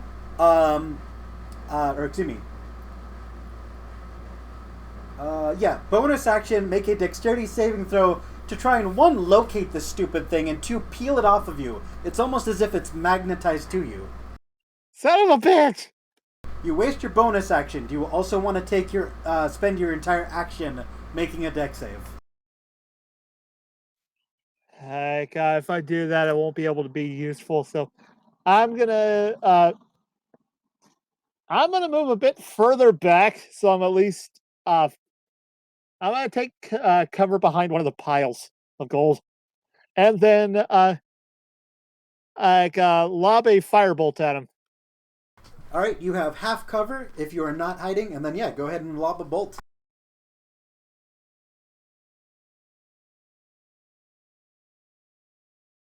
Miss.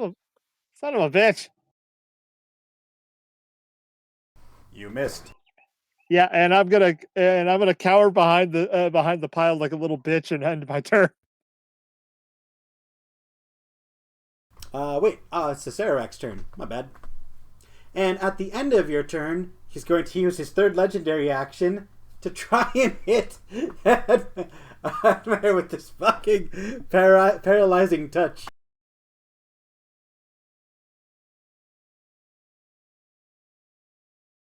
Don't you love this? 16. What? Pardon? Miss. Oh, miss. Kieran's AC is 20. Fuck. Okay. All right. And let me take a quick look here. So that's his final legendary action. Now it is his turn. And let me see here. What are his spells? I would like to use a legendary action at the end of Shoraad's turn. Okay. I'm a Shoraad just seems to be just that person. 19 to do what? I try to hoof him. To hoof him? You miss you with your hoof. Not the hoof. You were aiming for his ribs and you kicked him, or you were aiming for his abdomen, but he has none. It's just the spine. Alright. And he will use one of his spells. Fuck, he has 2 9th level spell slots. And my character's hiding like a little bitch. Let me look at the range real quick. Well, he's already used one. Yes, he has Which was used power one. word He has kill. a total of 2. It has a 60-foot range. How far away are you, friendo? Well, he's behind complete cover. He is behind half Half cover, cover. as I said. Are you within 60 feet, Shoraad? I am just at the edge. You are exactly 60 feet away? Yeah. Alright, I hope you can counterspell, motherfucker. Oh dear. Because he's going to use power word kill. I am going to try and counterspell as if my life depended on.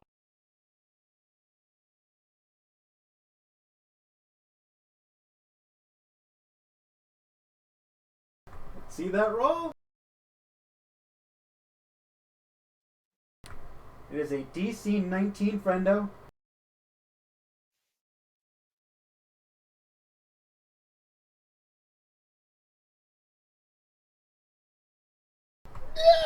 That's not a 19! And just like that, poof. Let me check something really quickly. Really quickly.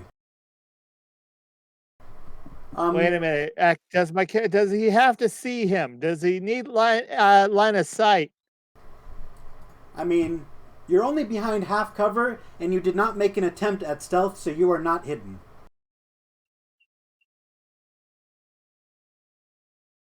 But I'm looking over the Kieran spells to see if the Kieran has a counterspell. Does They not do have not. counterspell, but he does have true resurrection. Any creature that has been dead no longer than 200 years, and you've been dead for less than a second. I'll actually be right back. Yeah, but the fact of the matter is, it only really works if he's still a Kieran, and that's and the Kieran spell is Kieran requires me to be alive.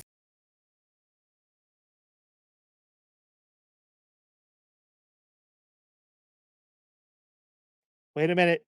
No, damn it.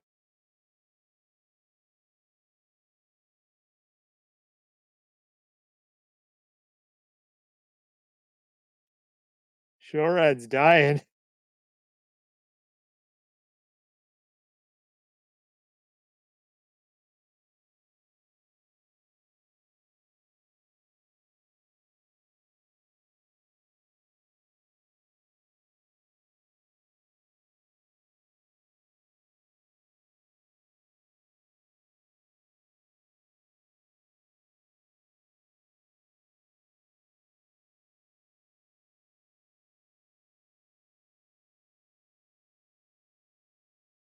Sorry about that. Oh. I like how you're memeing about it.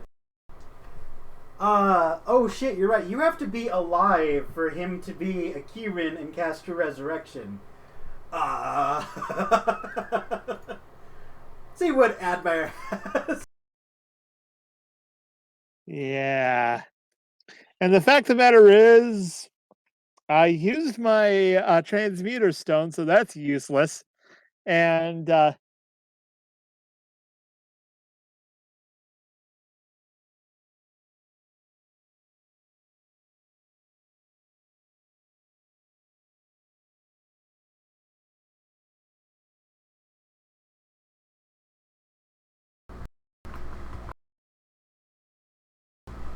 Oh, Admaer, you're back. Sure, do you want to tell him what happened? I failed my counter spell.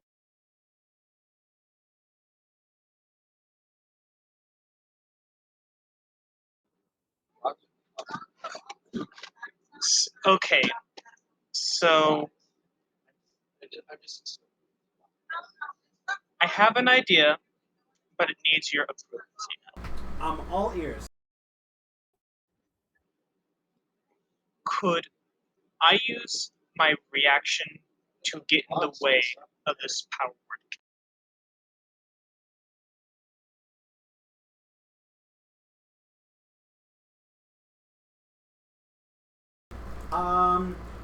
Okay. So you're within melee range. He's 60 feet away. So you're trying to dive into the path and take the power word kill itself. Let me see if the power word kill is an actual projectile that you can get in the way of.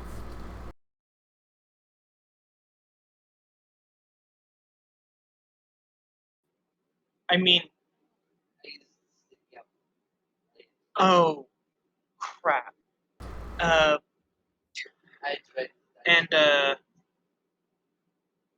this is polymorphous concentration. Yeah. So, okay. So one creature he can see within range. So he doesn't. You can't step in front of him because he just needs to be able to see him, and he saw him, and then uttered a word, and that word is what killed him.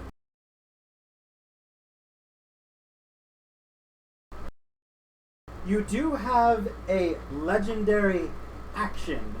You have True Resurrection, but you can only use it while polymorphed, and he can concentrate on a spell while he's dead. You have Counterspell, which you can only use in your human form. Yeah, but that would require him either him dropping the spell willingly or not, or yeah, that's the only way it could be done.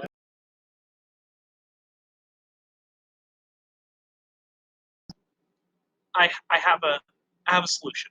I have a solution, but you will have to die. How are you going to revive me?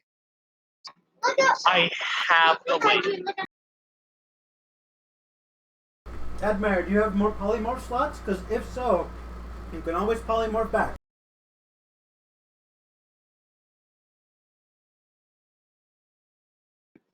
I have enough slots for that.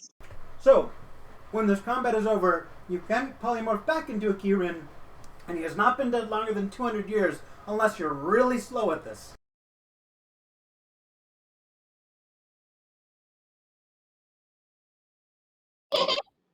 So I can't do anything to help him. So he will. Don't drop a new character sheet just yet, Shoraad. But yes, at the moment, Shoraad, you are dead. You are as dead as they come. You feel a sudden pain in your chest as your heart seizes. Your mind goes blank. Every thought replaced with pain, and you collapse to the ground, and the last thing you feel is drool leaving your mouth and all of your memories rushing past you, and you are dead and subject to instant and permanent blackness. Killed by a word.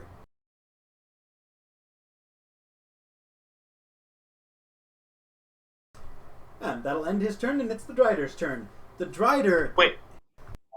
Yeah, never mind. Sorry. The Drider just witnessed the person who came to save her die, trying to get them out of this hellhole. So needless to say, the Drider friend is mad as fuck. So she is going to sheath her longsword and draw her longsword and charge into the fray.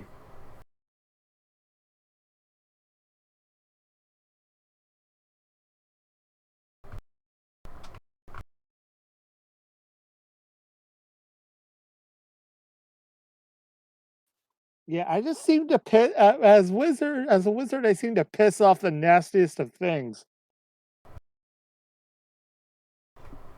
By the way, what's the name of your Drider friend one more time?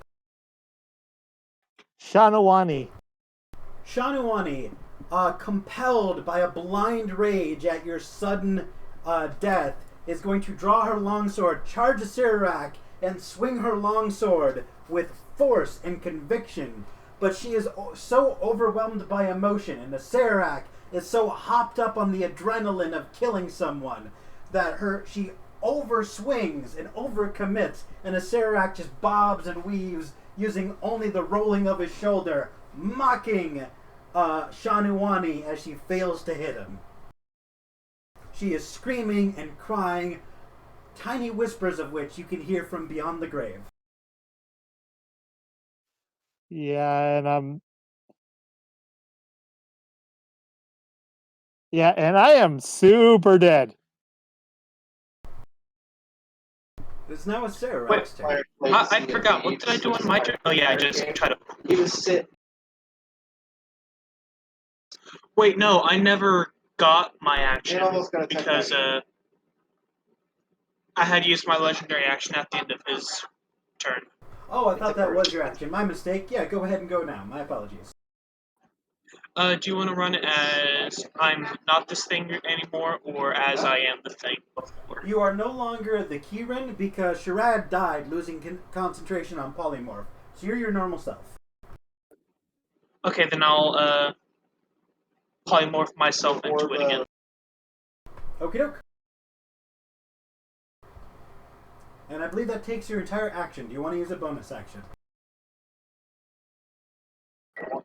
I don't think I really have any good bonus actions as a Kieran, so... Fair enough. Sararak will then go ahead and cast...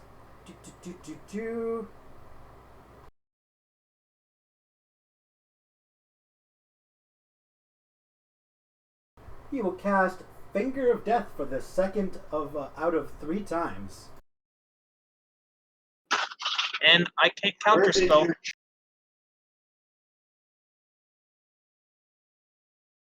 Yeah, turned into a Kieran. You can't.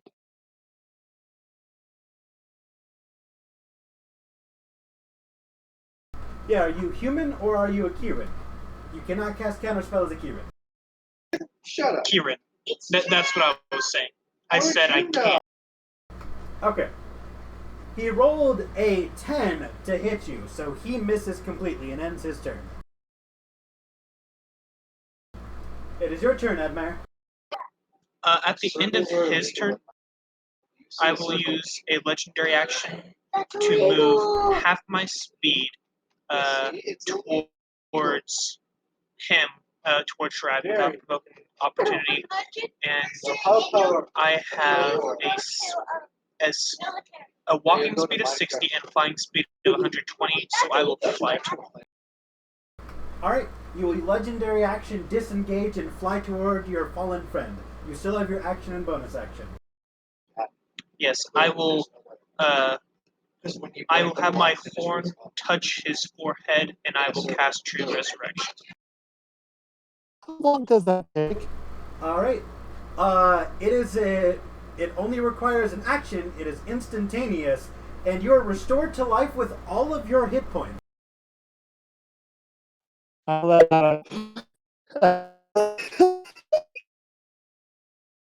Shoraad, as you gasp for life, your soul rushing back into your body, you can almost feel the impact of your own soul crashing into your chest. You can hear the cries of Asarak going, "No! Stay dead when I kill you!" Oh, say, death's a bitch. And me, I'm sorry, what did you say? is a bitch, and you're gonna meet.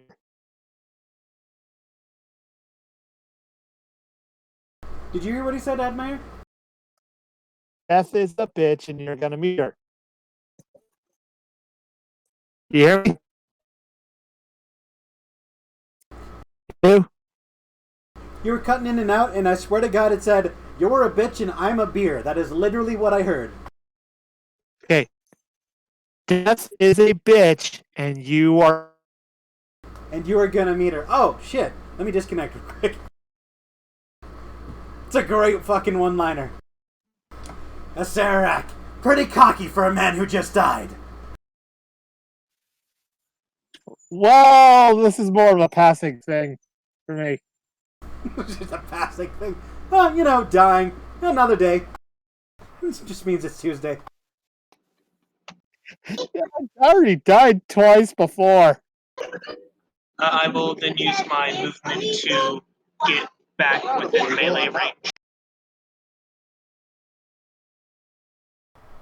He was only 60 feet away. You have 120 fly speed. That checks out. And I believe that's the entirety of your turn, which is going to make it the Drider's turn. The Drider, seeing that her ally is alive once again, is going to take an action to disengage and move 30 feet backwards, because it turns out she doesn't actually want to be face-to-face with a fucking lich unless she absolutely has to be. However, I imagine she's still crying. She is sobbing. Her face is soaked. Her eyes are red.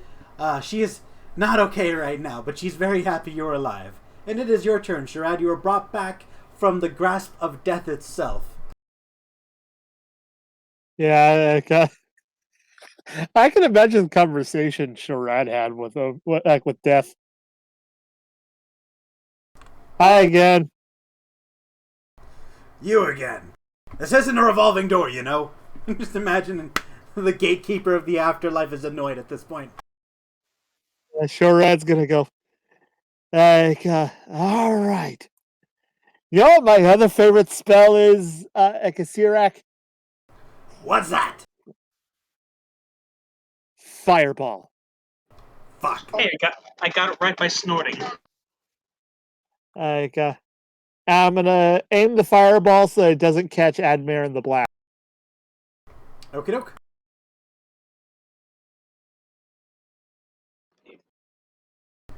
You know, deck saves really aren't his thing. Well, no, I just realized. But he just took 24 fire damage? Other than that, I have all my legendary resistances back. Fuck! Indeedly, he does.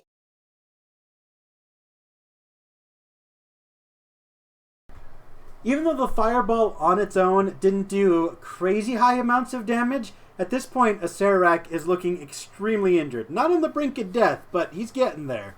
You can see that bits of rotted flesh are starting to char and flake off of him at this point. Getting a little too ripe there. Shut up, you insolent! This is why I hate wizards. You're one. Shut up! So you hate yourself? I mean, hating yourself is a rather bad thing to be, and rather thing to have. I heard there's good therapist. Keep I'm talking, going to I'll kill you again! I'm going to snort, and it's going to be in such a way that it's like I'm saying, dude, you need to calm down, like pointing towards the series. Admaer, And I know a good person that would help. His name is Professor Bunnyface. who? Professor Bunnyface. He's the cutest rabbit. I'll skin that rabbit alive. Good luck with that. By the way, does that end your turn, Shoraad? Yeah, it does. I'm gonna use a Actually, legendary wait. I still have the coin on me. Bonus action, try and pull it off. Make a dex save. At the end of his turn, I would like to legendary action. Hey, Woo! That was a nat 20. You find the coin and you try to peel it off, and it's literally stuck to your skin. Like your skin stretches as you try to peel it off. You tear it off and fling it to the ground. I will. You feel as though 100 pounds has suddenly been lifted from your shoulders. You feel, in a strange way, despite everything going on, just the teensiest bit safer. I would like to use a legendary action at the end of his turn to hoof a Sirak. Go for it. That doesn't hit. My hooves haven't been doing very well. I'm gonna skip the legendary actions and go right to his turn with another finger of fucking death. This time aimed at this Kirin that stole his kill. I'm just going to hoof at him, just like, ha. Damn it! Oh, I'll go ahead and say it. That's a Kieran's floating AC is 20. It is your turn, Kirin. Yes, it is. And I would like to cast Silence. darn. Ooh. No more power word spells. But I would like to do it in such a way where Shoraad is not within the radius. I am well outside of the radius. What are you Oh talking yeah, about? so I'm just gonna center it on Sirak.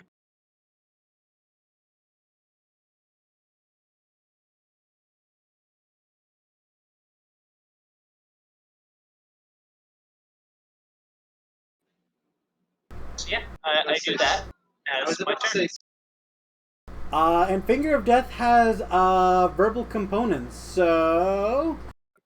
Anything that has verbal components, he I'm cannot trying to use. remember.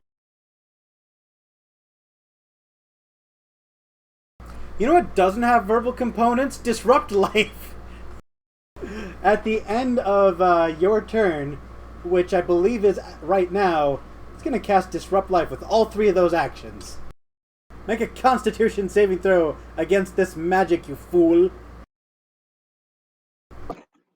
Hold on. I forget that it's not me making the con, it's the Kieran. Correct. DC 20 con save, good sir.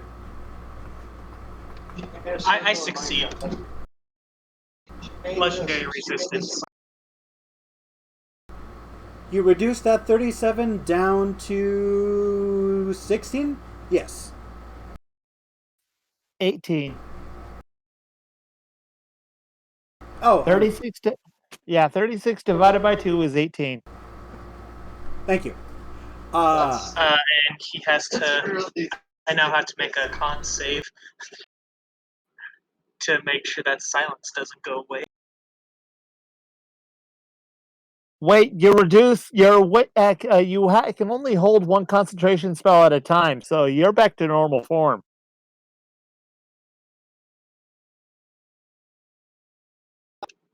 That's right.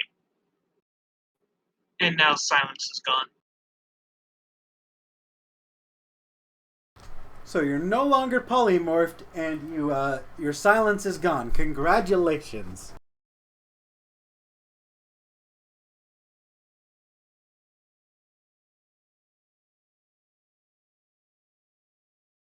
And it's the Drider's turn, who is now going to take this opportunity to fire a couple arrows at this asshole.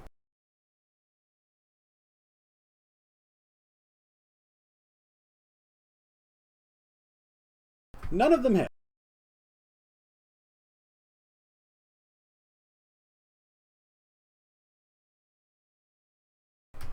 Alright, Shoraad, my friend, it is your turn. Sure, I was gonna crack his knuckles and he's going, "Hey, sure, a Sirac. Hey, moldy corpse. What? Look behind you, chum." I turn Admaer back into a Kieran. Ah, for the love of God. If I had another power word kill, I'd use it again, I swear to God. But you don't, do you? But you didn't. Wizards. Like I said, you're one. Why do you keep hating on yourself? What is it? A self-loathing thing? What is being undead cause self-loathing? Shut up, you insolent fool, you're in my lair! Yeah, I didn't want to. In truth, I didn't want to be here.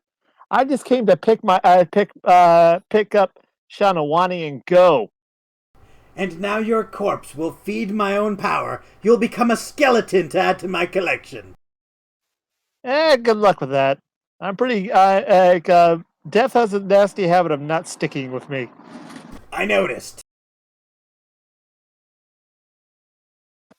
But yeah, I'm gonna move a bit further back and basically I'm gonna try and pile up the coins so that it's so that I can try and turn it from half cover to full cover.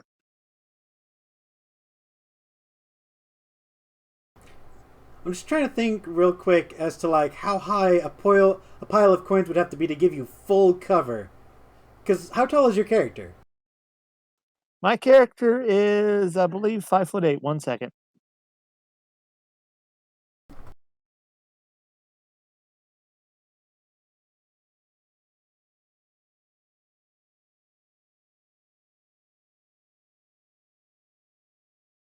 So at the moment you have half cover, which gives you a +2 bonus to your AC and Dex saving throws. It has I'm to 5'6". For it to give you half cover, it has to be half of your height. For full cover, it has to be your full height. So it is currently 3 feet high. You'd need to add another 2.5 feet worth of gold onto the pile, and that is a lot of gold. Let me have you. Yeah, I'm not gonna do that. I'm going to make myself as small as possible to get behind the half cover. Yeah, I'm going prone.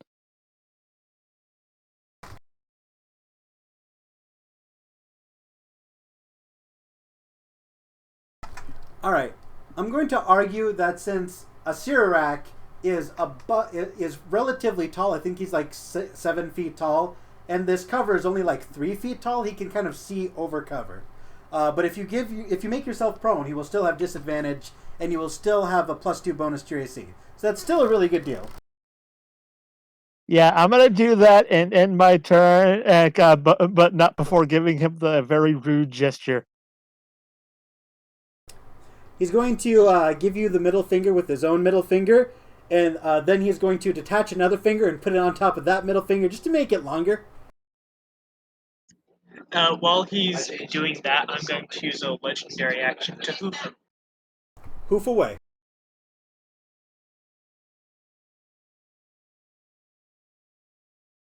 Miss! You're a miss. Alright, with silence no longer in effect, you're never going to guess what spell he's going to use. Third and final finger, oh death.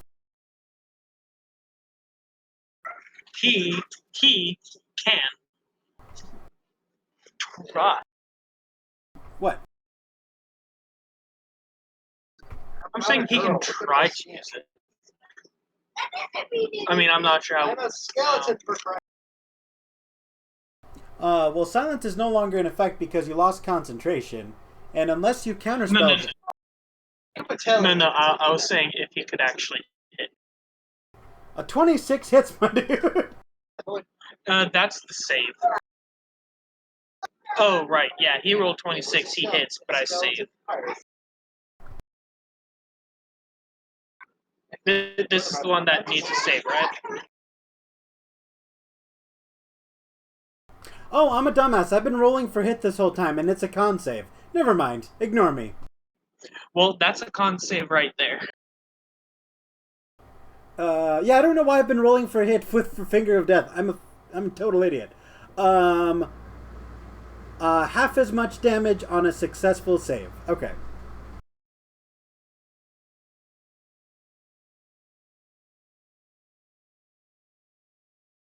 Alright, so half of 54 is 27. You take 27 points of damage.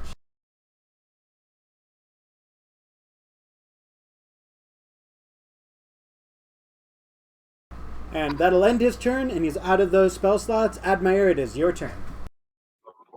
At the end of his turn, I'm gonna hoof. Hoof away.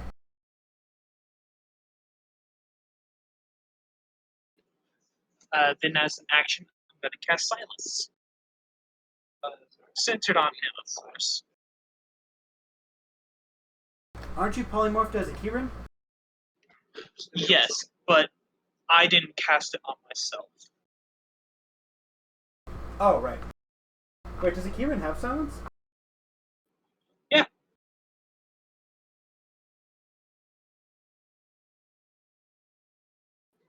It's in the second levels.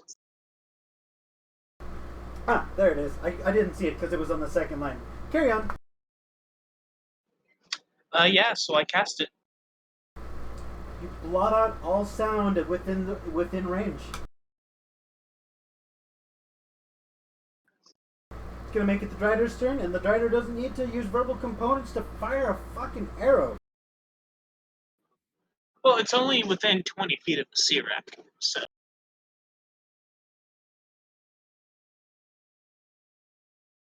Hey, one hit.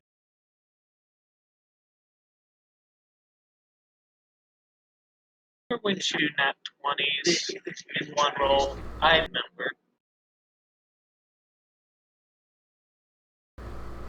Alright, she fires another arrow, sticks it between two ribs, but it doesn't look like it did all that much because there was nothing between those ribs to begin with. Shoraad, it is your turn, and you are prone behind cover. What do you do? I'm gonna unprone myself and lob I'm going to lob a firebolt at him.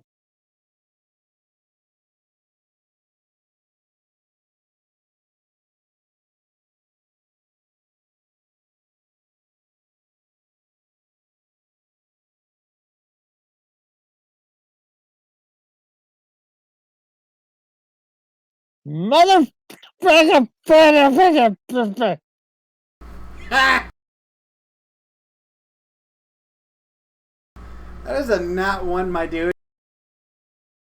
As you produce fire into your hands and you huck it at the man, you totally whiff it and it rolls backwards off of your hand, lands behind you, explodes, and spooks you. You involuntarily make a girly scream. You didn't hear that. By the way, it's Iraq. You still suck. And I go back to prone and end my turn. I will use a legendary action at the end of his turn. Okie doke. That is a hit, my dude. Sirak is an absolute monster. No one else has survived this long in combat. Holy shit. That's because there are two wizards here, and That- one. It's because Adora's not here.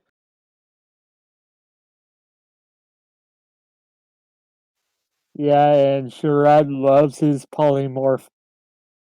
I love my polymorph too. Okay, so at this point, he is out of Fingers of Death. But what else do we got? We've got more. Wait, Disintegrate is a lower spell level than Finger of Death? But That's here's beca- the thing. Does it have components?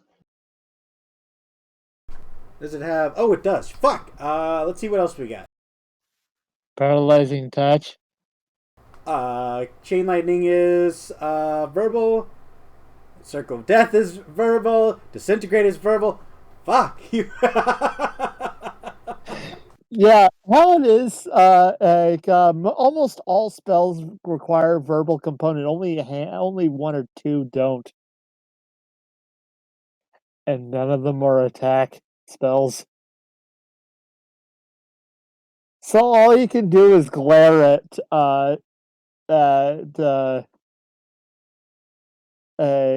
us.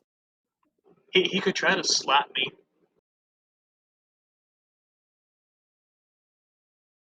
I mean, he could always whack you with the staff or use Paralyzing Touch, but the staff is garbage, and I don't even know why he has it. It's like 1d8 plus 4 bludgeoning and 3d6 necrotic, which is nowhere near as useful as paralyzing your fucking opponent. So, that's what he's gonna do. That's what he's about today. He's about to paralyze you with the touch, assuming it hits. Well, does that have verbal components? It does not. It is a somatic spell. Hey. It is not a spell. Hey, you finally have one that can hit me. Not 20, bitch! Con save to be paralyzed? Yes, sir, yes, sir. It's still a DC 20. How about a 22? Well, you aren't paralyzed, but you do take 22 points of cold damage, which I'm assuming you can survive, Mr. Kieran. Well, no, it'd be half of 11. How would it be half of 11? Wait, hold on, where are you getting 22 from? So, He rolled a net. the roll was to hit. Upon hit, he deals 3d6 damage, which he's doubling because he got a nat 20 to hit.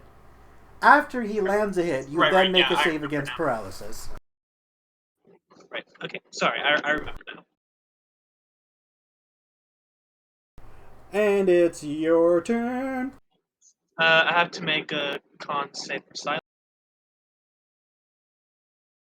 So would it be 10 or 11 at this point? It's 11. Yeah, DC 11 to maintain concentration. I think I got that. I think you got it. And now you're free to pound on him. Yep, but as a legendary action, I will. This is, of course, at the end of his turn. Not surprised. You missed. How did you do the iteral?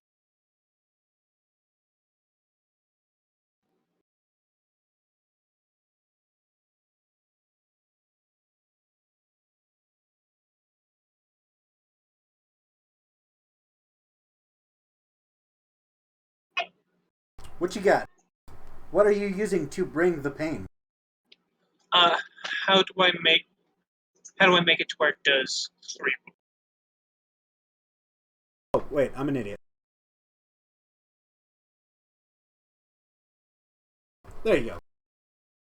Essentially, instead of iteral, you can just go type !RR. Either way, none of those are hitting shit. Wait, That is it was really only a short. +1? That was me on accident. So Oh, ignore okay. that. Yeah, I was like, wait a minute, why is it a +1 to hit? He's a borderline deity. So, yeah, Admaer, go ahead and roll exclamation point, iteral, the number of iterations, and then the actual d20. Alright, I get multi-attack. I can make 3 attacks, 2 with my hooves and 1 with my horn. Okie dokie, Dr. Jones. The last one on the list hits. What's your last one? And that would be a horn. Roll damage for horn.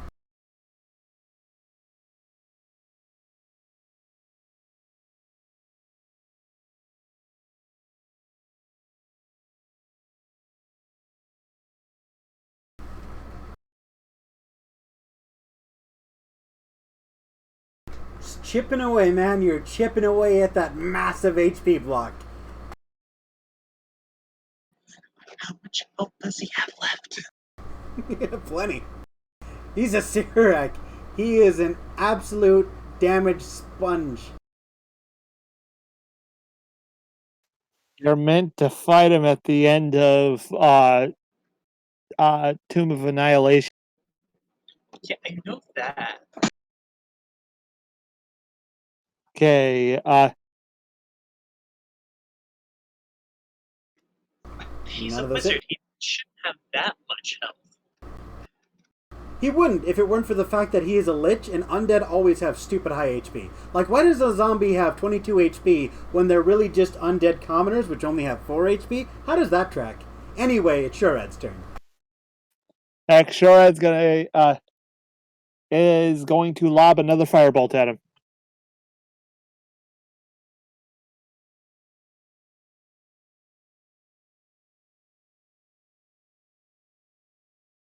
You missed. And at the And at the end of your turn,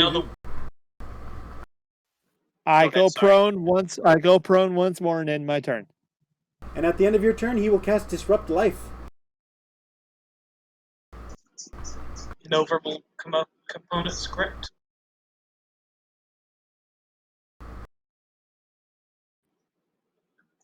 Does this require verbal components?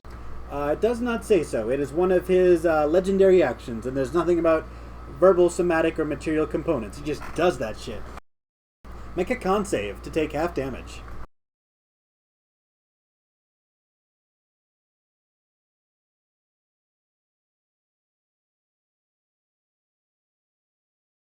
Which you take half of that. That is 16? Yeah. And it is now Sarak's turn. And I also have to make a con save to keep silence up, which is 10, correct? yeah, if you take damage, it's yeah. So it would be a DC 16 because that's half the damage. Well, is it half the damage I take or half the total damage? Oh, half the damage you take, so it would be 10 because half of what you took would be less than 10.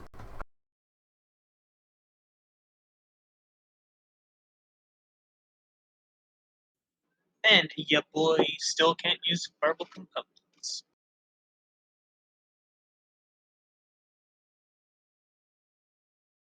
Damn it! Literally every spell requires verbal or somatic verbal components. Holy shit!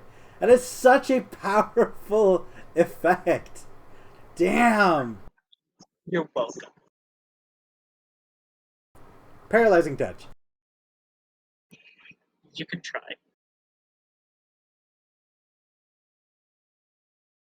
I'm an I idiot. think that requires 2 L's.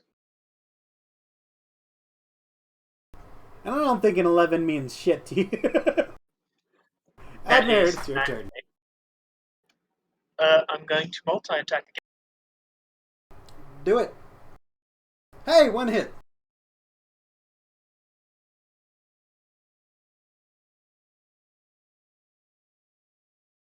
11 damage. Is everyone out of spell slots? No, I can't cast anything because it's silent. I'm not out, but I'm holding on to my spells just in case.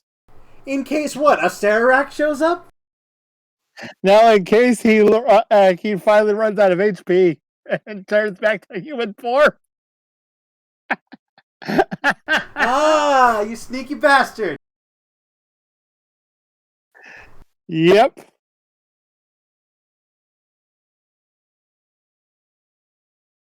And I have something nastier to go use. Well, use your higher ones first. No, I'm talking about nastier things to polymorph. It's your turn, Shoraad. You just gonna keep lobbing firebolts? Yeah, eventually one will hit.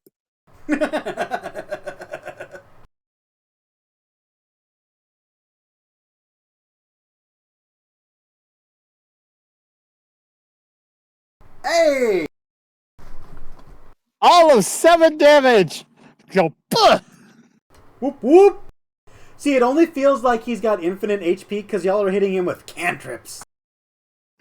Yeah, and stomping on him. Yeah, and I go back to prone before ending my turn.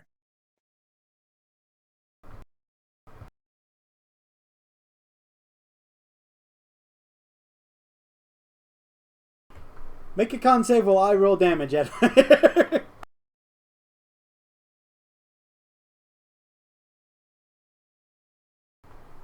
Take 11 points of cold damage, and you, sir, fail! Nope.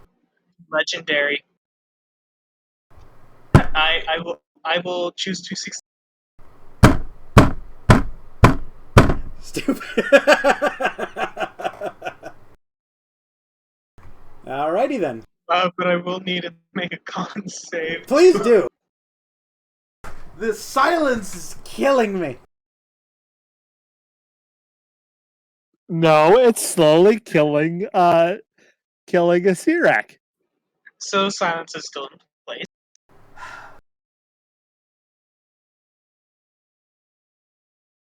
Admaer, what would you like to do? You do have other spells, you know. Yeah, but I'm in the same position as you. Verbal. God damn it. Hey! You kicked him.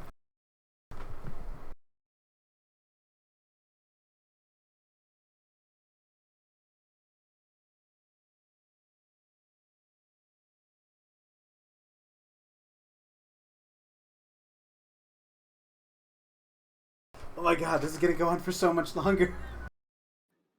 Hey, Shoraad,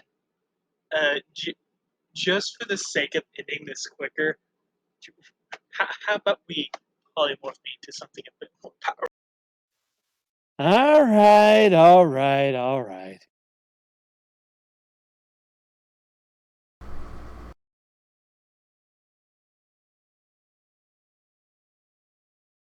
I'm playing it straight. Alright, Shoraad, it is your turn. This man looks like he is clinging by ligament and bone and prayers to hold himself together.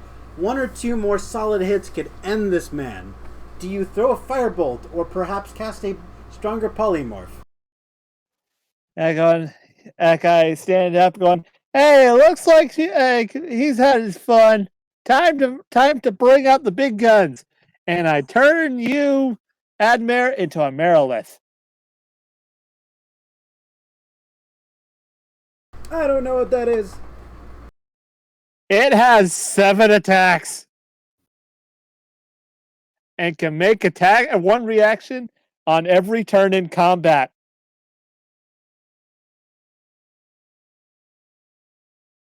Fuck, why didn't you bring this out from the start? Holy shit, that's so much pain.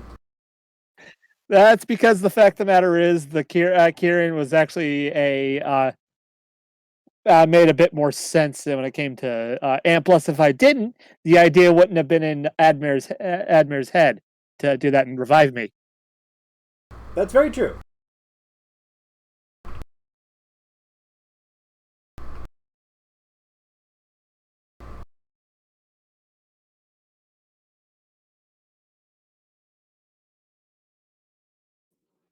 Sadly, no legendary actions. Nope, just a lot of stabbing and pain. Oops. And I go prone again and end my turn. Alright, it is a Sarak's turn, and while you are no longer in that stupid form, But you can... but here's the thing: silence is still up. How? Yep. You're no longer Kieran. Yes, but I have not taken damage. he hasn't lost concentration. All right. I'm sorry, Zeno. Damn it.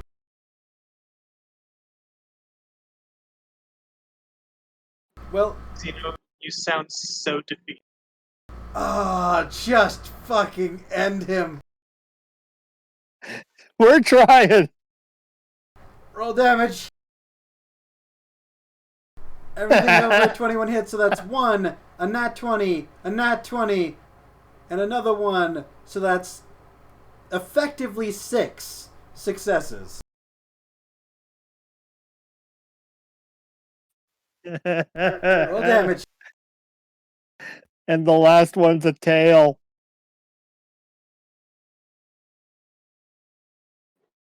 And we're just doubling the amount of dice I roll, correct? Yep.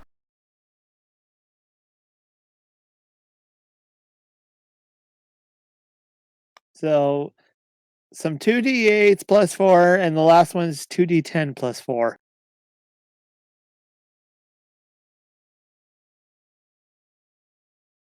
Alright, my man, he had 10 HP left. How do you want to annihilate him?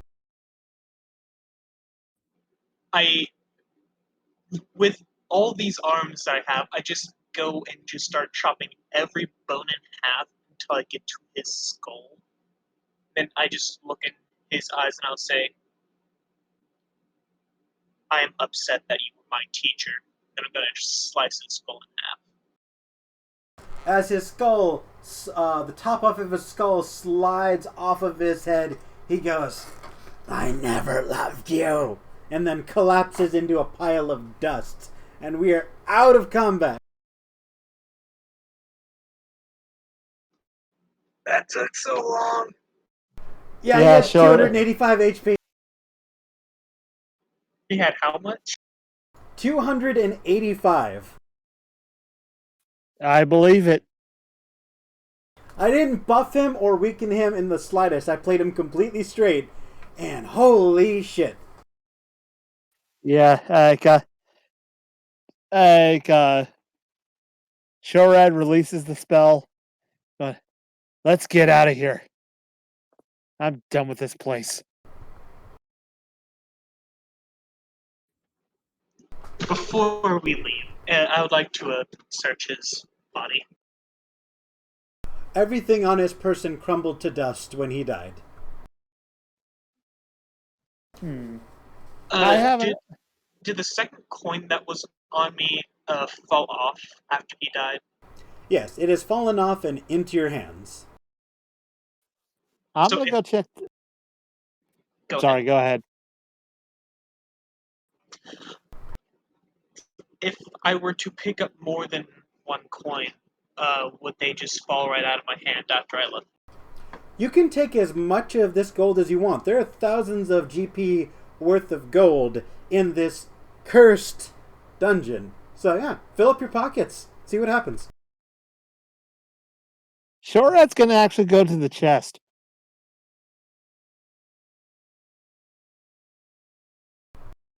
Alright, roll 10d100. 10d100. Yep.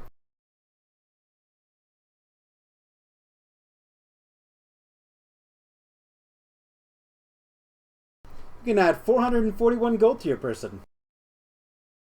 Alrighty. Any magical items? Nope. I would like to search the room for any magical items. There are none. Okay, then I'll just scoop up as much gold as I can. Roll 10d100. How many? 10d100.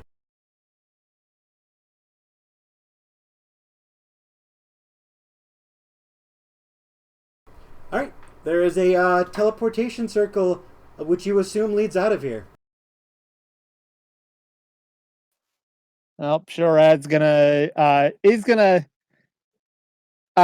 take hold of Shanawani's hand and walk with her out into the onto the circle.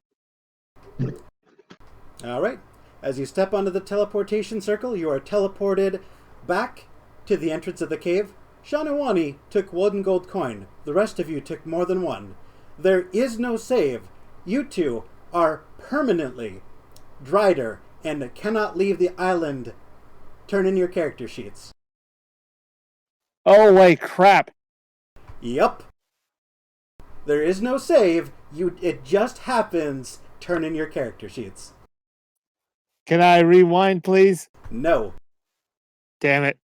You read the inscription. Yeah, I forgot. Sorry. Gotta look. Okay.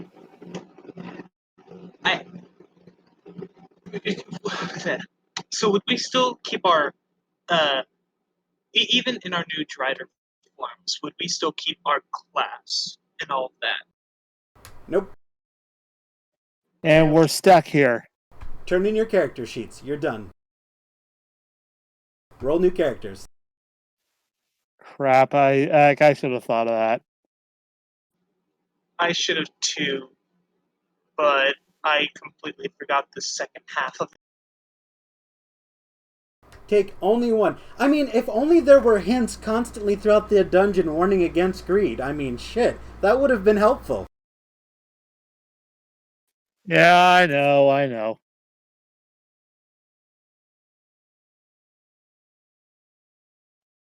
Well, hey, at least he's not alone.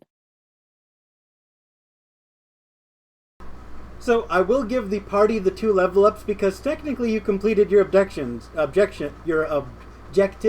Shoraad, you rescued your friend. Admaer, you confronted you confronted your teacher and came out alive. So you get the level ups as a party, but both of your characters are done. Yeah, we both made a boo-boo. Yep. Unless someone else in the party has true polymorph, you're stuck as Drider, and you're not leaving the island unless you complete this this again, which you cannot do because you've already failed. Well, I mean, Yeah. The only 2 people that could actually get the ability to do that is now Driders. You see as Shoraad, you see as Shanuwani transforms back into her human form. She has passed the test of Lolth, and she is no longer a Drider. She is back to high elf form and What he is your puts a hand epilogue? over his head. What was that? No, please go ahead. He puts a hand over his head and going, man, I should have thought of that. I really didn't need the money.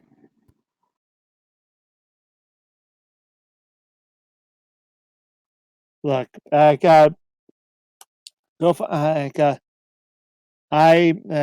my promise. Shame I can't go with you. I'm not leaving this island without you, Shoraad. Not after you came and saved me. I mean, it's a rough life on the island, but we can make it work. He says, I don't know, but and the transmuter stone I had was destroyed so I can't even remove this curse. Sorry to interrupt roleplay real quick, but the campaign link is not working. I'll create another one in just a bit. All right, sorry. Continue. No, but damn it. It's going. Yeah, my character still has the money on him, right? Yep. He's gonna fling it as hard as he can. Into the ocean or just into the dirt? Into the ocean. You fling it 30. You fling the gold pieces 20 feet into the waves, and they sink to the bottom of the shore. But Shoraad?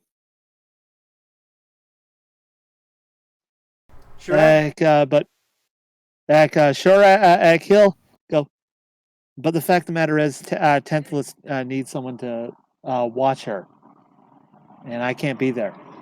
I don't even know who that is, but I know who you are, and I know you tried to save me. Yeah. Well, I guess we'll see what we can make of this. By the way, Shoraad, if you want, you can play as Shanuwani. Shanawani? Well, technically she was a high elf, so.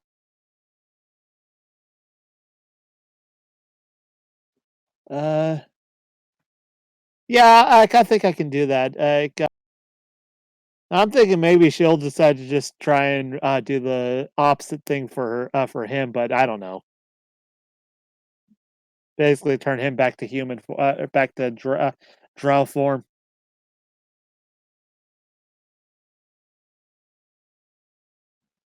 But I never really figured out a class for her. I just assumed she was a generic Drider, so that's the stat block I gave her. No, well, considering the fact that she's a okay, how many rend rend character rolls was I allowed? 1 or 2? 2. Gotcha. I'm gonna roll one more time. 2 stat blocks. Yes, sir. Yeah. Oh, that is definitely better. All right. Yeah, what I'm gonna do is I'm just gonna transfer over Shorad's little thing to her. All of the gear and equipment and money. Yeah, she's she's gonna end up being a spellcaster just like him. I have to say, I can't believe you scooped up bags full of gold. Yeah, that was that. I should have just left it there. I mean, heck, my character didn't even want the money. All right, the 72. Absolutely. Okay, so yeah, I'm picking the 84.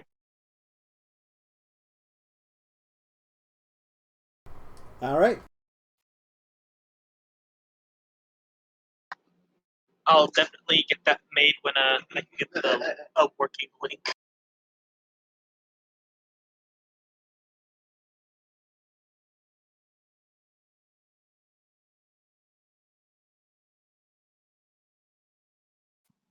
Well, I didn't delete my character, so I just had to use my character for Shorad to get to the link. That's fine. Normally, I'd be really annoyed if all you did was change the name and the race. But at this point, we're so far into the game and we're so close to the end, it doesn't bother me. Yeah, I'm gonna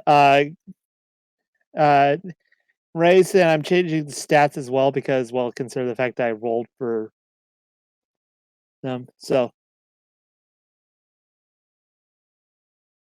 but yeah, stupid.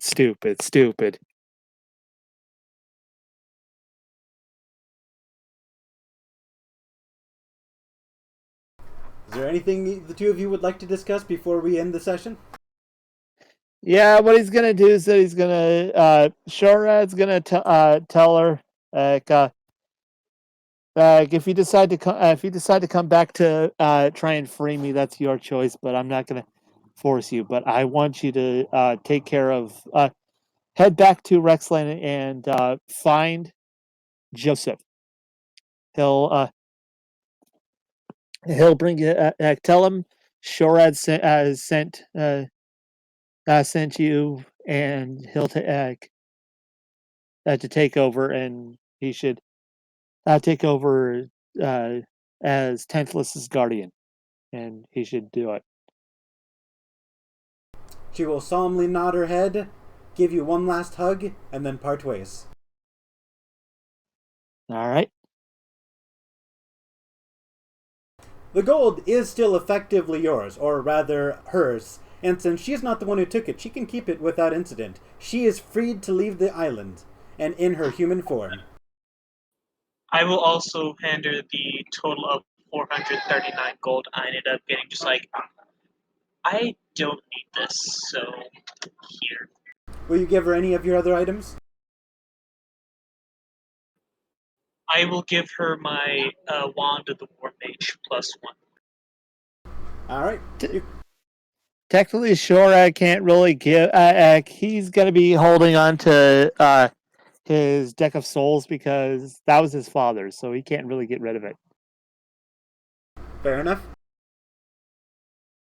But in essence, he is giving her all of his things.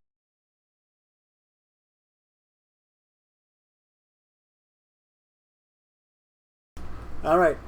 So just so you're aware, the two of you can no longer open the door, but if one of your allies swoops in and opens the door for you, you do get a second chance to complete the crucible, should you so choose. Was Shoraad damn straight.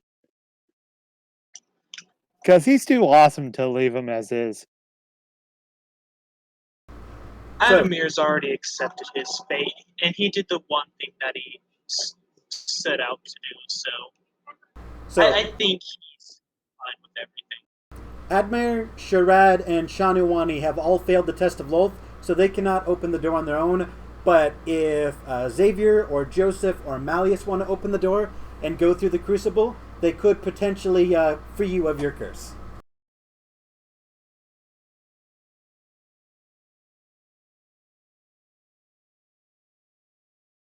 And this is just an idea, and you definitely don't have to do it. But Admaer, what would you think of technically being Tantalus?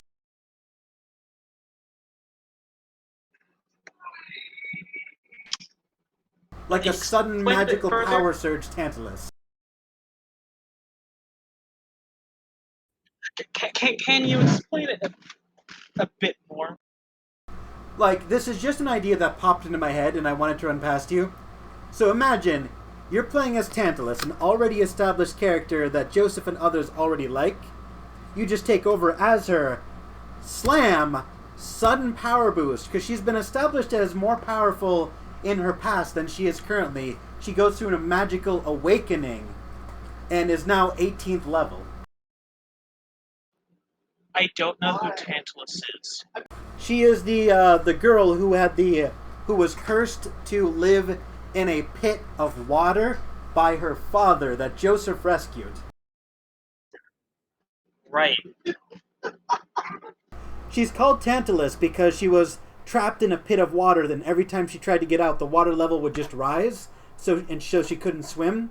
And every time she tried to reach for food, it would be just out of reach. So she was tormented 4 years by her father, the exact same way that Tantalus was.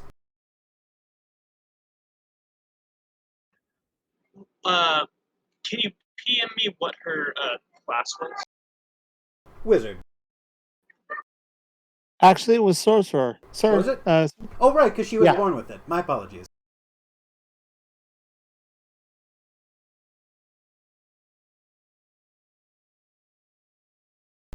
Let me look something up really quickly.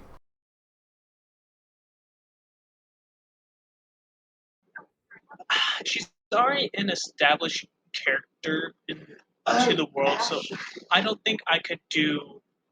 I don't think I could do her justice. Understood. That is totally fair. Just an idea that popped into my head. I mean, don't get me wrong. I'm not hating on the idea. It's a really good idea. It's just I feel like I couldn't do her the correct. I just don't think I could.